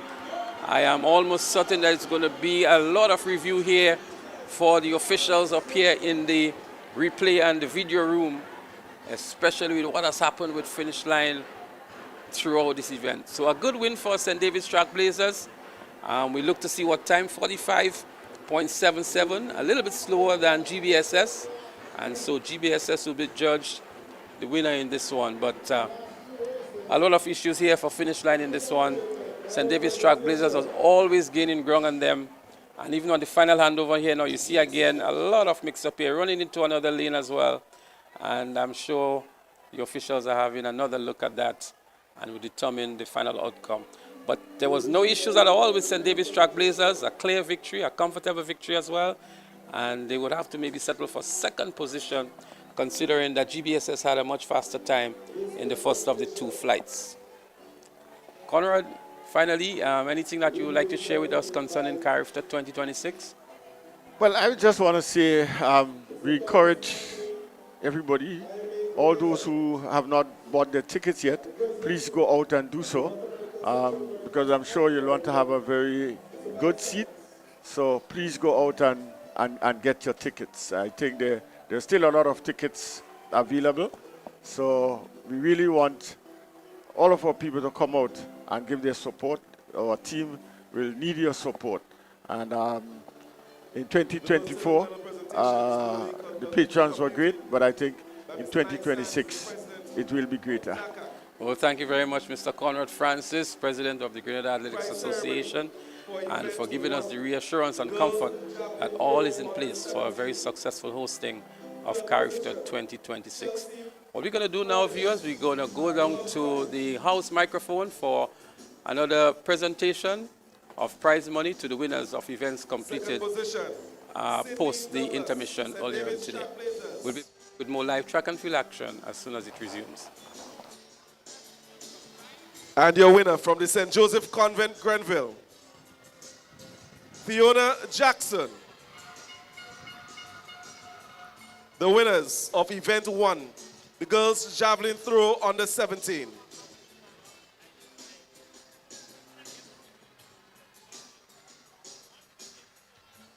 Medal presentation for Event 4, boys' high jump open. It's a four-way tie for second position. Timothy Greenwich, Michael Gidhari. Second position also Zidane Rennie. Also in second position, Jamal Neckles, a height of 1.85 meters. And your winner, Joshua Telesford, Fusion Athletics. He won that event in a height of 1.90 meters. Ladies and gentlemen, these are the winners for Event 4, Boys High Jump Open.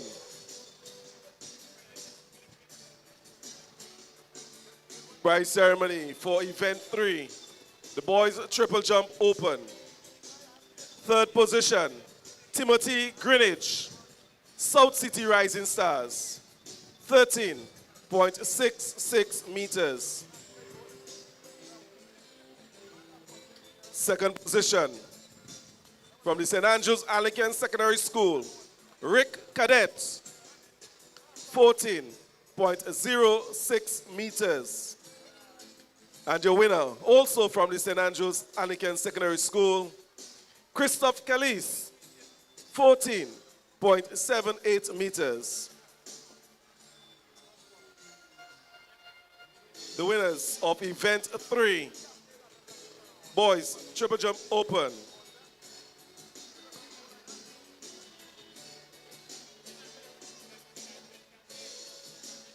Medal ceremony, prize giving ceremony for Event 16, Mixed 4x400 meter run relay open. Third position, St. David's Track Blazers, 3 minutes, 58.48 seconds. Second position, Classic Lighting, South City Rising Stars, 3 minutes, 48.09 seconds. And your winner, Classic Lighting Finish Line Athletic Sports Club, 3 minutes, 35.56 seconds. The winners of Event 16, Mixed 4x400 meter relay open. Medal presentation for Event 17, the girls 4x100 meter relay under 9. Third position, Sprinters Athletics Club. Sprinters Athletics in third position. 1 minute, 14.34 seconds. Second position, runners athletics. 1 minute, 11.71 seconds.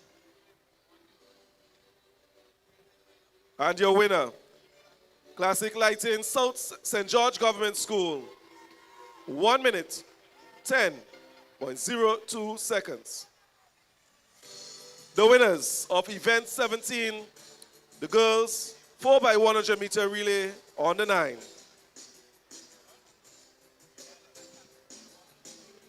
Prize ceremony for event 18, the boys 4x100 meter on the 9. Third position, Classic Lighting, South City Rising Stars. 1 minute, 5.10 seconds. Second position, Sprinters Athletics Club. 1 minute, 2.26 seconds. And the winner, Classic Lighting 473 MVP. 1 minute, 2.606 seconds.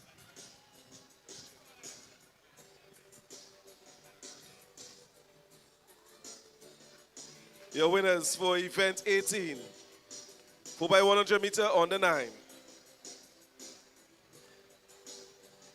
Prize ceremony for event 19, the girls 4x100 meter on the 11. Third position, Top Flight Athletics Club, 1.01 seconds.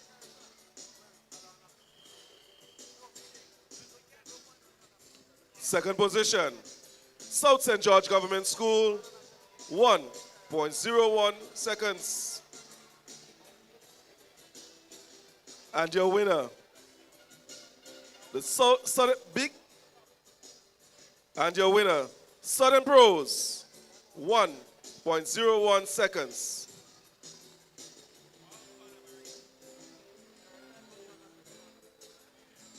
The winners for event 19. Prize ceremony for event 20. Boys 4x100 meter relay on the 11. Third position, Classic Lighting, Finish Line Athletics Club, 1 minute, 0.84 seconds.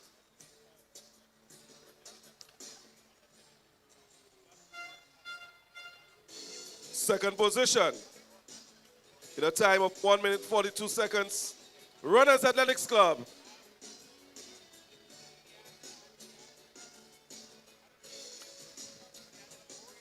And your winner, in a time of 1 minute and 24 seconds, Top Flight Athletics Club.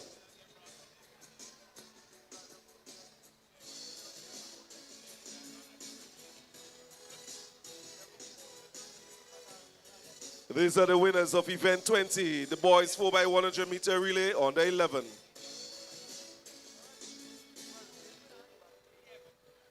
Prize ceremony for event 21. The girls 4x100 meter relay on the 13.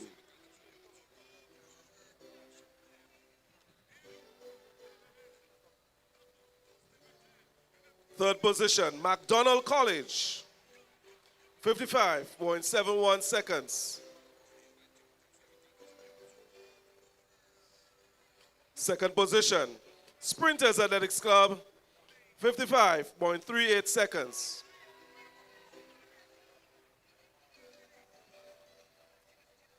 And your winner, Classic Lighting 473 MVP, in a time of 55.29 seconds. The winners of event 21, the girls 4x100 meter relay on the 13. Prize ceremony for the boys 4x100 meter relay on the 13. Event 22.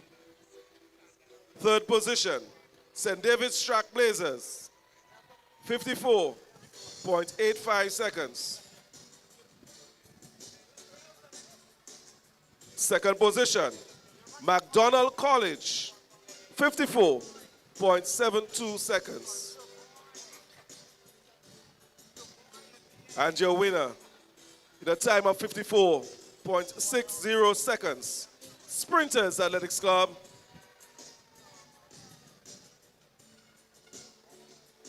Your winners of event 22, the boys 4x100 meter relay, under 13. Prize ceremony for event 23, girls 4x100 meter relay, under 15.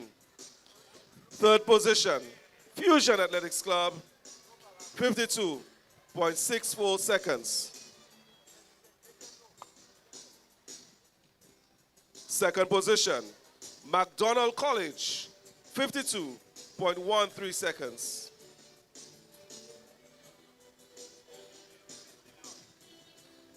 And your winner, the St. Andrews Anglican Secondary School, 49.91 seconds.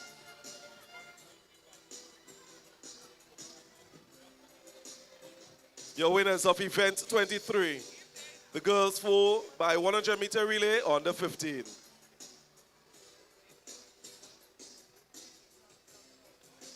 Prize ceremony for event 24, the boys 4x100 meter relay, under 15.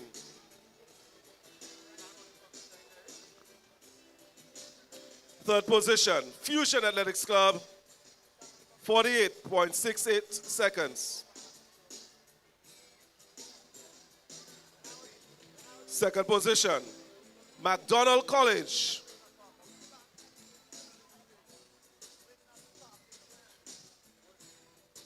and your winner, the St. Andrews Anglican Secondary School, 46.43 seconds.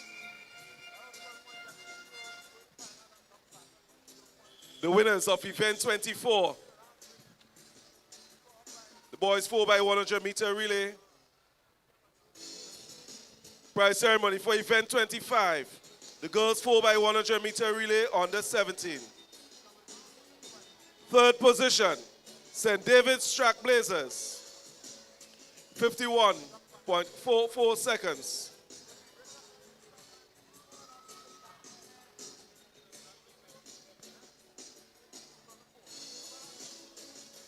Second position, South City Rising Stars, 51.32 seconds. And the winner, Finish Line Athletics Club, 49.13 seconds.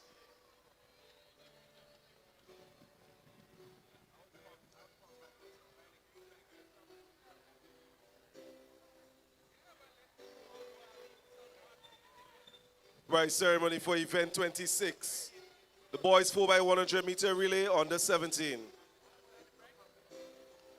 Third position, St. David's Track Blazers, 45.77 seconds.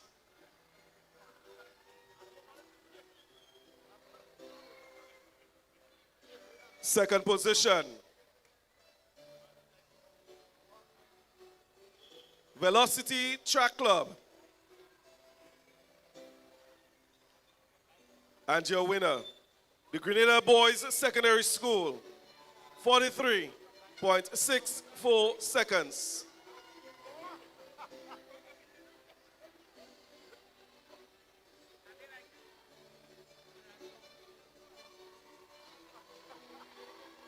This concludes the prize ceremony for the second prize ceremony for the IMA Relays 2026.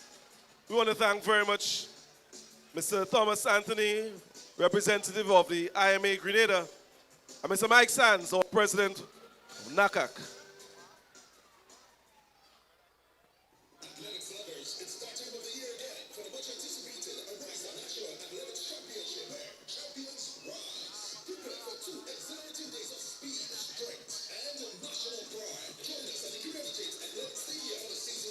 So that was the completion of the prize ceremony. Again, the number of the clubs going home with some good earnings. At the end of this, the IMA National Relay Meet 2026. It's been an afternoon, evening of really good, keen athletic competition among the clubs. We're not done yet. We still have a few more to go. And the excitement will continue. I know that the rhythm section, they're going to get themselves started again in a short while. But there are athletes on the track and we're ready to go, Bunstein. Oh yes, we're back again. This time we're starting with event number 27. That's the girls 4x100 meter relay for under 20. Here we're going to see finish line in lane 3, Track Blazers, lane 4, in lane 5, St. Joe's Convent, Grenville, and the McDonald College will be in lane 6. That will be your field for event number 27, the girls 4x100 meter dash, 4x100 meter relay for under 20. Well, they're on the starters orders. But it's the boys.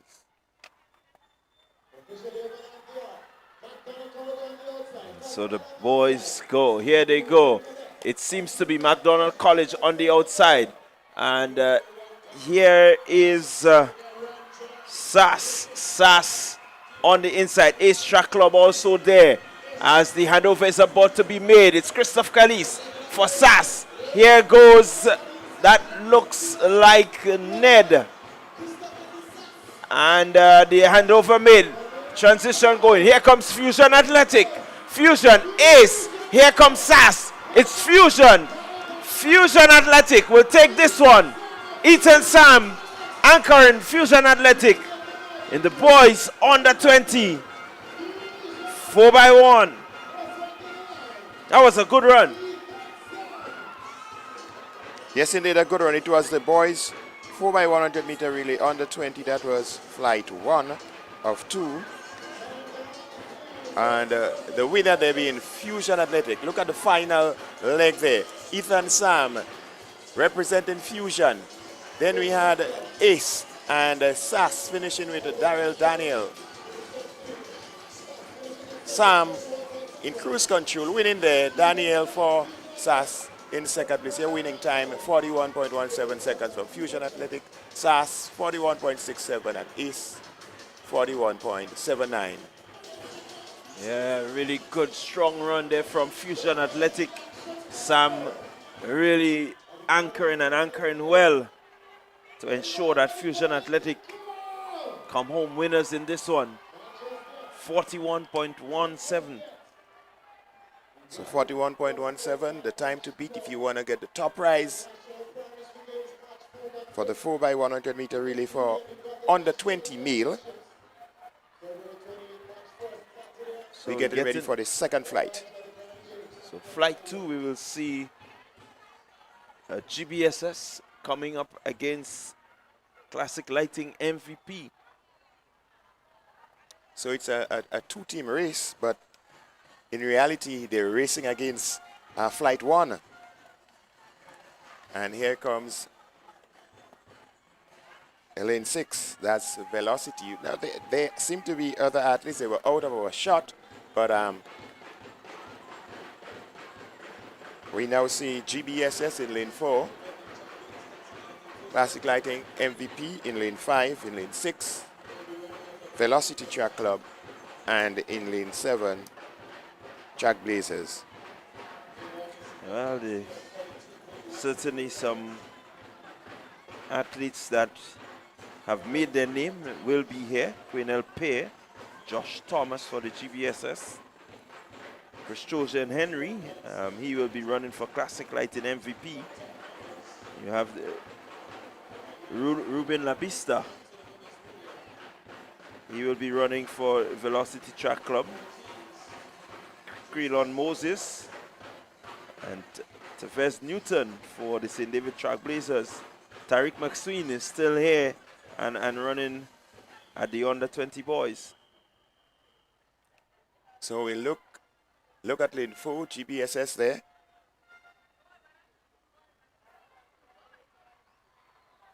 And we seem to have a false start in this one. Let's see what the officials are going to say about this. So it's GBSS in lane 4. Lane 5, MVP, but it seemed to be the movement came from lane 7. That's Track Blazers. Yeah, Johnson Lewis on there, just fidgeting there a bit. waiting on the umpires and the judges to determine. But clearly you can see it on your screen. He was first to move. So the officials will confer. I don't think we've had a disqualification for false start for the evening. I know we've had some disqualifications for lane infractions and so on. But let's see what the decision is. So we're getting ready for section 2 of the boys 4x100 meter relay for under 20.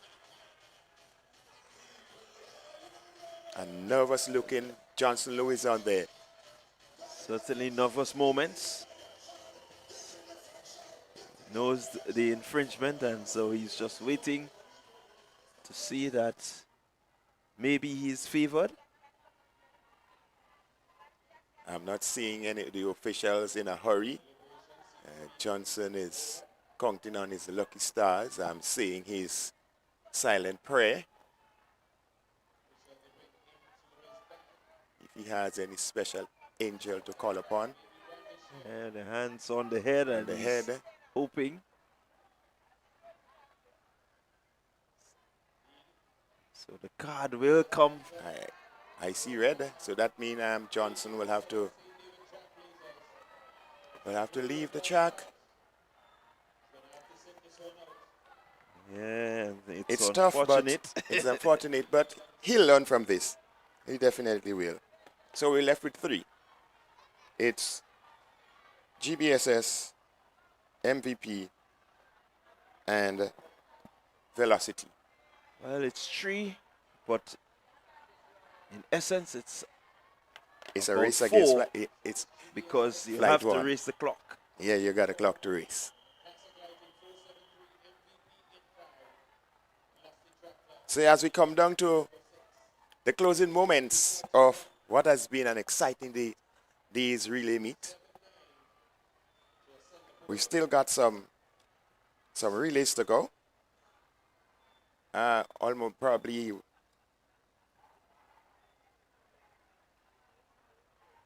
at least 8 to 10 relays to go. So we still have some action, something to celebrate. So let's get back on the track.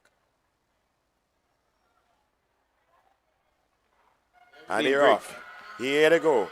And making up the staggers on MVP is GBSS. But Velocity is holding its own there. But GBSS is moving. Yeah, first handover is GBSS Velocity. MVP with some misses, but it's GBSS going past Velocity. This is GBSS coming to the next handover. Here they go again. Velocity is losing some pace. GBSS now running against the clock as we come to the final handover. It's GBSS. Look like Kamal Joseph there. It's GBSS. It's GBSS. Taking it. Kamal Joseph running strong, running proud, stepping over the line now. Velocity in second position. Let's see the time. Yeah, this is what is going to be important here. The time will determine who wins this one. 42.07 for the GBSS. So it still says that Fusion Athletic, they will be the eventual winners. And second position will be going to the Ace Track Club, 41.61. And I make it GBSS 42.07. Should be there for the third.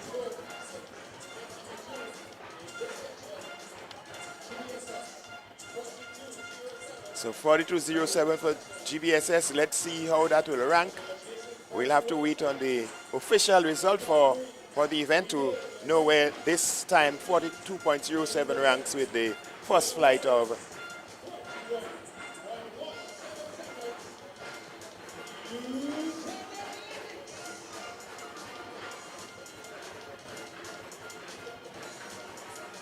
So we're getting ready for another of the big ones. It's the boys 4x1 20 plus. And I can tell you there's a lot of rivalry here. You have the likes of Antoine Blackett, Samuel Green, Paul Matthew, Marshall Francois, G. Philip, Shalani Franklin is there, Akil Francis. And Akil has been off the scene for a while, but it's good to see that he's there. It's good to see that we have a number of teams being represented here in the 20 plus men. We were unable to have teams in an earlier race, so now it's quite a wonderful sight to see that they're out. So we'll see Velocity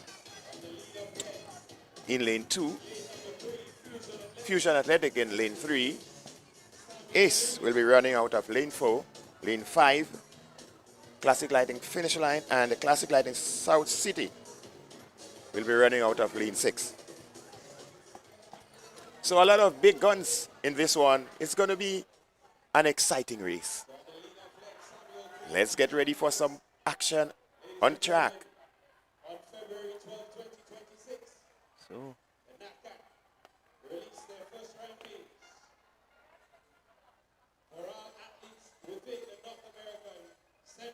So on lead off for Fusion, we see Samuel Green there in lane 3.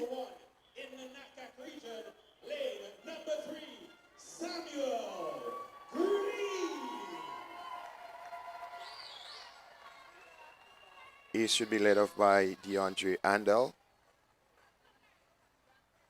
Finish line on the lead off, we should have Aviel Williams Jr. and Jelani Franklin should be on lead off for South City Rising Stars. And they're ready to go.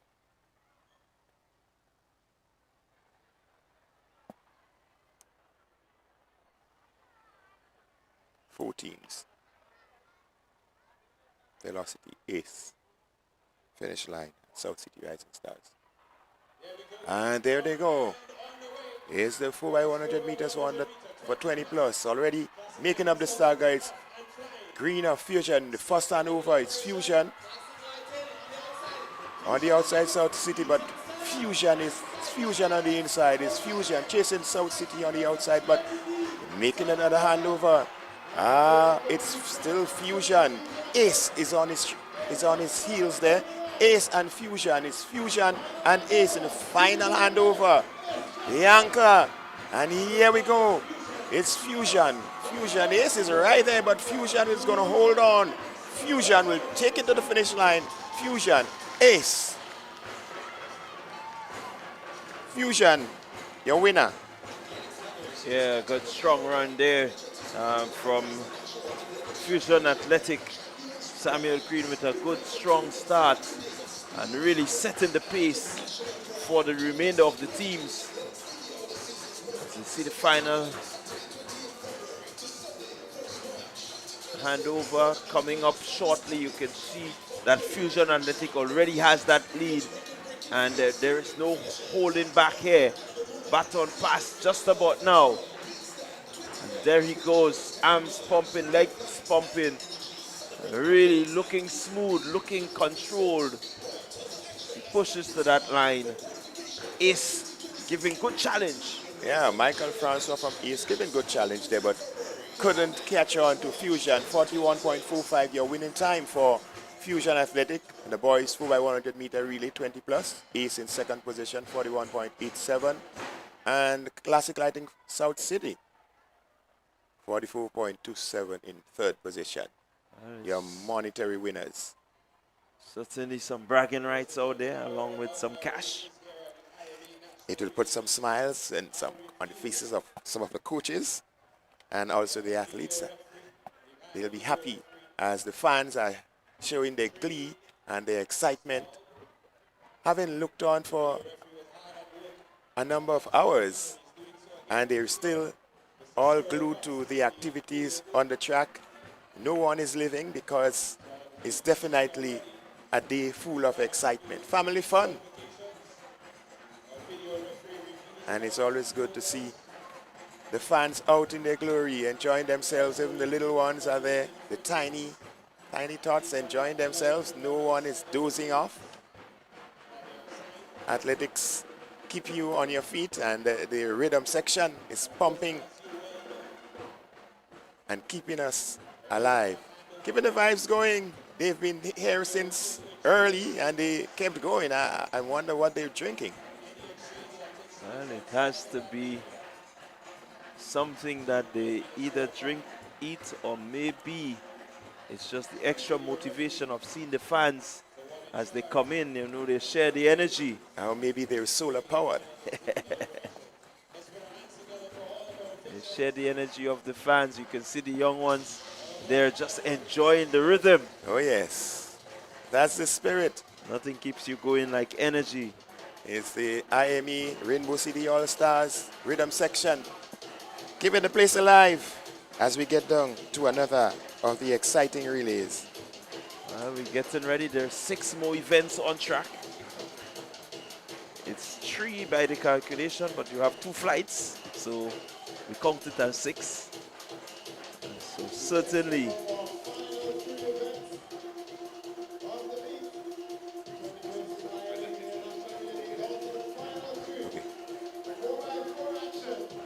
it's gonna be the mecca of all events, the 4x4s, the one-lappers as we would call them.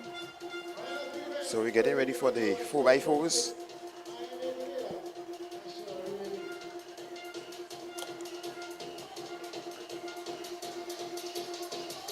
So we were expecting a medal, well, not a medal presentation, but a monetary rewards presentation.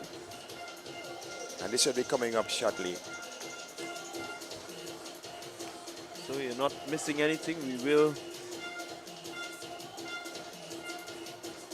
go ahead as we look forward to that prize giving ceremony. And following that, we will bring you action in the 4x4s. So it has been an interesting day, exciting, and time was never the essence here today, because from the get-go it was action and it just continued. The pace was warm, then it got hotter, and it just continued. The pace just continued throughout. All the fans seem to be happy. The athletics have had a high standard and good signs for the future. Yeah, certainly good signs for the future as you look at the fans there. Just taking in the action. You can imagine they're in the stadium, but they're still locked into TNR communication and taking in the vibes, ensuring that you know, they let the persons know, hey, I'm here, I'm at the National Stadium, and you need to see me in my glory. Oh yes, some of the fans are I guess those from home are maybe calling and say, hey, I'm seeing you live on TNR Communications. The rhythm section continues to go. It's all about the action, it's all about the vibes of the IMA National Relay Meets, and I think the objective has been met. The stadium is jumping, the place is heated, everyone seems to be enjoying themselves. So certainly having the rhythm section, it has added value to today's meet. Yeah, I think the organizers must be happy to see what today's event has turned out to be. There'll be no regrets, and all that can happen is for this event to move from strength to strength. It's big already, so it can only get bigger. It's great, and it can only get greater. I quite agree with you there.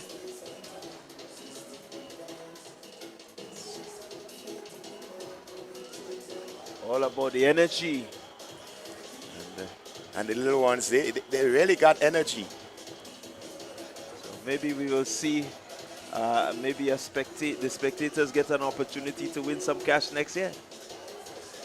That's a beautiful idea.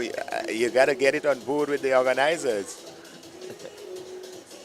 Yeah, it's all about the energy of the National Relay Meets, sponsored by the IMA. Getting ready for some 400 events. You have 3 of them, but each carry 2 sections.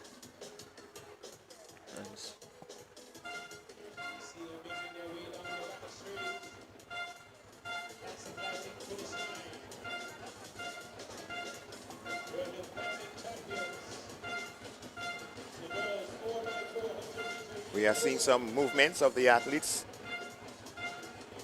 Yeah, they all start at the same point and they make one lap.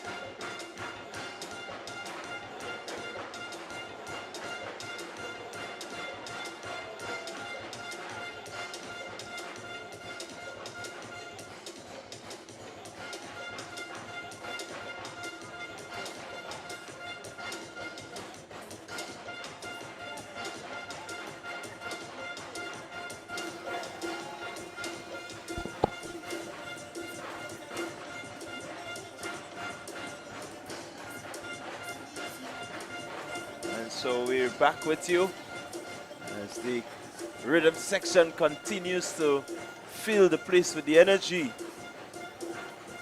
Certainly they're going and they seem to be like the Energizer bunnies. They don't want to stop. Well, John, they have every reason to be doing that. We saw some very exciting relays. And some of the secondary schools, the perennial powerhouses, the SAS, the GBSS, were featured in some of those relays. And they really energized and electrified the spectators that are here. So the momentum has been built, and it's just a steady flow of the excitement. Well, certainly from here on in, it's going to be some excitement at the Kirani James Athletic Stadium. You have next weekend, the national championships will be coming. I'm going to imagine that will have some excitement. Then you have the primary school games coming short right after that, the next week following. And so it's going to be action upon action upon action until you get to the 17th, 18th, and 19th. What I know for sure, John, a lot of persons who had certain perceptions about intercall might be thinking differently now.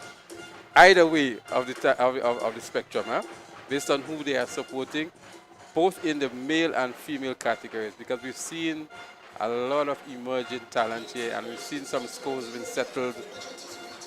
So I'm sure a lot of people are having alternative thoughts with regards to their original predictions for some of these games, intercall and the national primary school games. Well, I want to agree with you there, Leslie. I think there must be a rethink when you look at the way the points could be dispersed. You look at a track club like Velocity out of St. Mark's, really contending here. So it tells you that, hey, you got to look out for the schools along that side. You see the Anglican High School in and between some of these clubs here, whether it is the South City Rising Stars, whether it is the Finish Line. So you're seeing a bit and a mix when it comes to these athletes. Absolutely, I can't agree with you more. The rhythm section seems to have just subsided a bit here as we're getting ready for some more action on the track. See a number of athletes making their way onto the track. The girls are there for the 4x400 meters open. That will be the first of the remaining set of events. Earlier today we saw a mixed 4x4. Now we have the straight female 4x4. It's an open event, not in the various categories as we were having earlier on today. So this event, we have on the schedule 2 flights, but I think they have actually integrated and merged the 2 flights.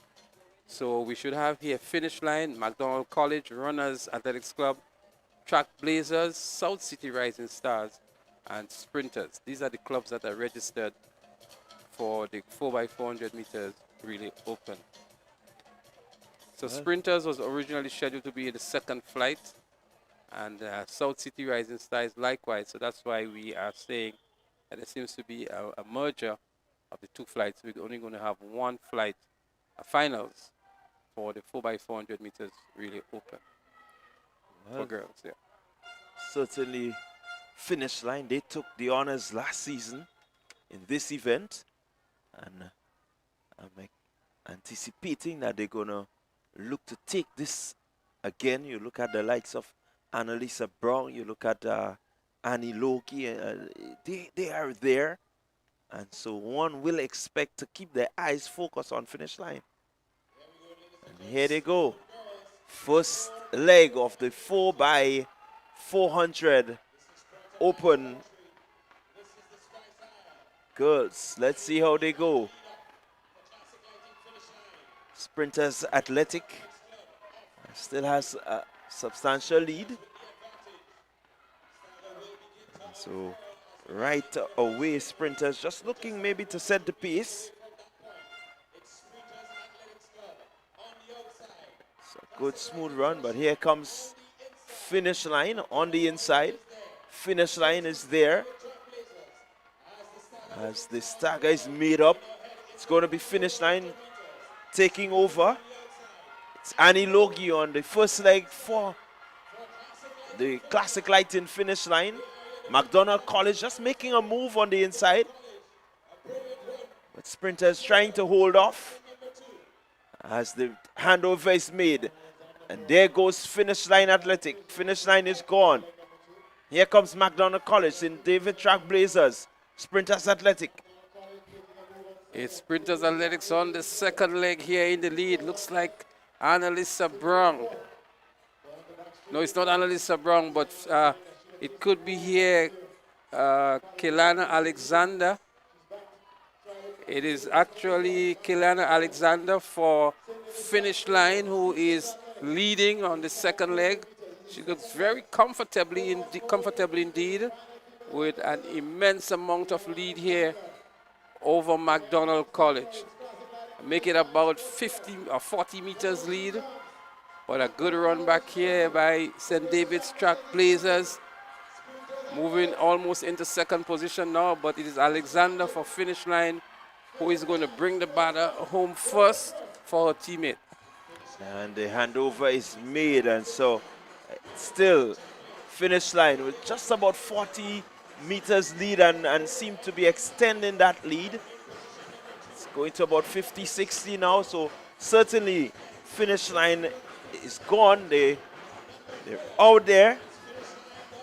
So we look at Soraya Phillip with the baton, and she's already at the 200-meter mark. St. David Track Blazers in 2nd. Keep your eyes on Soraya Phillip. She looks composed, she looks focused, she looks strong as she comes around the bend. And you can see her, she's relaxed as possible. Arms pumping as we have a change in 2nd position. South City Rising Stars coming into 2nd position. But it's all about finish line, the defending champions, Annalisa Brown. Well, it's curtains call if you want to call it that. Annalisa Brown is no slouch with the baton in her hand, and she has a commanding lead over McDonald College and then St. David's Track Blazers. But look at that here. He's going to take a Herculean effort, almost a miracle, to catch Annalisa Brown as she is well composed, well focused to bring home the baton for her club finish line. Annalisa Brown it is, rounding the turn and about to enter into the home straight with her eyes on the finish line. She is running against the clock here. There is no competition in sight at all, as she has just about 80 meters remaining in the 4x400 meters open for girls. Annalisa Brown of finish line is powering her way to the finish line. a comfortable win. She's still going all that she has. Annalisa Brown wins it. St. David's Trailblazers is there. McDonald College was there. South City Rising Stars is also there. But it is McDonald College, I make it, for the second position. And then we have St. David's Trailblazers and the finish line. A good start to the 4x400 meter relays, the open event for the girls. And the finish line dominating all those relays in the girls category. We saw them earlier on. They have some real depth and real strength, Bunstein, with Annalisa Brown, Annie Logie, Kelana Alexander, and Soraya. That quartet has been doing a phenomenal job for finish line. Yes, finish line seem to have it under control. They seem to be well-oiled, a well-oiled machine when it comes to the relays, especially the distant relays. They have it down pat. I think that the coach should be very proud of what he has displayed here today, what his team, his grouping of athletes have displayed here today, especially the girls. Well, But, kudos to Coach Charles of the Boca Secondary School. He's also the coach of Finish Line. And I can almost say that Finish Line, from what we saw here, Bunstein will go home with a fair share of the money on offer here today. Oh yes, the briefcase might be filled by now, so they'll be a happy bunch. They'll be a happy bunch. The coffers have been filled. Congratulations to Finish Line.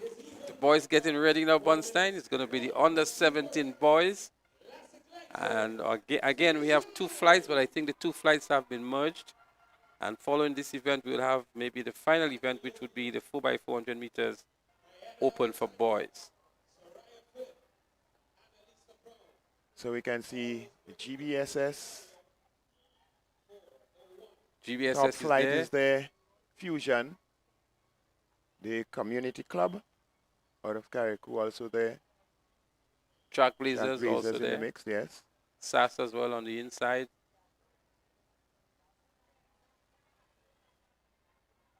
SAS is So it's there. going to be SAS in 1, Community Club in 2, Trailblazers in 3, Top Flight in 4, GBSS in 5, Fusion Athletics in 6, and the South City Rising Stars in 7. So that's the lineup for the under-17 boys, 4x400 meters.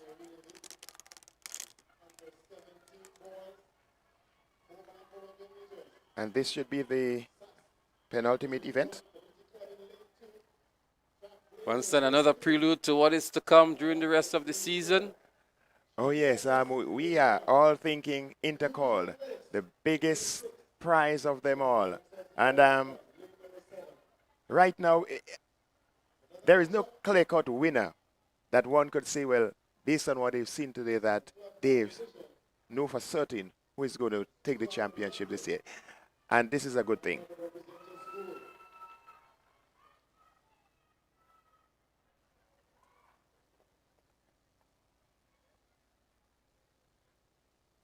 So we're getting ready for the relay. SAS in 1, Community Club in 2, Trailblazers in 3, Top Flight 4, GBSS 5, Fusion 6, and South City in lane 7.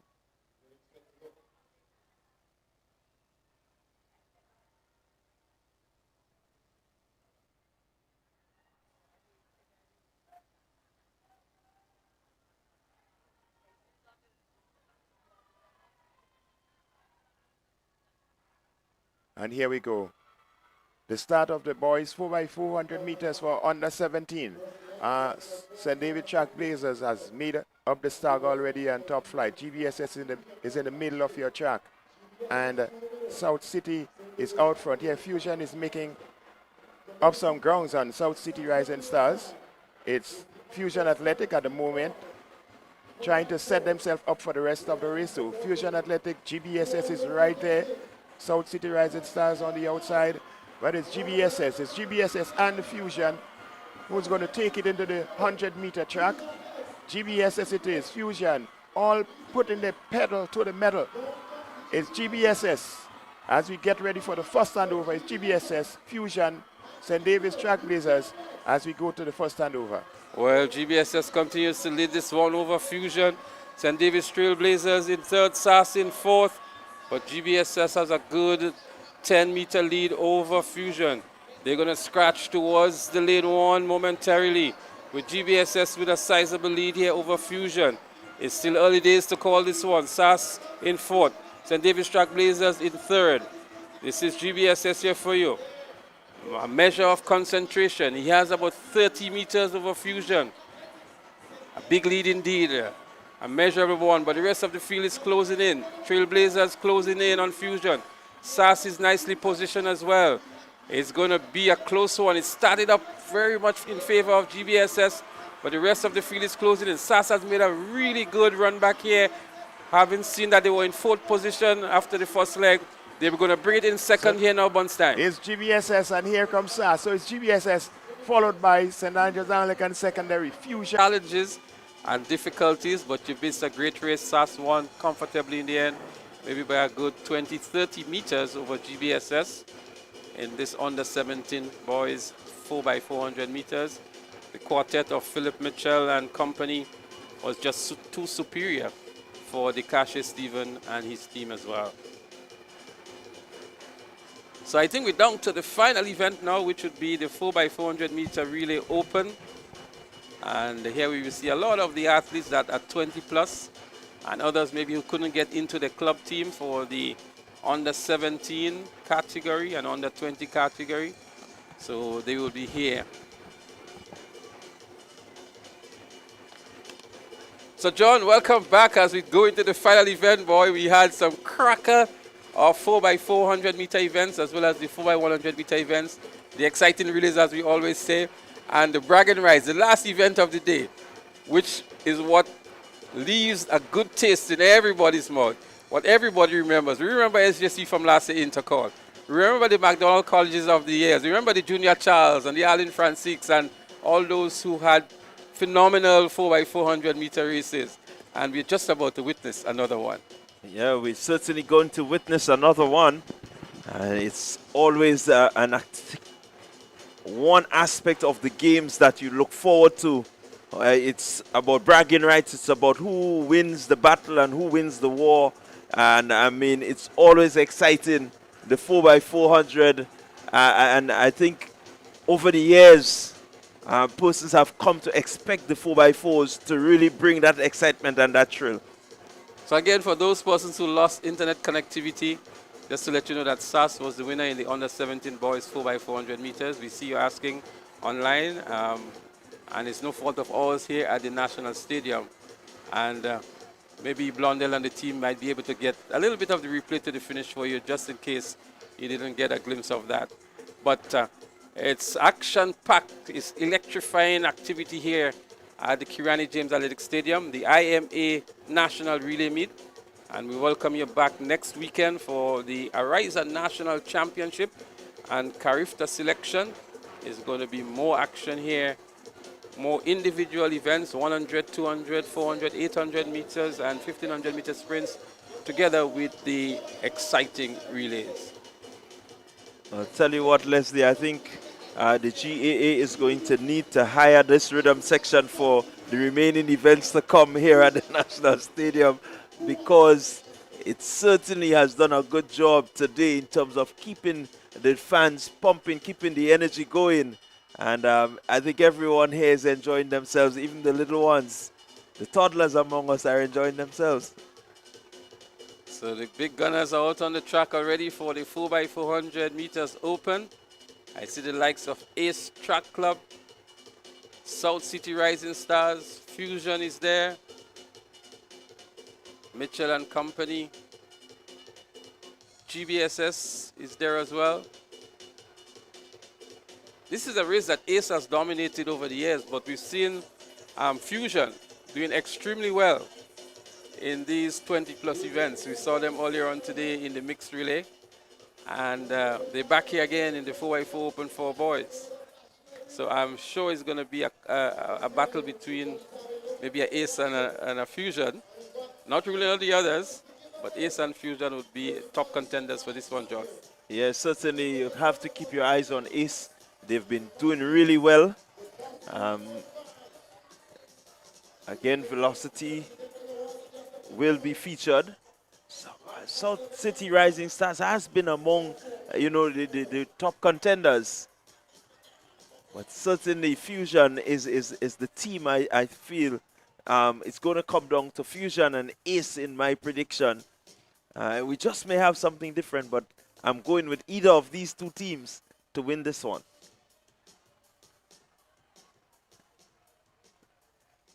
And I'm going on the history that I've seen for the day, as we said.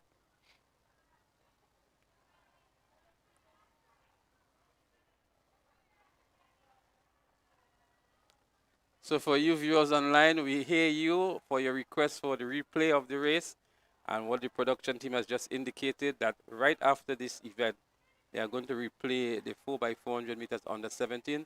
So please bear with us and have some patience. We're going to fulfill your request and have that race replayed for you right after this one. So we're going to see the start of final event shortly. Lane 1, Ace. Lane 2,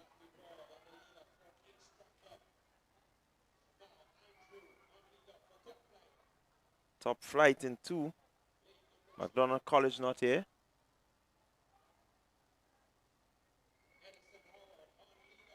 Lane 3, Classic Light in finish line. 4, Salt City Rising Stars. GBSS, they will be in 5. And Fusion Athletic in 6. Well, lane 3 is scratched, so there is no finish line. I believe they have enough money for the day, John. They're considering for somebody else to get a bit of the coffers that is on offer. It's about the bragging rights. So we get into the final event, and they're off. Clean start. Let's see who will start the early runnings. Still even Stevens. As Fusion Athletic looking relaxed. They're looking good, looking composed. As GBSS looking to make a move here. That's Quan Elpier of the GBSS. And that's Pay of GBSS. And he's looking powerful, looking strong. Here comes Ace. Fusion is just falling back slightly as Pierre is bringing that gap. So the first handover is just about completed now. GBSS in the lead. Ace is there. Also, it looks like a Top Flight. As they catch up on GBSS now, they're going to scratch towards the inside lane. Just about now. GBSS conceding the lead here now to Top Flight. Top Flight in the lead here. Ace is in nice contention as well. GBSS making a run back here now to regain the lead. It's a close one on this second leg. They're battling for the first opportunity to hand over. GBSS recovering nicely, but Top Flight is there as well. GBSS with a slight lead over Top Flight on the second handover. GBSS, Top Flight, Ace still there. It's pretty close. That's Josh Thomas for the GBSS. And he's just overtaken there by the athlete from Top Flight. And Top Flight looking to put some pressure on the GBSS here. Ace Track Club right there in the mix as they come around the 200 meter, 150 into the straightaway. It seems to be GBSS still with a lead, but here comes Top Flight. Top Flight, it's GBSS still, GBSS pulling away, and handover made. Well, a good run by Josh Thomas for GBSS. The final leg here now. GBSS in the lead, followed by Top Flight. Then there is Ace Track Club. Ace now moves into second position. Ace looking good. That's Michael Francois, former Carifta athlete, and looking good. Francois in the lead and extending the lead over GBSS and Top Flight. It's going to take a lot to catch Michael Francois. He's that good of an athlete. And what a way to bring the curtains down with Michael Francois of Ace Track Club. Powering himself away. Top Flight now moves into second position, but they're in battle here by GBSS. But Michael Francois would win this one for Ace Track Club in a very commanding way as well. A very great performance as GBSS picks up the second position. Top Flight in third. The exciting conclusion, John, to the final event of the day, the 4x400 meters open for boys. Well, Leslie, part of the prediction came true. I told you it would have been between Ace and Fusion. We saw something totally different, but Ace, they were there. Well, Kyle Ned on the third leg for Ace did a good job. So too was Michael Francois on the anchor, and they were just too superior for their competitors. Ladies and gentlemen, we want to crown the vice champion. Indeed. We're going to try to go back to the 4x400 meters under 17. Medal presentation, award ceremony. So they're going to go downstairs, I think, Leslie. But I understand the vice champion comes from the east. Okay, so the sponsors The have vice some... champion for 2026 is, I understand, is a parent here. And that person, IMA Grenada, want to recognize Miss Bascom. Miss Bascom from St. David's Track Blazers, her daughter Tishona Bascom. Miss Bascom is the Vibes champion. Miss Bascom, you want to come down to the track? The Vibes champion for 2026. The parent, the mother of Tishona Bascom.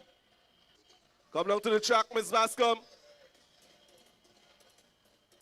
Then we have the final award ceremony.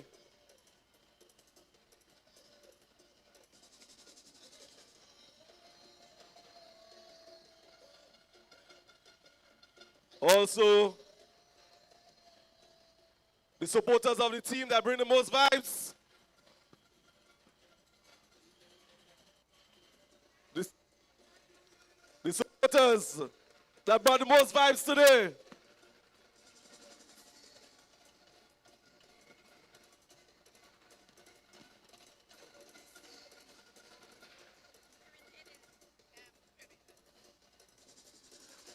And the winner, the club, the team that had the most vibes, IMA Grenada recognizes. Let's put our hands together for the parents of St. David's Track Blazers. You just won yourself $500 for your team or club. You want to big up the parents of St. David's Track Blazers. Congratulations. Medal ceremony. Final medal ceremony.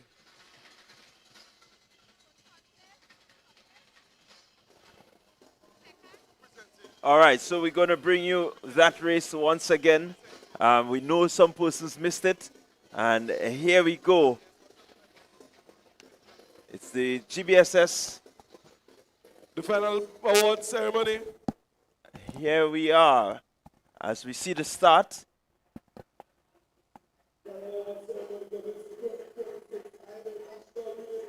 And so early runnings coming there in the middle of the track.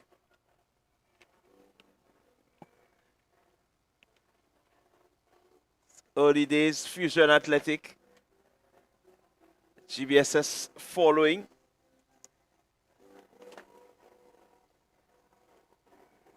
GBSS just about now looking to get into the lead.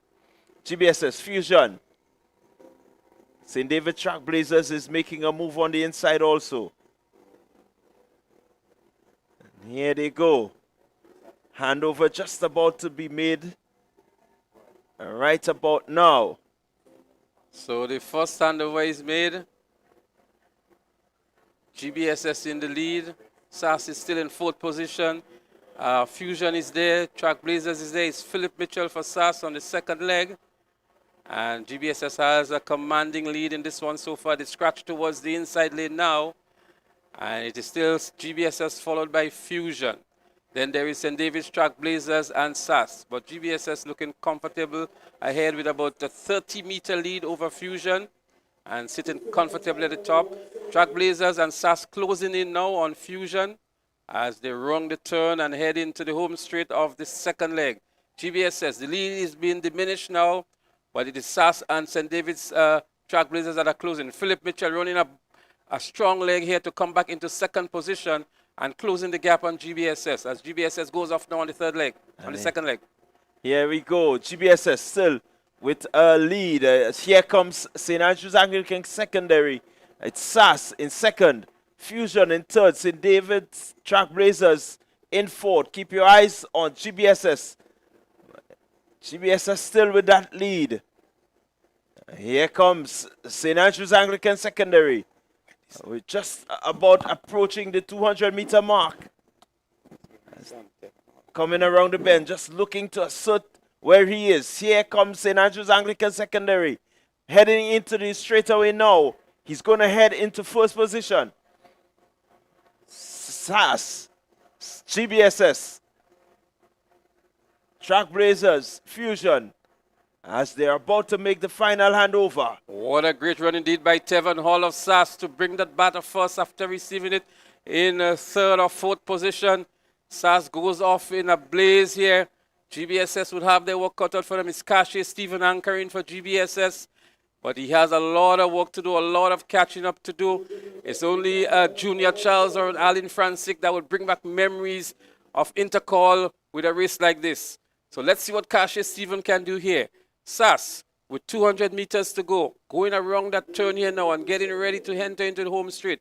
Kashe Stephen really has his work cut out for him. He has narrowed the gap a little bit here.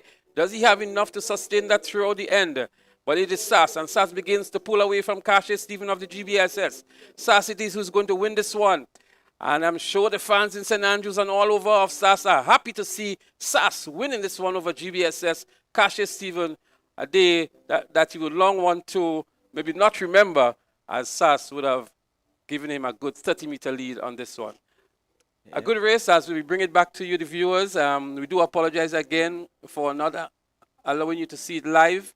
And so I'm sure you would have enjoyed it just as we did here, bringing it to you wherever you are. So what we're going to do now, we're going to go down to the house microphone to get the ceremonies that are about to take place for the monetary presentations to the winners of some of the events already completed. 41.79 seconds.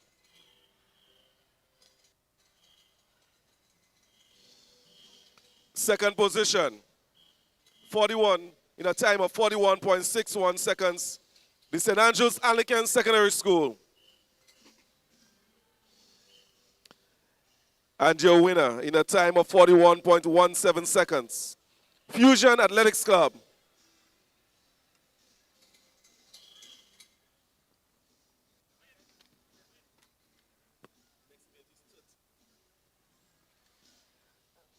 These are your winners of our event 28. The boys 4 by 100 meters on the 20.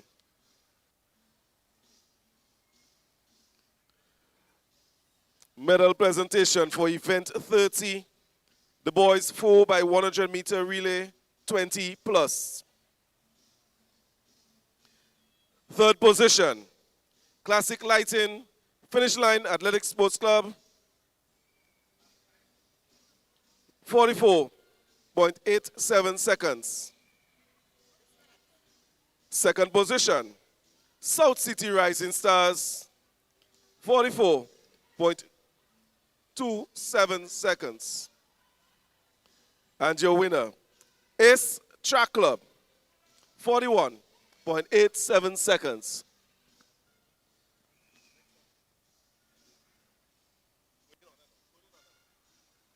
Your winners for event 30, the boys 4 by 100 meter relay 20 plus.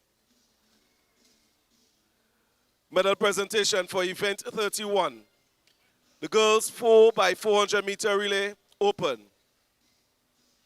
Third position, St. David's Trailblazers, 4 minutes, 19.86 seconds. Second position, McDonald College, 4 minutes, 12.44 seconds.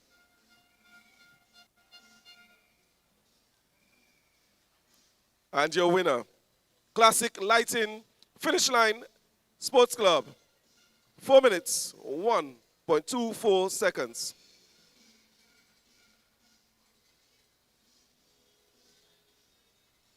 Ladies and gentlemen, the winners of event 31, the girls 4x400 meter relay open.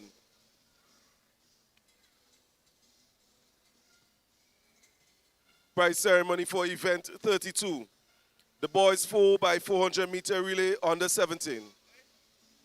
Third position, Fusion Athletics Club, 3 minutes, 42.62 seconds. Second position, St. David's Track Blazers, 3 minutes, 41.54 seconds. And your winner, the St. Andrews Anglican Secondary School, 3 minutes, 28.16 seconds. Ladies and gentlemen, the winners of event 32, the boys 4x400 meter under 17. Prize ceremony for event 33, the boys 4x400 meter relay open. Third position, Top Flight Athletics Club, 3 minutes, 21.03 seconds. Second position, Grenada Boys Secondary School, 3 minutes, 20.41 seconds. And your winner, Ace Track Club, 3 minutes, 12.95 seconds.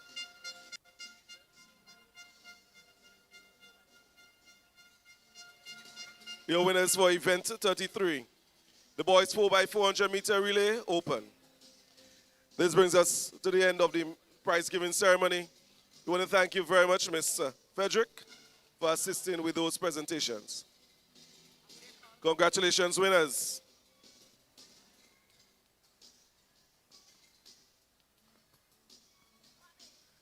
This brings us to the end of the 2026 IMA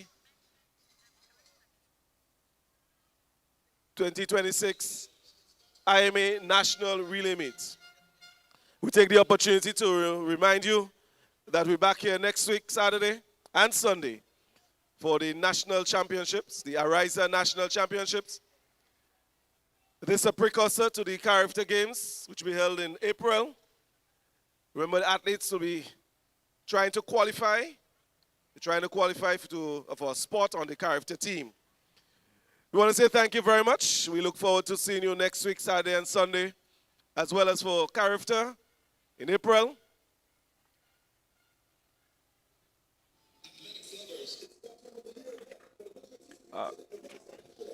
All right, so Leslie, we've come to what has been a really energized IMA relay meet.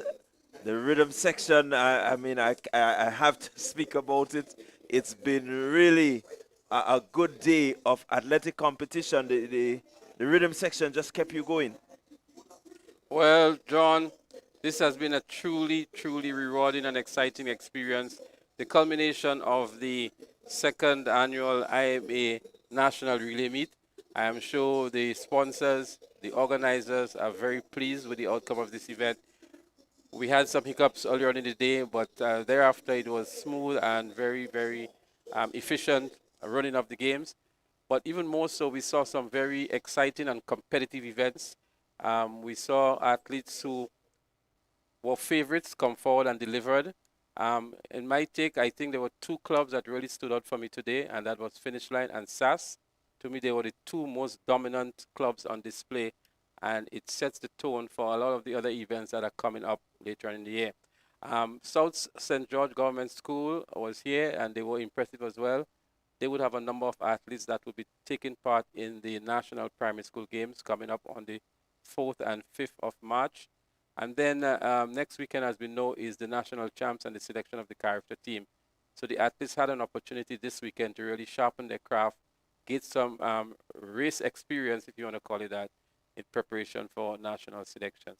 But I think all of the organizers and the sponsors, even the athletes themselves, the coaches, must be pretty pleased with the outcome of today's event.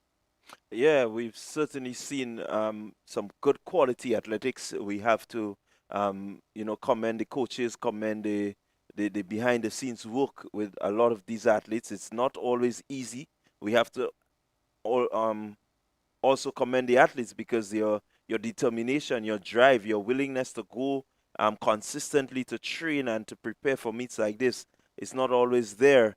And so, you have to give commendation to everyone in terms of what the athletic season has brought so far.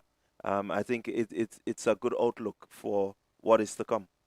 Absolutely, and we saw a lot of the athletes who came in with some reputation, really living up to expectation. The Annie Logie, the Annalisa Brown, Philip Mitchell, and there were a number of others who really delivered on the day, and I think that is what matters most. The coaches would have their work cut out for them now in terms of fine-tuning these athletes and getting them race ready for the other meets that are coming up.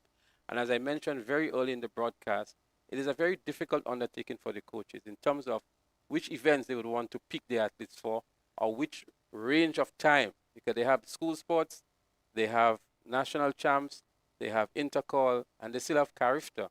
Which events, would they want to pick the athletes for, which range of period? And so that is what they trained to do, that's what they paid to do, so we leave it up to them to decide. We also want to recognize the other members of the broadcast team, Sherian and Basil Callis-Bunstein. And we must pick up TNR Communication, our producer, Richie Olivier, our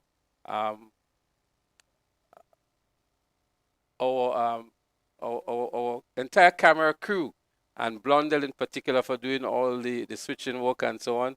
Nazim on the audio and maintaining the social media presence, and the entire team at TNR who did a splendid job as usual in ensuring that we have a quality broadcast out there for the thousands of fans that are tuned in for this event. Yeah, we have to continue to commend TNR Communications for the work that they put in. Again, it's not always easy. It takes a lot to get these events on the screen. A lot of investing, a lot of time spent, setting up and taking down. And so it is quite a lot. And so we really must say thank you to them for the clarity in terms of what is being brought. I mean, you have one of the best, I will make it in the Caribbean here. And of course, we want to say a thank you to the thousands of fans online that have stayed the course with us throughout the broadcast. We do apologize for some of the technical issues that were encountered, but we're happy that you had a thrilling and rewarding experience with us. So until then, until next year when we come back for another relay meet, we encourage you and we invite you to join us again next weekend for the Ariza National Champs, where the national team will be selected for Carifta 2026. Until then, on behalf of the entire broadcast team, we say good night and so long. See you next time.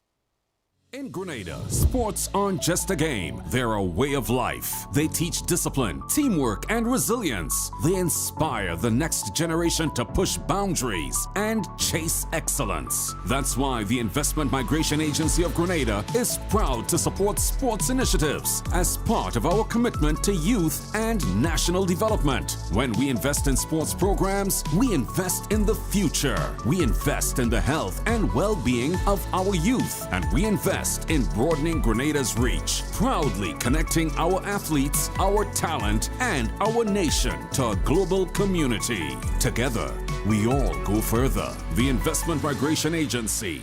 Unlock the possibilities.